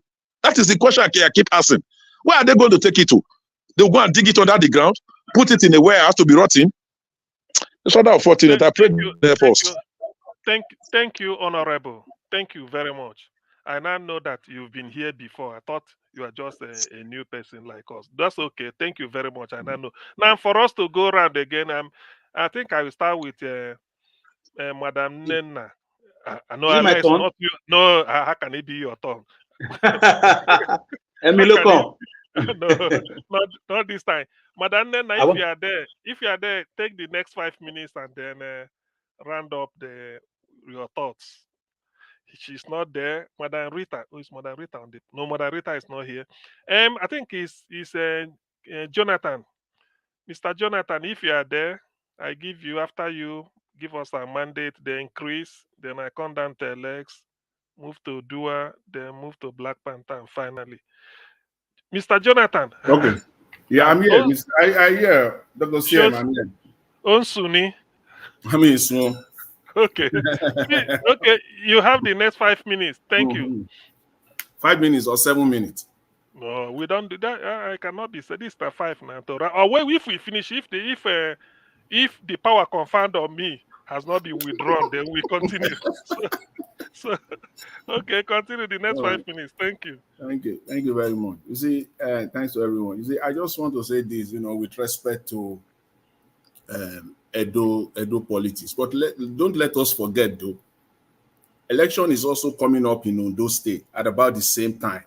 I think the same day. I'm not really sure, but about the same time. So many are at stake in Nigeria.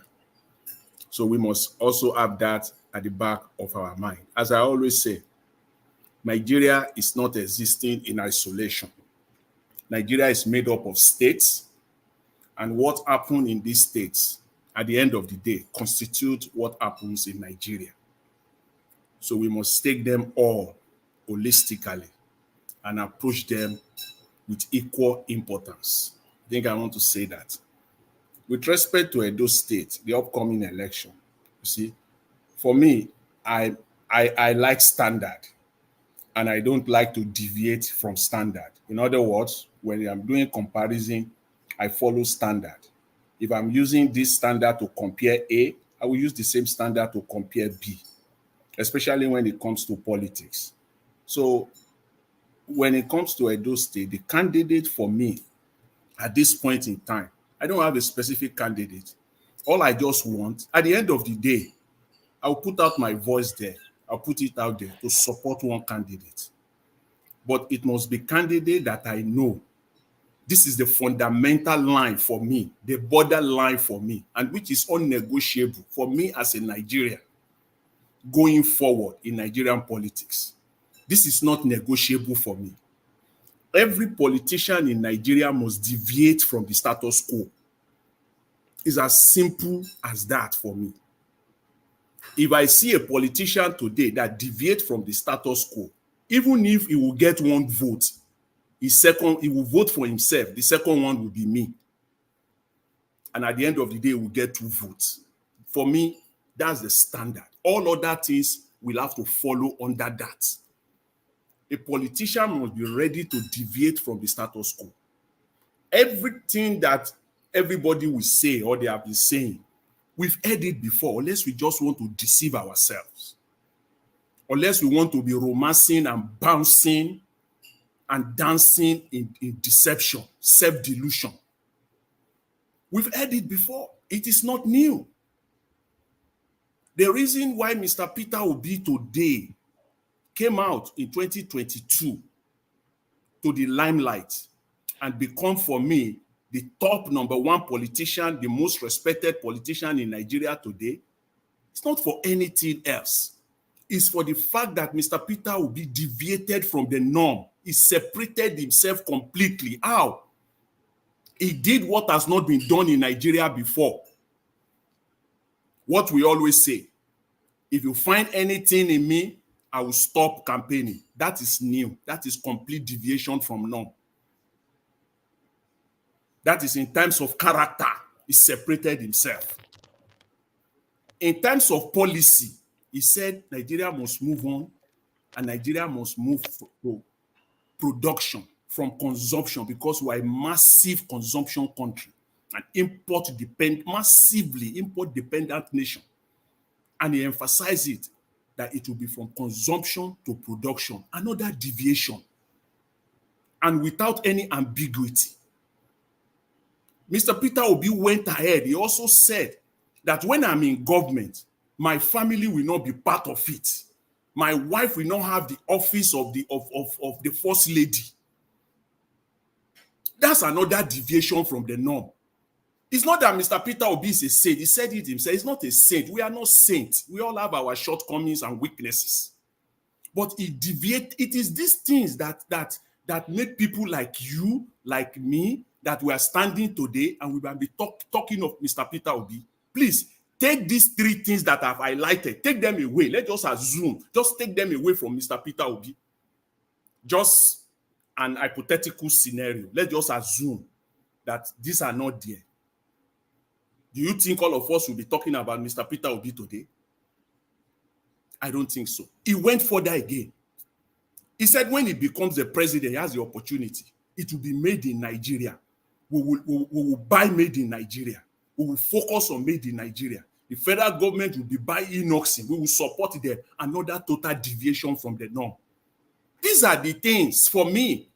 And that is why I said I want people to come out. If tomorrow, Dr. Aswell Godaro come and he deviated himself from the norm, I will be his #1 voice. Well done. Okay, you want to say something, sir?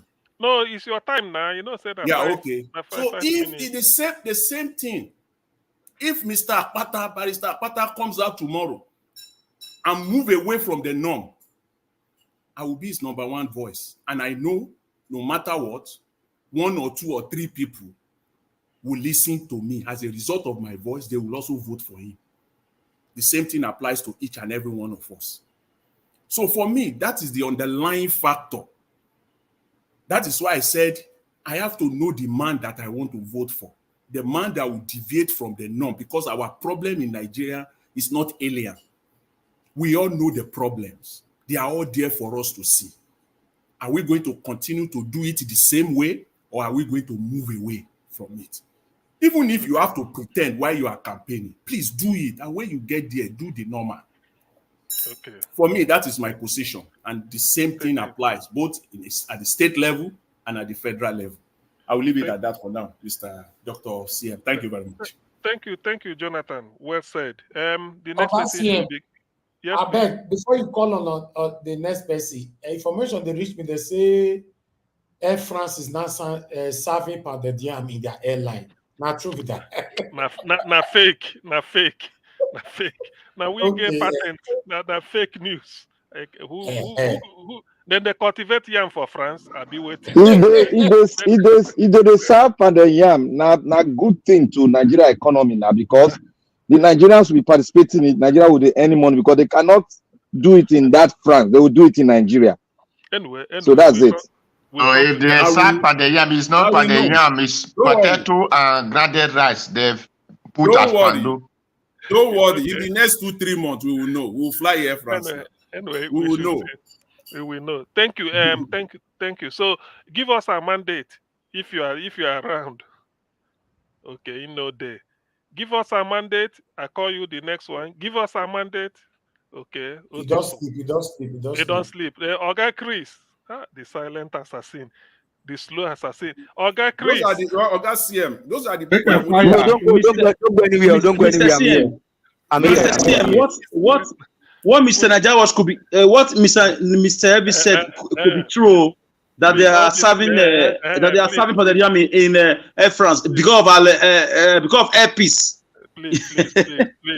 Okay, I'm here. Let me. If I not talk now, for now I be seeing C. So all this CM go stop for the moment. I be seeing C.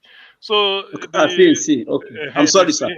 the commander. Biko, Yes. Aguna Gumo, Biko Nyemgo Kairi, sir. Thank you. You never holla. Give us a mandate. Take your 5 minutes starts now, please. Thank you very much. Yes, please. Oh, sorry, please. We get back to you. It was this. Thank you give us very a much. mandate. Okay. I want to believe that, Mr. Jonathan, I know you know who Olumide Akpata is. I know you have an history and a good record of Barrister Olumide Akpata. I know you know him very well. You believe in the candidacy of Barrister Olumide Akpata. You believe that he's the only candidate that can change the trajectory of Edo State. Is he the PDAPC that want to bring to the market? How are they different from each other? Barrister Olumide Akpata has a track record. As it stands in Nigeria today, you are a Yoruba man. Talum Bena Woju Ekun. Who they carry fire, they show for tiger or lion face. Olumide Akpata dared Buhari. Hold him stand still. Can Asue Godalo do that? Even though the man that talk about Weza means printing money. When he said he was scared, he was scared. Olumide Akpata was the former NBA president. We know how much he left in the coffer of the NBA. Compare Olumide and McAfee together. We know what happened. Olumide Akpata built school in those states. This is a man that doesn't have any godfather. He's not saying he wants to come and continue from where anybody stops. No, he's coming. He told the Edolites. You may be saying that he knows Obaseki. He told them, and he told us that I am doing what I'm doing on my own independency. He has told us. In fact, Olumide Akpata told Edolite that what Obaseki failed. That's a summary of what Olumide Akpata said. Can Asue say that? Rather, Asue is trying to cosmetic what Obaseki is doing. It's true. It stands out among all the candidates. We know him. Edolites know him. He's on ground, and he'll be here soon to come talk to us. You'll be shocked what is going to happen. So for me, Olumide Akpata is a man that can rescue Edo State. He's the only person I see that can save that state. Even though during this past election, Olumide Akpata was in Lagos. We saw what he did in Lagos. So don't say you know him, Mr. Jonah. I know you know him. I mean, you are a man of history, you are a man of data. So don't my brother, sir, you know Olumide Akpata. I will just advise you, sir, please join the train of the saving train that will save Edo State. Leave APC. In fact, for someone like you, honestly, I was surprised when you say APC. APC, please don't go there. Join the train of Barrister Olumide Akpata. He's a man that can save Edo State. I mean, he's coming from Labour Party. We cannot remove that. He's obediently obedient to rescue the state. See what Alex is doing in Abia. Look at Mr. Peter Gregory Obi. If you compare Peter and Obi and Akpata, they look similar. This guy he would have do away with the money that was. Did you just say that? 1 minute, 1 minute more. Please allow him to flow. But he Please, chose to 1 minute more. he chose to leave that money there. That's a man with character, a man with integrity. I mean, we saw what is happening with the current NBA president. So for me, these people saying that Asue Godalo, hey, except you want to continue with your biscuit roads, dilapidated buildings, demolition of opposition houses, you can go and vote for Asue for all that you want to do. But for me, I want to go.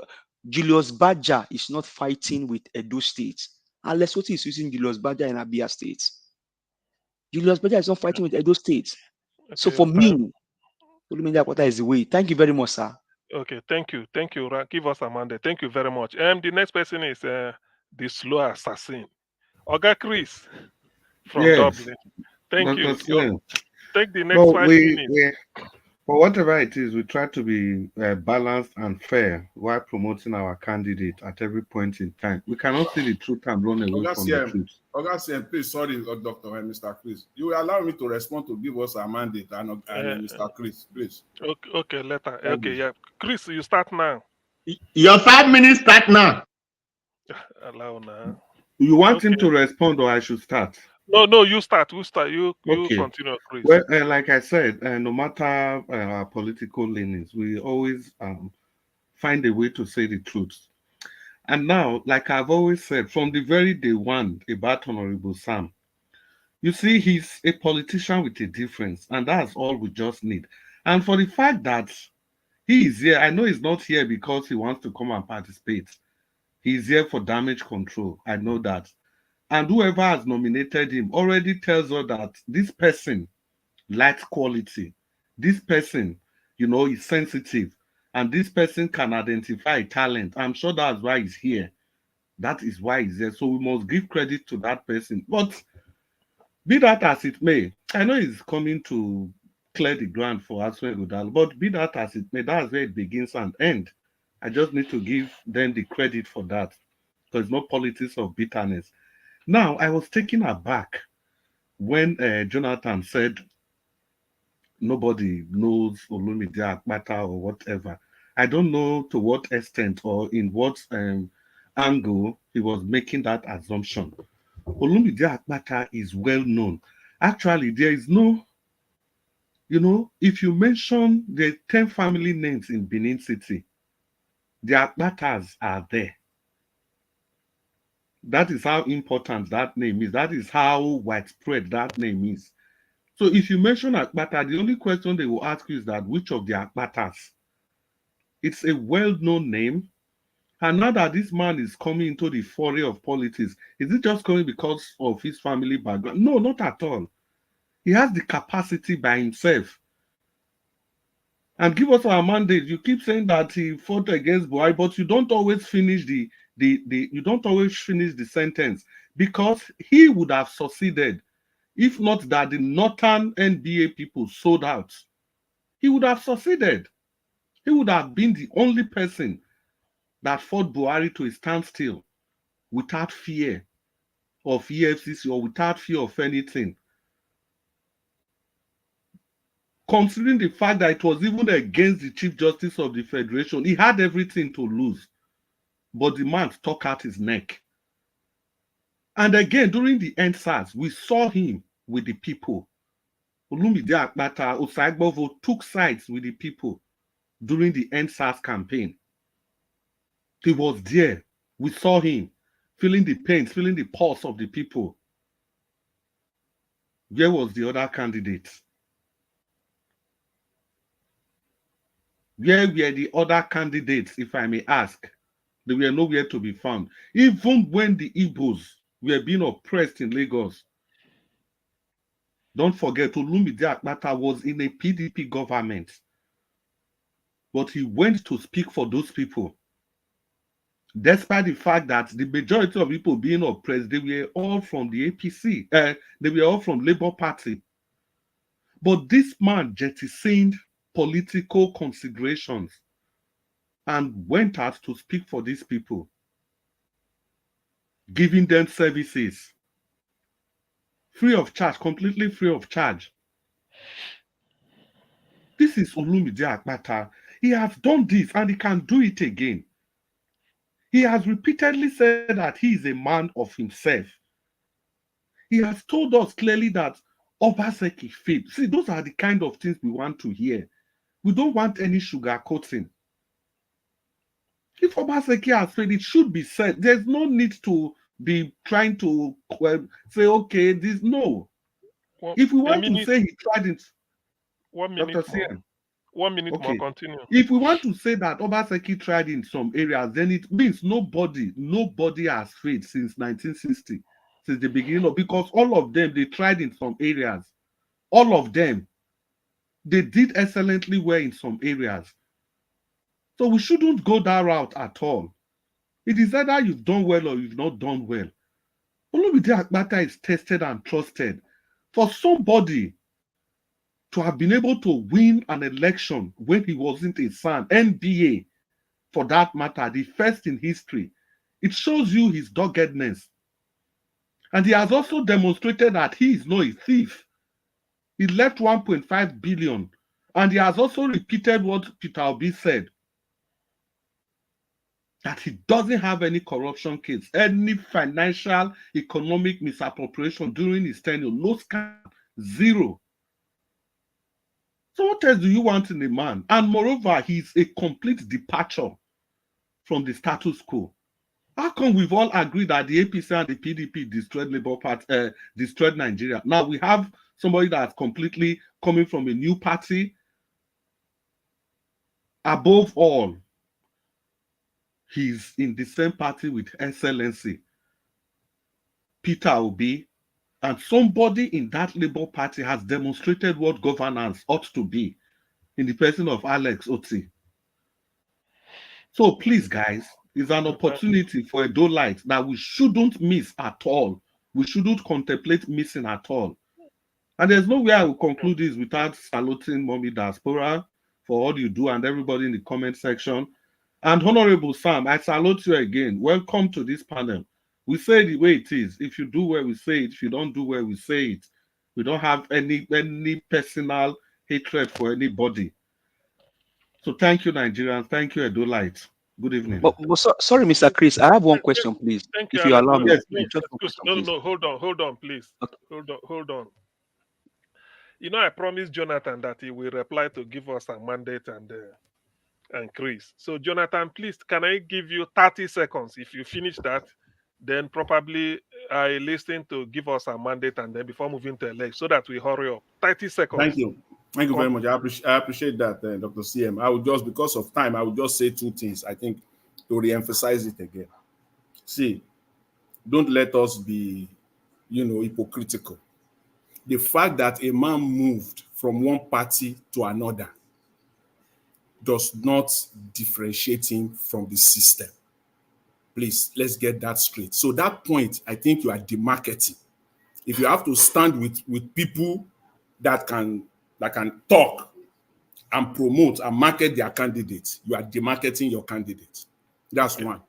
If you have to say that somebody fought a government to a ruling government, that is demarketing. We in government of Nigeria today, we even have people that fought the military to the ground. The Akpata fought military government.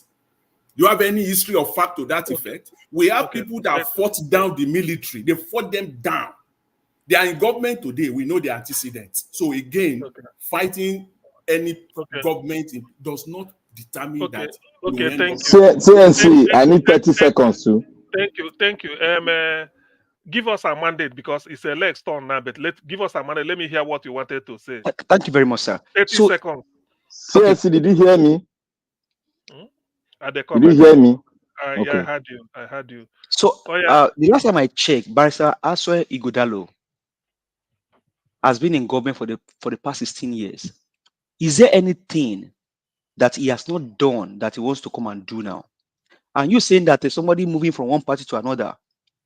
Somebody can choose to move from one party to another if the ideology has changed from what they used to believe in before. That was what Mr. Peter left PDP and went to LP Are you now going to say that Mr. Peter Gregory Obi did the wrong thing, Mr. Jonathan? No, no, for me, that's not true. Okay, so for me, thank you. the 16 years of Australia in Goodwallo in government is enough. Let's get a fresh blood. Thank you, sir. Okay, thank you. Black Panther, let's do it this way. After elects, then you can come in with what you give you 30 seconds. Would that be okay? Black Panther. Let me just go. Okay, go ahead. Okay, Alex, you have the next 35 minutes, please. You have the next 5 minutes. 35 minutes. Thank you for the 35 minutes. How can I give you 35 minutes? That's what you just said now. That's what you just said. And I can prove it to you. Unless your 5 minutes continue now. I thank you, everybody. Okay. I thank you. You see, the moral lesson of this imbroglio about Ighodalo and Obaseki and everything that we are doing here is that when you have a position, be good. Be good. If Obaseki had done well for the past 3 years, not even 7 years now, just last 3 years, or let's say 7 years, it would have been a walk in the park. It would have been a walk in the park if we had light rays. But the money that came in can do these things. APC people now are trying to release information about how much Obaseki allegedly has now that is worth a lot. I don't know how true. Maybe it's not true. Maybe it's politics. But if all the money that came to those states were used judiciously, I swear we'll not be facing all this backlash. The biggest problem I swear has now is Obaseki's government. The failure of the government. If it didn't go on a rampage demolition exercise against the court injunction, if he has not been seen to be wrestling with the palace of the Oba Benin that though people hold in high esteem, if he had not stopped local government elections for 4 years, if he had not run out of assembly like a one-man show with level members, I swear would have had a bigger chance. I have nothing against I swear I don't know him, so I cannot judge him. But there's a problem. Obaseki has put everything. He has put nails on the road that you are walking on, Mr. Eswen. That's our problem here, nothing more. We don't hate you. But we are trying not to replicate Obaseki's government again. Never again do we have a man that don't respect our king. Never again. Forget about the media brouhaha. It's a lie. We know the truth. We know that the Benin's council, the chief's council have been split into two. Some of them are the government payroll. It's on the news. Something that has never happened. And they backed it with constitution. It has never happened. There's a cold war between the palace and the king. You can see them together, but there's a cold war. And Benin don't like that. Those are sensitive areas you don't go to. It doesn't matter how mad or how crazy or how drunk you are with power. So if we had 24 hours electricity like they have in Abia State, we will be talking about Espen today. Me, I will personally vote for him. I will. I would have campaigned for them because I don't care about party. I care about what you have done, what your party have done. Mr. Nigerians had to take like 3 to 5 months to convince many of us to support Peter Obi. Ask him. I was rooting for Wike. Some of them were for Showore. Some of us were for Lumelu, whatever, all their names. Some were for Atiku. So we went for the best after doing our research.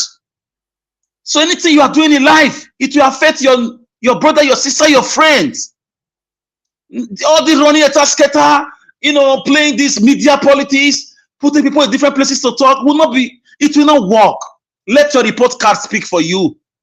So for me, I don't believe in ruling class. I believe that a son or a daughter of a woman who is at the marketplace, who is going to school, who brings out his or her books to read every day, to do his assignment, who writes exam, who aspire to be anything in life, can be anything in life. I believe the sky is wide enough for us to fly.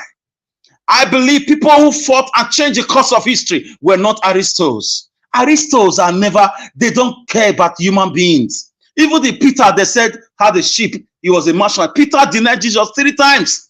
He denied Jesus 3 times. So Daniel was close to the king. The king signed the deal that put Daniel into the lion's den. So for me, look at people that have passion, compassion, vision, people who are consistent. people with antecedent, people who are you driven by humanitarian goals. That's a sign of leadership. It's not about your fat bank account, your PhDs, you'll be chairman of this and that. No, we need people who are passionate. And I look forward to an Edo state or in Nigeria where political parties will not have to sell their form for 50 million naira or for 20 million naira. I look forward to a state or a nation where young school leavers or where people who are not from aristocratic or ruling class can obtain the form to be at the age of 25 to be House of Assembly members, at the age of 30 to be a governor, to be a senator, not when it's monetized. Our party is politics is dirty, is rotten, is monetized. I'm looking forward to a revolution and a change of the system so that the best people can come around. Look at some of the best football players today. They are from the poorest of backgrounds. Name them: Ronaldo of Brazil, Ronaldo of Portugal, even Lionel Messi. The parents could not afford injection, medical bills to treat him as a child. And they are the best today in the whole world. Go and read about Ronaldinho, Okocha, read about them. They are not from rich families. They don't have PhD. And they did well. Talent and merit brought them to limelight and they made us proud. So for me, I don't believe in ruling class. And I would say this is my humble logomaki. And my logomaki, I live here with that logo apacha. And I say hasta la vista to everybody. Good night from Benin City, ancient Benin Kingdom. Thank you. Omagba, to be precise. Thank you very much, Alex. Chineke gazobuta go up Maka CNC. Okay. Up Maka Biko. Thank you. I think as it is now, we are progressing. I think it's Black Panther now, then Odua. Black Panther. Hello. See all these people. Hello. Are you here? Can you hear me? Yeah, you have the floor now. Okay. Your time. I want to say thank you, Mr. Alex. You have not proven me wrong. You're always on the positive side. I want to say something to our honorable and the last person that's before Alex spoke eloquently well. You see, I told you we might be differ in our political ideals. You see what the Nigerian politicians will always say. If they want to push problem out from the political party, they will tell you it is the people. What he just spelled out here is I did not concur with it. That is cannot be acceptable in a political scenario, in a political where you sit down to discuss about politics all around the world. It can never conform to read that it is the people. No. You see, the idea of bringing parties together to forge ahead to fight for a particular position in a country is because people have different ideology and they want them to converge into a formula to form a party, and they can come with the same ideology, converge with the same ideology to come forward and vie for the politics of that, for the positions in that nation. That is the main objective of the political parties, people that come together with the same ideology. It might not be 100%, but it can be up to 75%. That can go. But when you say the people, look, let me tell you one thing. Every Nigerian was not like this. If you want to lead us to history, and you cannot subject or take out the political party, because the political party is the bane of our is one of the main things of our democracy. Without the political party, there's no democracy. And without the people, the party cannot be formed. People that have the same like minds. And the reason why we say it's a political party is well stated. Because you go to a political party because you believe in the ideal. And when that ideal is in you, you fall into that political party and go ahead. And when you say it is people, that cannot be you cannot put that in a subject to now eradicate the problem of the nation that is being constituted by this political party, because they have ideal and they stand by the ideal. I want to remind you, when PDP were having problem, they came together, they said it's a family problem. That's to tell you there's something in common, they have in common that is bringing them together. That is why they agree and concur. And it happens again. Look at article flow in from wherever it stays. All of them flow in. And they decided it was something that we couldn't believe. They decided to pick Wike as the leader of the party. That is something they believe in. And it can be, you can say it's an ideal. So when you say yeah, is the people, remember, Nigeria was not so corrupt like this. Let us come from the history. It was Babangida that established the ideal of corruption in governance, which we all know. And that led to the 419 saga in Nigeria. So when you drag it down, the Nigerian politicians came in and they saw that they can continue that trajectory of corruption and divide and rule. So when you subject the people to this advocate that say is the people, it cannot be taken in the political arena, and nobody will subject that, would like to take it as something you can put into a political forum where you can argue it out. That is non-void. We cannot take that. That is not a thing you can come and argue here. Like I told you, we can define politically, but your mind is okay. But don't set that terminology here that is the people in order to bring in your candidate. No. Your candidate believe in the ideal. That's why they have a constitution. And if he looked at it, he nurtured on it, he mortar on it, and he decided to follow that path. That is it. And that is how to choose a political party you want to follow. In a good serene. That is how you choose a political party you want to follow. So when we say the political party are the bane of Nigerian problem, you cannot argue that out. Because they ruling the people. It is what they have, they give to the people. And they come with corruption. They come with nepotism. They come with diversional activities. And that is what they give to the Nigerian people. You cannot subject the Nigerian people to that ridicule. You cannot sit on that trajectory to work. No. No, in academic terms, you cannot do that.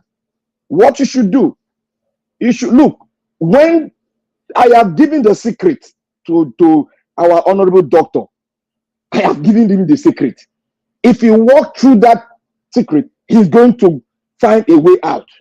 But you cannot subject Nigeria to that ridicule, Nigerians, that they are the bane of the problem. It is the problem we got from the Nigerian politicians on different platforms. That's the political party. That is what I want you to see. And you cannot drive that truck that is held by the Arewa and drive it into Nigeria and say it is the people. No. We cannot take that.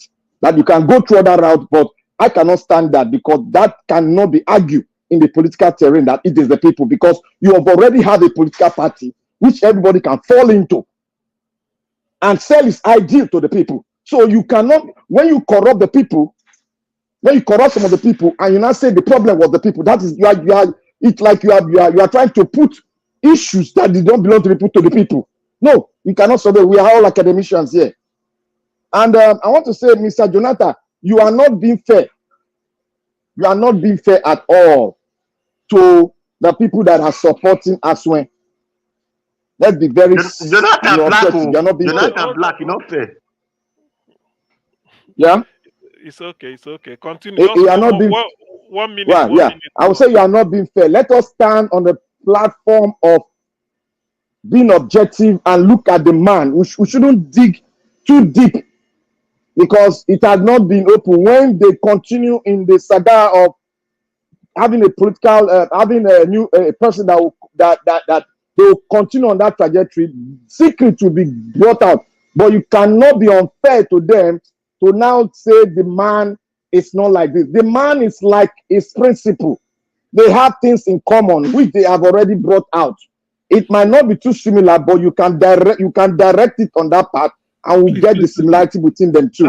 So on that ground, you are not fair with the Labour Party. Allow him to, please allow him to. I have to make that correction, Dr. Sen, please. Black Panther, are you referring to Aswe Ighodalo or? No. I am referring to the Labour Party in this one. The last one I'm saying. I said it's not fair to say. Why, Mr. Black Panther? You just say I'm not fair. How? Yeah, you see, you cannot say the similarity they brought forward is not similar. It is similar.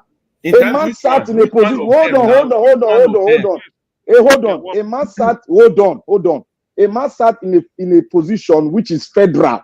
It's all the lawyers in the country, and left with 1 point something billion in his coffer, which have not been done before. And this man got another record. Wait, hold on. I'm not campaigning. Wait. I will let you talk. Let me land. And this man is campaigning on that. Go and check my record. I am not coming because of what. I'm coming because I have a good man. I love the people. He has said it himself. I'm not coming because my brother is the state governor. No, I don't like his governance. That is why I'm coming in to change it. Okay, Black Panther. So you are not being fair because they have similarity, and we cannot say in totality the similarity are in 100% in totality, but you are not fair that they are not similar. That is what I want to correct. Thank you. It's okay. Everybody, hold on. Whoever the last person left to speak to us is Odua. I don't know, Madam Nena is not thinking she's no longer here. After that, then I can now allow 30 seconds here and there. So please, whatever you want to say, note it down and try to compress it within 30 seconds or 40 seconds, please. So, Odua, if you are here, I think you are here. Yeah. Thank you, sir. Thank you. God bless you. Everybody, no interject. I no need 20 minutes, 10 seconds when I get me at talk. Now let me talk. Thank you all. You see, Mr. Black Panther and Ogasiem, we want to check record. As you said, Lucky Gbenedion told us that his father is rich already. He's not coming for Edo State money. Even when he worked as a, I think already chairman or something like that, he could not even receive salary. But when he come as a governor, Edo people here win. So that is for, we has such record done already. So Oshomole tell people to go to strike. He fought whatever fought. When people went to strike, they call Oshomole. 3 days Oshomole said everybody return back to work. The reason Oshomole told them to strike was not resolved.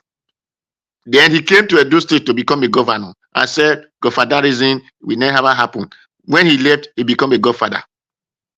Now, we have seen the record of all these things. We have seen their record. It is not, according to people that talk English, they say talk is cheap, but to do the do is difficult.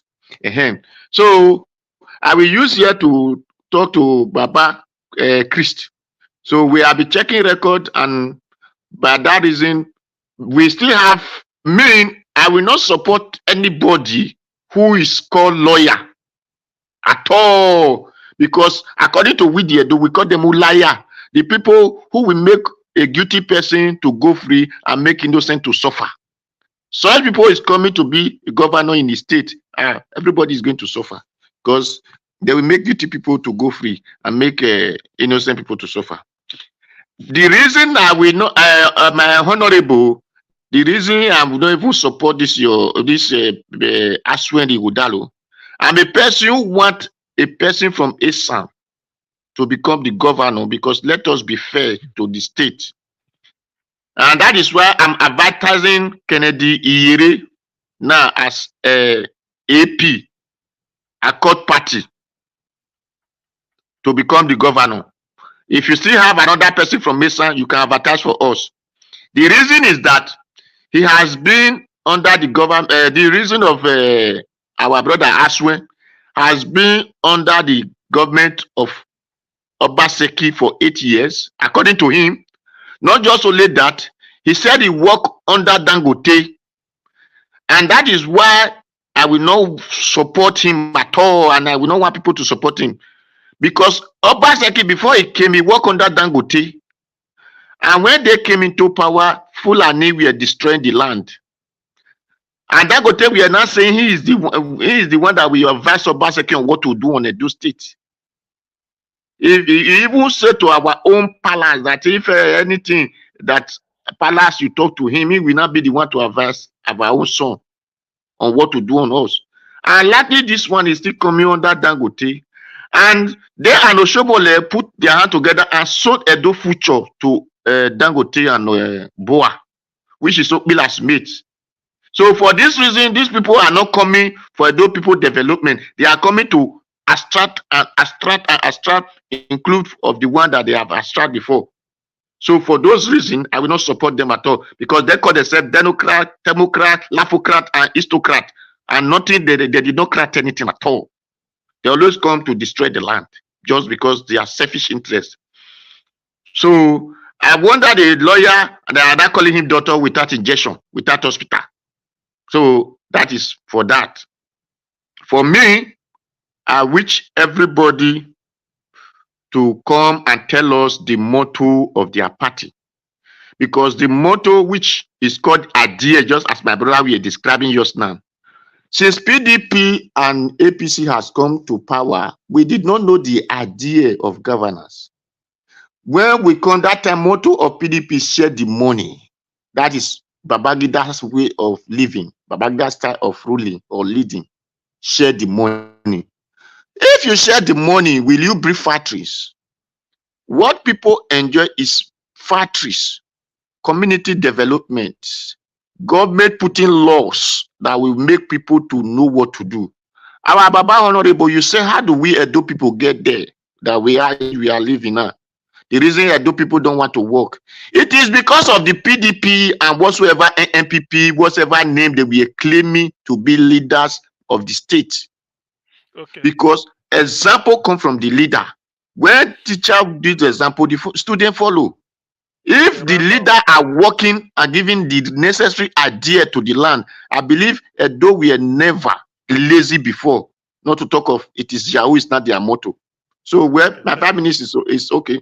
I don't want to take other point. Thank you. Thank you very much, Odua. So far, gentlemen and lady, I don't know why Madam Nena is no longer showing up. Thank you very much for all good submissions. I remember I promised 30 seconds. Whatever you want to sort of rebuttals, please compress it within 30 seconds so that it will go around and then it will be it will be enjoyable. Let me just put it that way. So Jonathan, I start with you. Yeah, thank you. Thank you, Augustian.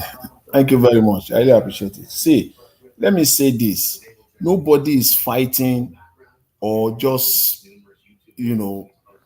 fighting against anybody just for the sake or against any candidate, just, in fact, I'm not against anybody. I just want clarity and politics that will be played out of the status quo. That's all I want in Nigeria. For me, so far, everything that is being said about Olumide Akpata, see, is still all everything that we've heard before. You are talking about MBA. Okay, let's talk about MBA just for a second. We know do you know the record of Soludo when Soludo was at CBN? A sterling record. Soludo is now the governor of Anambra State. Can you put that side by side? That was what Soludo, one of the things he used to campaign. In fact, he wanted to be president too. Do you know the sterling record of this same Emefiele before he was appointed? Unblemished record in the banking industry. We know the same Emefiele today.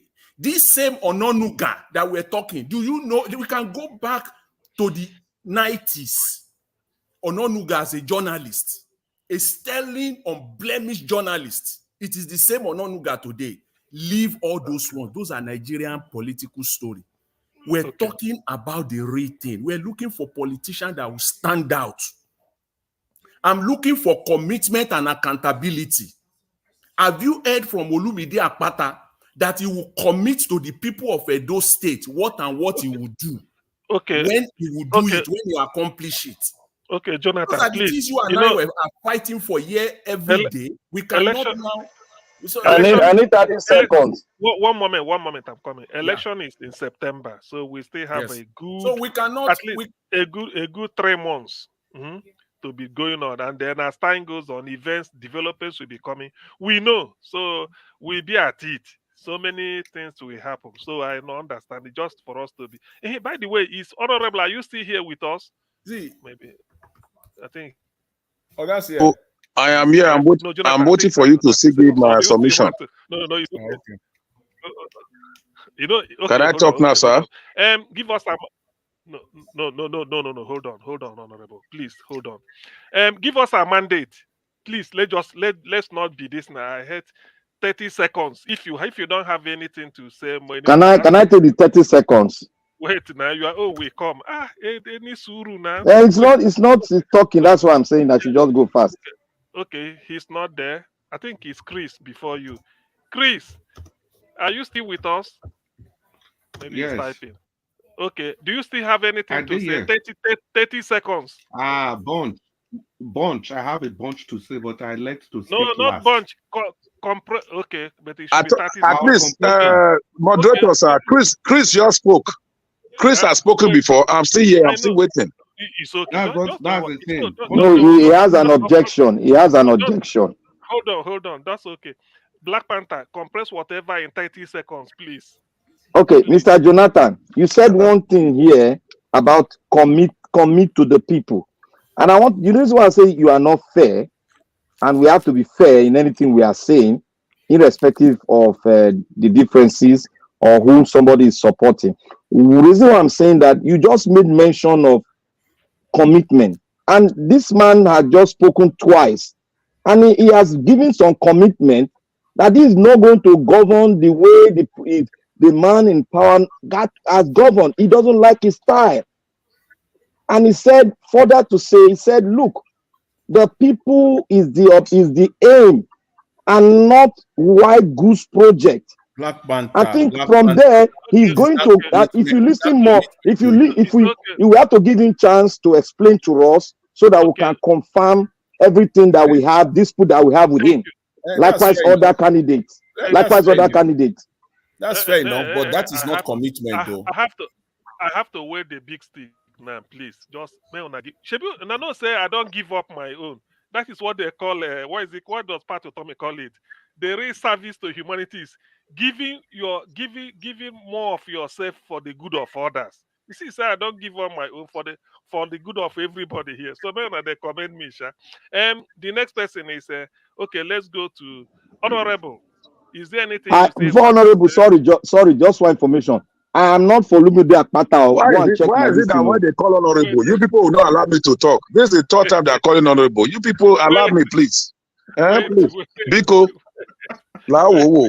Wait, hold on. Thank you, Mr.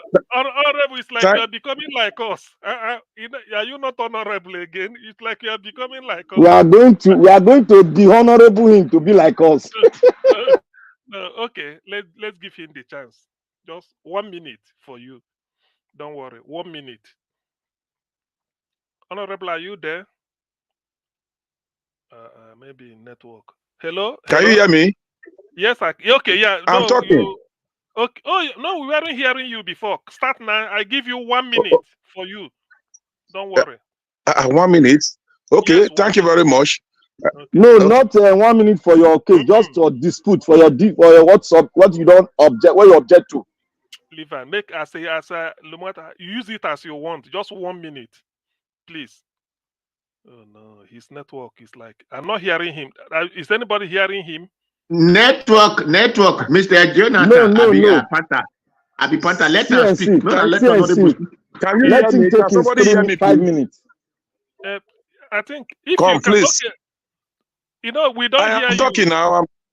But we are not hearing you. Apart from you, can anybody hear me? Yes, we can hear you now. Now we can hear you. We hear you. Now. Okay, thank you so much, sir. So, like I was saying, to me, the reason I'm supporting as well, let me just... see, we are not hearing you again. We are not hearing you again. How come you are not hearing me? No, it's not. Hello? Network UFP. Is the network? Oh, Alex is on my matter. Alex is on my matter. It's Alex. Okay. Continue. We'll be patient. Okay. Thank you very much. Like I said, the other man said it's not all about the people. I want to still say it's all about the people. It's still all about the people. It's not all about political parties. because the people in PDP, APC, AD, or whatever, they are from somewhere. Most of the leadership of Labour Party now, they didn't just fall from heaven. They were from somewhere. Some were members of APC, some were members of PDP. You understand? If you look at how Labour Party was formed, Labour Party was formed by National NLC, Nigerian Labour Congress. You are still seeing some conflict between the Nigerian Labour Congress and Labour Party now. You know, I remember when the Nigerian Labour Congress, they wanted Oshomole to be the governor of Edo State. They liaised with APC. First, they went to PDP. You know, so PDP told them there's no chance at all. They met with the APC, and APC gave him a chance, and he proved himself in the party. So it's all about the people, not all about the party, to a very large extent. The person we are talking about now, Peter Obi was a member of PDP. He was a member of PDP. It was in PDP he proved himself. He has never ruled. He has never governed as a Labour Party man. All the track record he has today was when he was a governor of PDP. No, he was a governor under the platform of PDP. Abga was a governor of Abga, not PDP. Yeah. No, that is wrong. That is what I'm telling you. It's not the people, it's the party. The ideal matters a lot.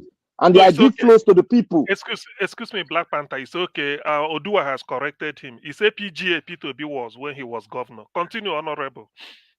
Yeah, he was still a member of PDP. He was a running mate to somebody in PDP. So what I'm trying to say in essence is that it's all about the personality of a person. That's what I'm trying to say. If you are bad, irrespective of the political party you are, you'll be bad. If you are good, irrespective of the political party you are, you'll be good. You will not allow godfatherism or whatever the bad people in that party to influence your decision. Because if you are a governor, you are a governor for the people. You must know that you are elected by the people, and your loyalty should be for the people. And that's what my principal said when he was asked, will he be loyal to Obaseki? He said it pump blank without the same word. He said my loyalty will be for the people of Edo State. Those are the people that are going to elect him. And if he's going to be accountable to anybody, it's to the people of Edo State. So I'm still of the opinion, in my own personal belief, that Aswa Igodaro still remain the best candidate in Edo State. If you look at his running mate, these are people with track record. You know, if you have to look at Peter Obi, why are we talking about Peter Obi now? We are looking at his track record, what he has done before, and what we believe he can do. If he has no track record, we won't have been talking about Peter Obi. So track record matters a lot. So if you look at my candidate, Dr.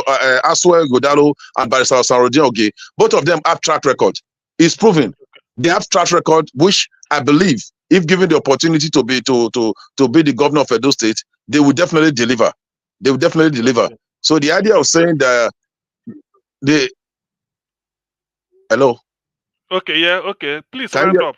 Yes, please. Yes, I can. Round up. Okay.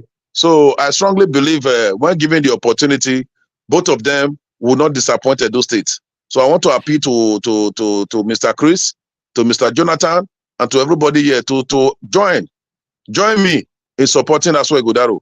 I want to correct one impression here. Aswa Igodaro, somebody said probably some Honorable Sam was sponsored to be here. He's not even aware I'm here. He's not even aware I'm here. It's not the one. Nobody sponsored me. No political party sponsored me to be here. I'm speaking as an individual. I came here as an individual. So I want to correct that impression. If they want to send somebody, yeah, they can send. I'm here on my own. Okay. So it's good I correct that impression, please. Thank you very much, Honorable. As a member of PDP. As a member of PDP. It's okay. Please, thank I'm here as Sam Imovo, please. Thank you. Okay. Oh, you know the PDP again. Wait. Excuse me. I'm not here representing PDP. I'm here speaking as Honorable Sam Imovo, and I have my own rights to choose. Okay. Is it a Movo Jos, the VC yes, Jos? The VC Jos. Is he a VC Movo? of Jos? Professor Emmanuel Emovo. Professor Emmanuel Honorable Emovo. Sam, is it the same Emovo, former VC of University of Jos? It is the family. They are the same family. They are all that age. Oh no! Please go that hold on direction. Now, hold on, please. I mean, may not chill now. When we are asking something, there's a reason why, because I didn't know what he stand for when he mentioned the Emovo that came to Emovo is a great grandfather name. Hold on, Odua, please. Let me say what I want to say. Immediately he mentioned. If unless you hear my name, because the body go use the shakam. Una say 1 minute. If you have allowed me to be talking, it's better. Alex, And my 1 minute is over now. Please, please, if to say I get the key, I for don't put some people for backstage for now, so that I have a bit of what I want to address is when I don't know the meaning of E, what it stands for, but when he mentioned the Emovo, what quickly came to my mind was Professor Emovo of University of Jos, one-time VC, because the daughter was a fashion designer that helped to sew clothes for one of my late cousins when they wedded. So that thing really rang to me. She read microbiology. What her daughter, the Professor Emovo of University of Jos. So I don't know whether you are related to a family or something like that. If not, no problem. It's just a random thought. Anyway, the what is it called? Now, at least I still have some power left in me. So as it is now, why we are as we are looking forward to Edo 2024, there's something I want to say for now, so that it will be guiding us. I will coin it this way. What if it's not Panadol? It can never ever be Panadol. That's one. Secondly, that somebody that a thief left Siluko Road for Bini, can relocate to Sakpoba Road. It does not mean saying no be thief. And that does not mean say anybody where they Sakpoba Road, where they clean, immediately come by a change position to Siluko, you become a thief. No, it doesn't matter. In other words, now the character go determine, not the location. That is what I'm trying to say, so that people, I will just put it in there, so that we factor all these things in.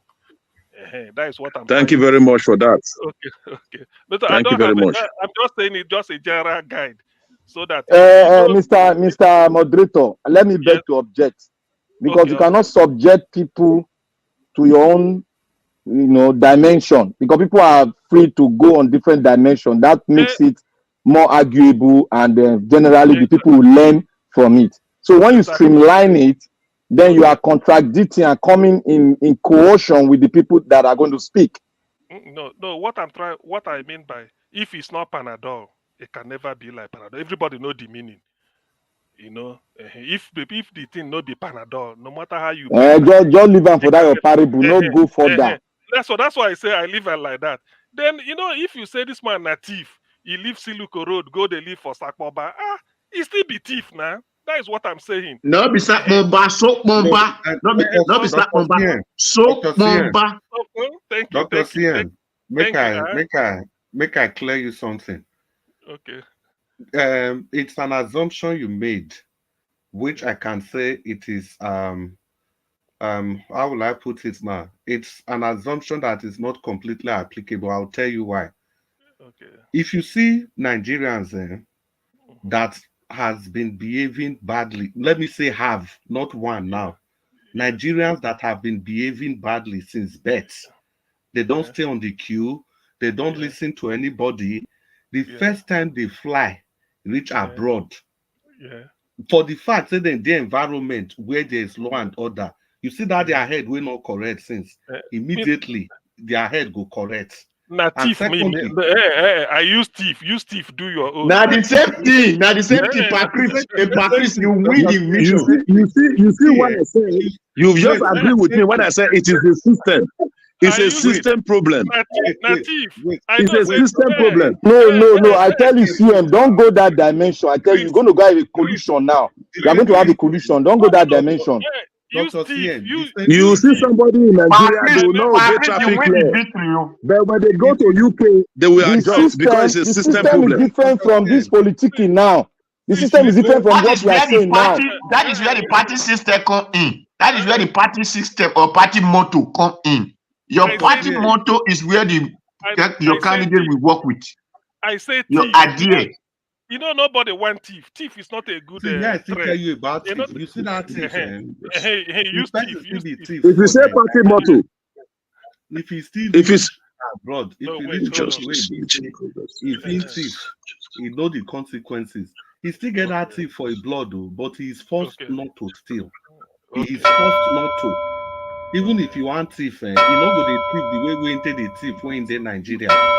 Aladura don't blow bell. No, na ready to prove. Okay, you don't even try. Thank you very much. Bishop, don't come. Oh. CNC, your job is relieved now. The motto of our party, somebody they ask motto, says the motto is justice, unity, and progress. Let me We want progress, we want unity, and we want justice for this country. That's our motto. Let me thank everybody. Give me my 1 minute. But you say you are not a PDP man now. I never said so. I never said so. I said I'm not here representing PDP. Excuse me. No, don't get me wrong. What I'm saying is that I'm not sent here by PDP. I am a PDP man. Proudly PDP man. And the Oh, you are a PDP man.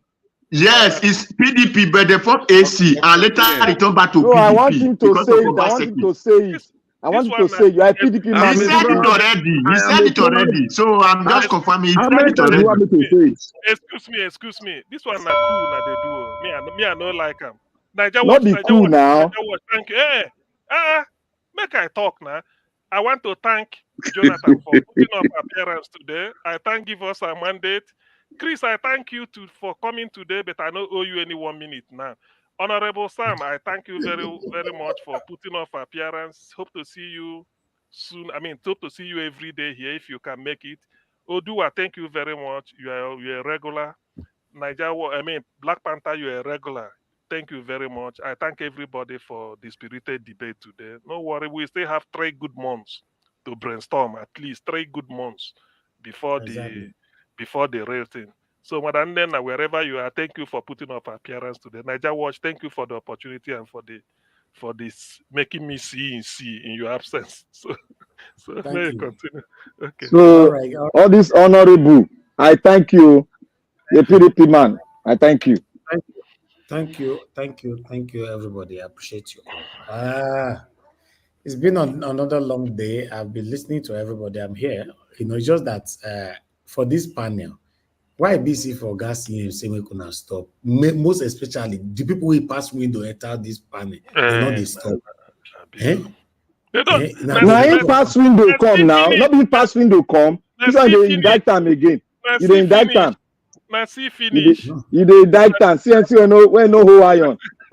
Although I don't mention anybody name, but people will know nothing. You don't mention people name. See you now. Blackpot the 10 Blackpot. The person is still bullying right now, so they talk. It's true. Look at him. He don't go take in last break. Other than dinner, he don't come back. Now your belly don't full now. Not be so.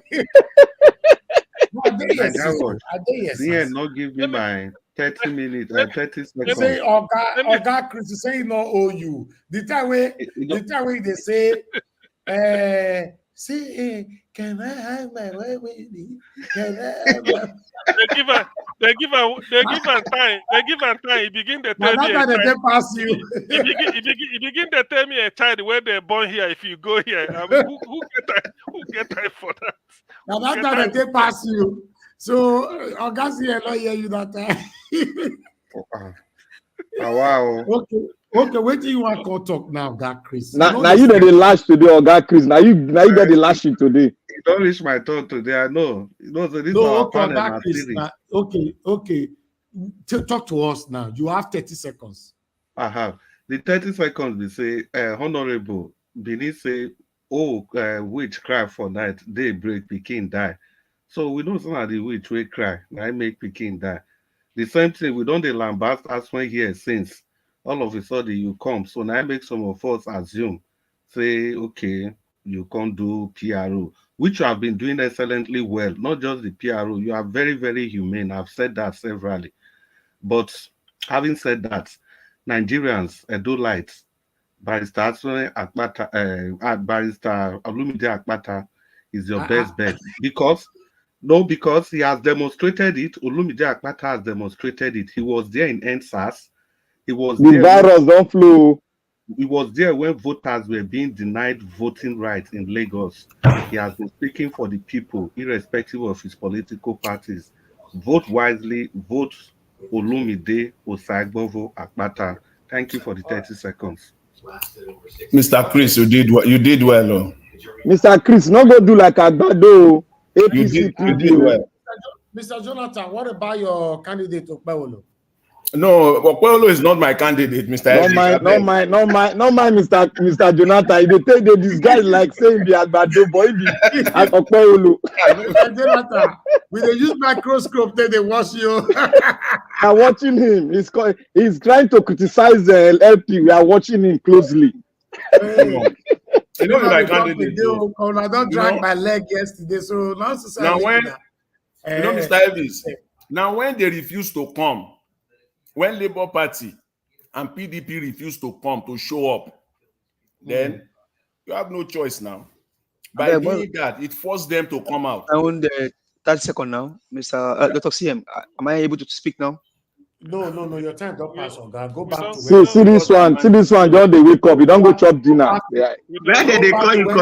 My friend. You want to come and sell Akpata for the last minute. You want to say since you know I want to sell Akpata, don't do like that. You know, since you know I want to sell Akpata, allow me to sell him, please. Please allow. Nobody go buy. No need. No, you will say, Mr. Odua, you say, go eat just now. You check for anybody for here. No mind, he won't come say Akpata, make it verse. He won't come say Akpata. Okay, I left comment. Make me sell Olumude Akpata. Yeah, go ahead. Okay, go ahead. Thank you very much.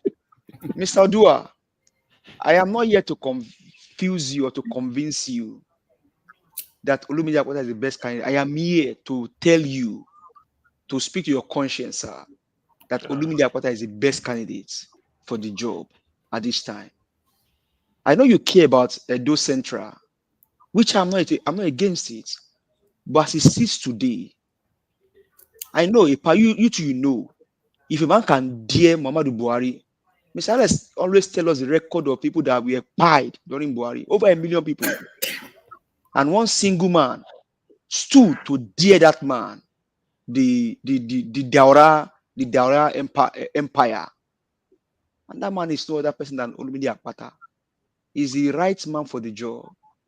You know, the honorable always talk about political elite or the ruling class. Olumude Akpata does not have to be in the ruling class to be able to govern the people. Olumude Akpata he's not a son, and he was the NBA president. Look, honorable sir, please, when you leave this channel tonight, take the template of the current NBA president and take the template of Olumude Akpata, compare it.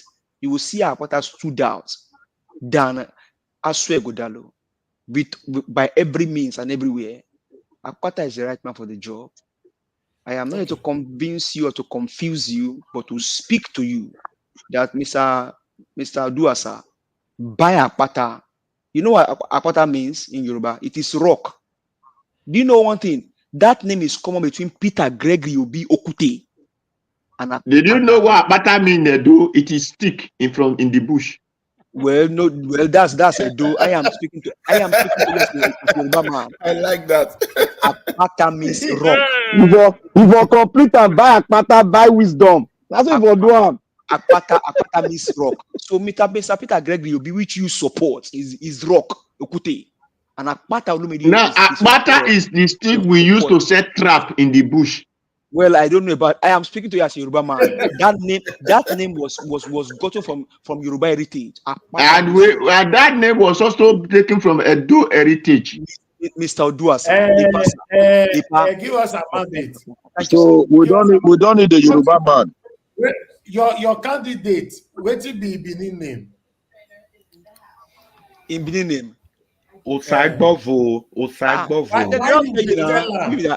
That's the Benin name. See how you pronounce that name. More will not use that. More not use dirty politics. So say that Yoruba man. It's very surprising. It's very surprising that the Akpata in question has not even come to speak to us in Nigeria Watch. No, he's coming. We come now. Don't say that narrative to the Edolites. Akpata is not a Yoruba man. Please don't say that narrative, please, sir. All right. Please. Let's be honorable to the end, sir. Thank you, sir.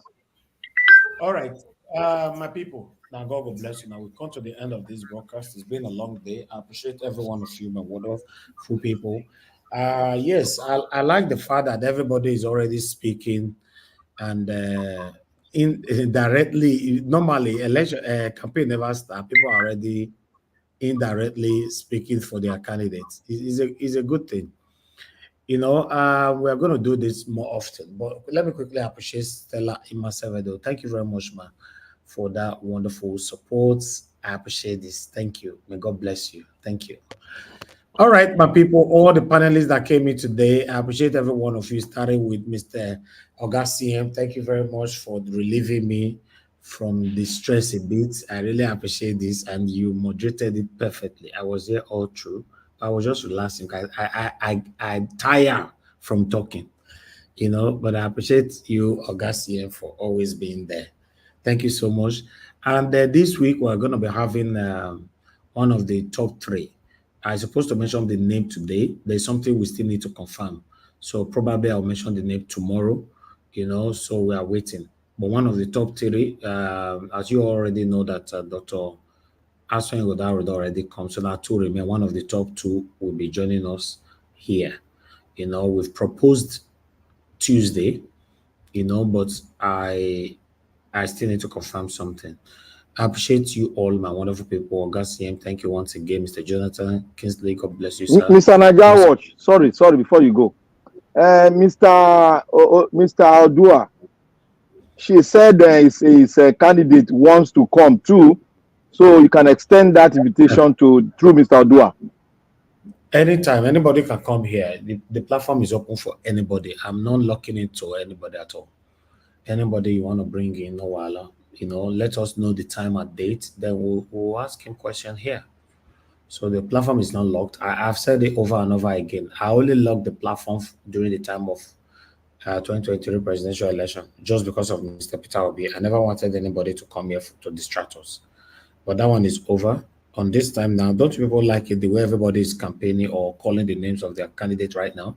It's better. I understand some of you wanted me to lock it for one particular person. I'm not part of that. I'm sorry. If you want to be hating or you are angry, it's up to you. I'm not part of that.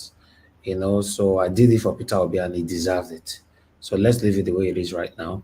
Let everybody fight for their candidates. You know, if you get better mouth, you feel campaign for your candidate. Then this platform today. When you not get better mouth, other people will acclause you. Their candidate will be echoing. So you know, see what he give us about they do yours now. Regardless of whatever is happening, he still quickly comes say lie, I not agree for anybody. Yes, that's what it all, that's what it's all about. You have to do it. You know, why we are waiting for September. Although when campaign won't start, I don't know. But still, they say campaign never start officially. It never starts, so I'm not sure. But still, it's starting by April 28th. It don't reach ground. Campaign is starting next week. Next week. Hey, woto for this platform. That's when they are going to see Aswe Igodayo in action. We are waiting for campaign. We are waiting for debates.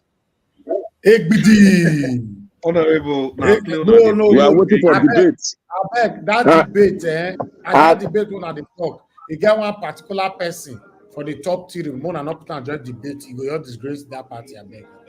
Who be the person? No, I don't know. I say one. The person don't they wrong. They said they don't want debates. You see, PDP chieftain, honorable, not talk like that too. Even the one we're quiet now, they bring your own weapon too. Okay, thank you. We know ourselves. Now we do here. We are not there here. We know ourselves. We know those who are not. We know those who are not. From where they fight. Debate. We know. Thank you. You don't know how to tell that. No. That Peter Obi won that election. Honorable. That statement. So, if you not take on like say now nothing, everybody go cry at the end. Now big statement. You get why? At least now they tell them. Some people when they talk now say don't they run for the debate or whatever. Now so you go here and everybody I go clear. Now they talk. We are aware. We know where their power they. We know, and that's what they are banking on. And we're already making provision for that. We don't have fear. We don't have fear at all. Two of you are the same thing now. Two of you are the same thing. I get top people who tell me say they want to be coming to the platform, but they are waiting for the campaign to start first. So when I go here, see many faces when I never see before for this platform, and I was hear many names when I never hear before. So all of them go come from nowhere. You know, when I know say I do it out of a letter, so when I'm not too versed, when I see new names. When I come Make them come now. It is good now so that we can hear how Nigerians are, how Edolite are thinking. Exactly. So I appreciate you all. Oga Abuazi, what you gonna concern me for this matter now, Oga Abuazi? You said Nigeria was tell us your candidate. Peter Obi is my candidate. No mind Abuazi. Not mind Abuazi. Sabi waka the whole network. No mind Amo. I don't want to talk about before. I said Peter Obi is my candidate. You go yab me now. Bola not drag me. Oga Abuazi, Bola leave me alone. As it be so, now not they enjoy the panel.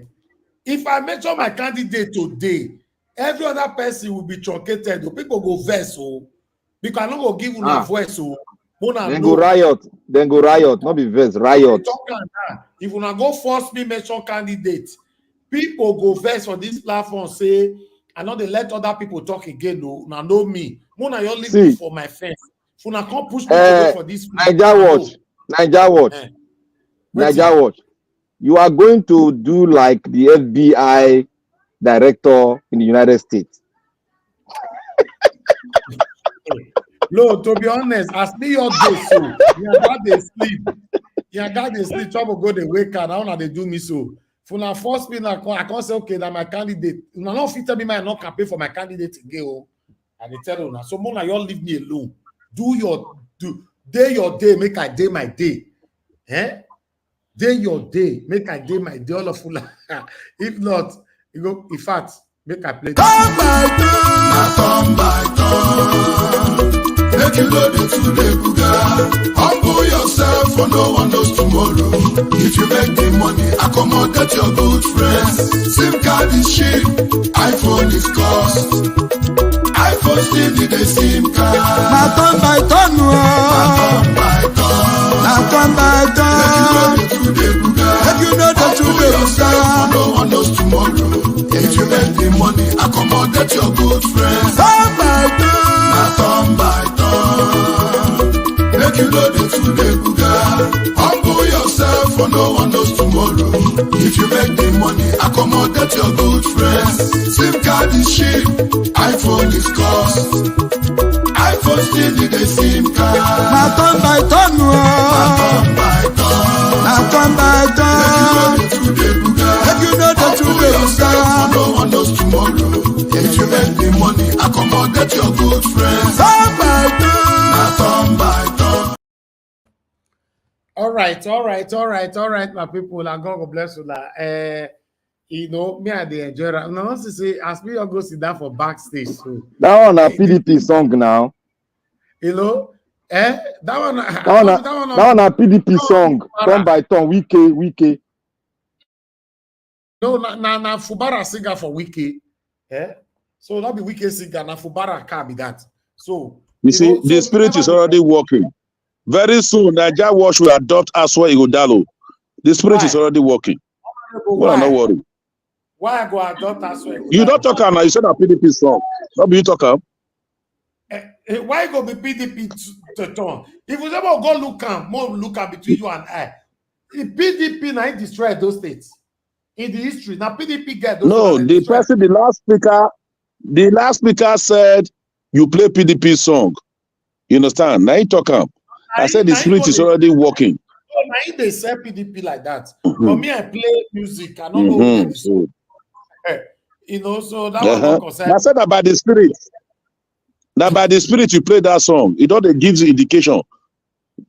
Now turn by turn. Now that's why I go down to turn now.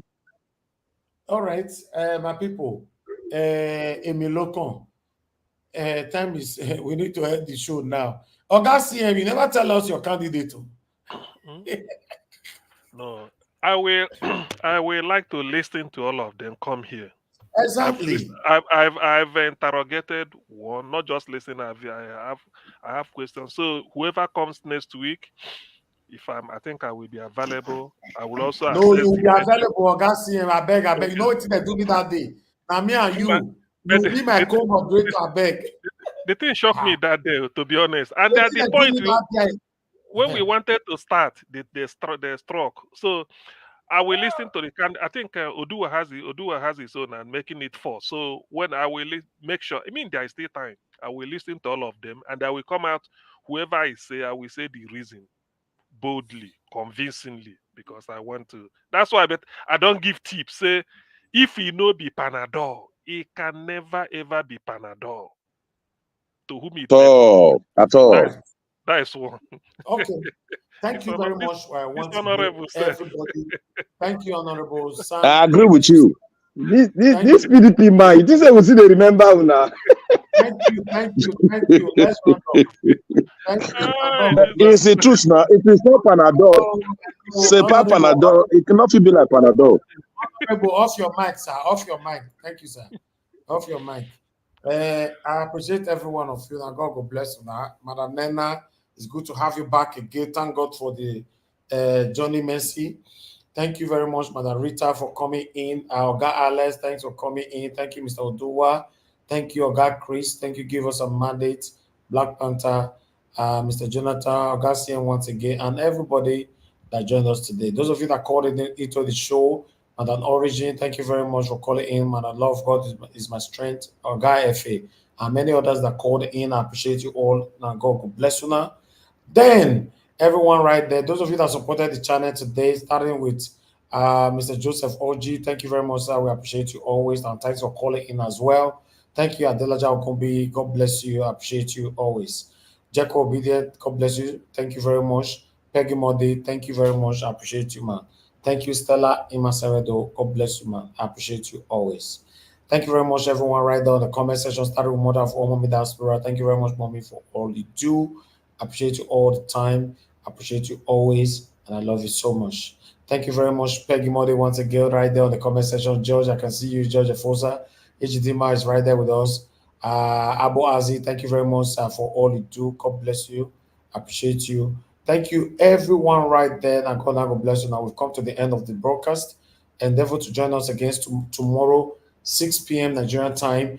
And let's continue to talk about the things that's affecting you and I. Let's continue to demonstrate our constitutional right to call out this satanic set of people to do the right thing. We can't continue like this. We can't continue to pretend that things are going well. Nothing is working in Nigeria. Nothing, absolutely nothing is working in Nigeria. I'd like to also appreciate those of you that is joining us every day. And apart from that, those of you that are subscribing to our channel every day, today now we got a couple of subscribers as well. We get subscribers every day. I want to appreciate you. Welcome to Nigeria Watch Media. In case you are wondering what's the media all about or what are we doing here, it's straightforward. We are Nigerians coming together to demonstrate our constitutional right, calling out our government to do the right thing. We can't continue to live the way we all are living right now. If that's what you want, you're at the right place. But if you're part of the satanic people that have impoverished us, that have been recycling themselves since Nigeria was created, then this is not where you belong. Go look for these satanic platforms. We have 1 or 2 of them on social media. Go and join them and continue to demonstrate your satanism. Thank you very much, every one of you right there. We've come to the end of the broadcast.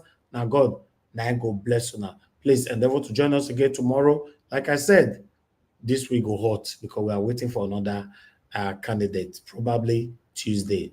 Fingers crossed. But I'll let you guys know tomorrow evening, whatever that comes up. Take care, my people. I've come to the end of the broadcast. Now, God bless you now. Bye for now. Good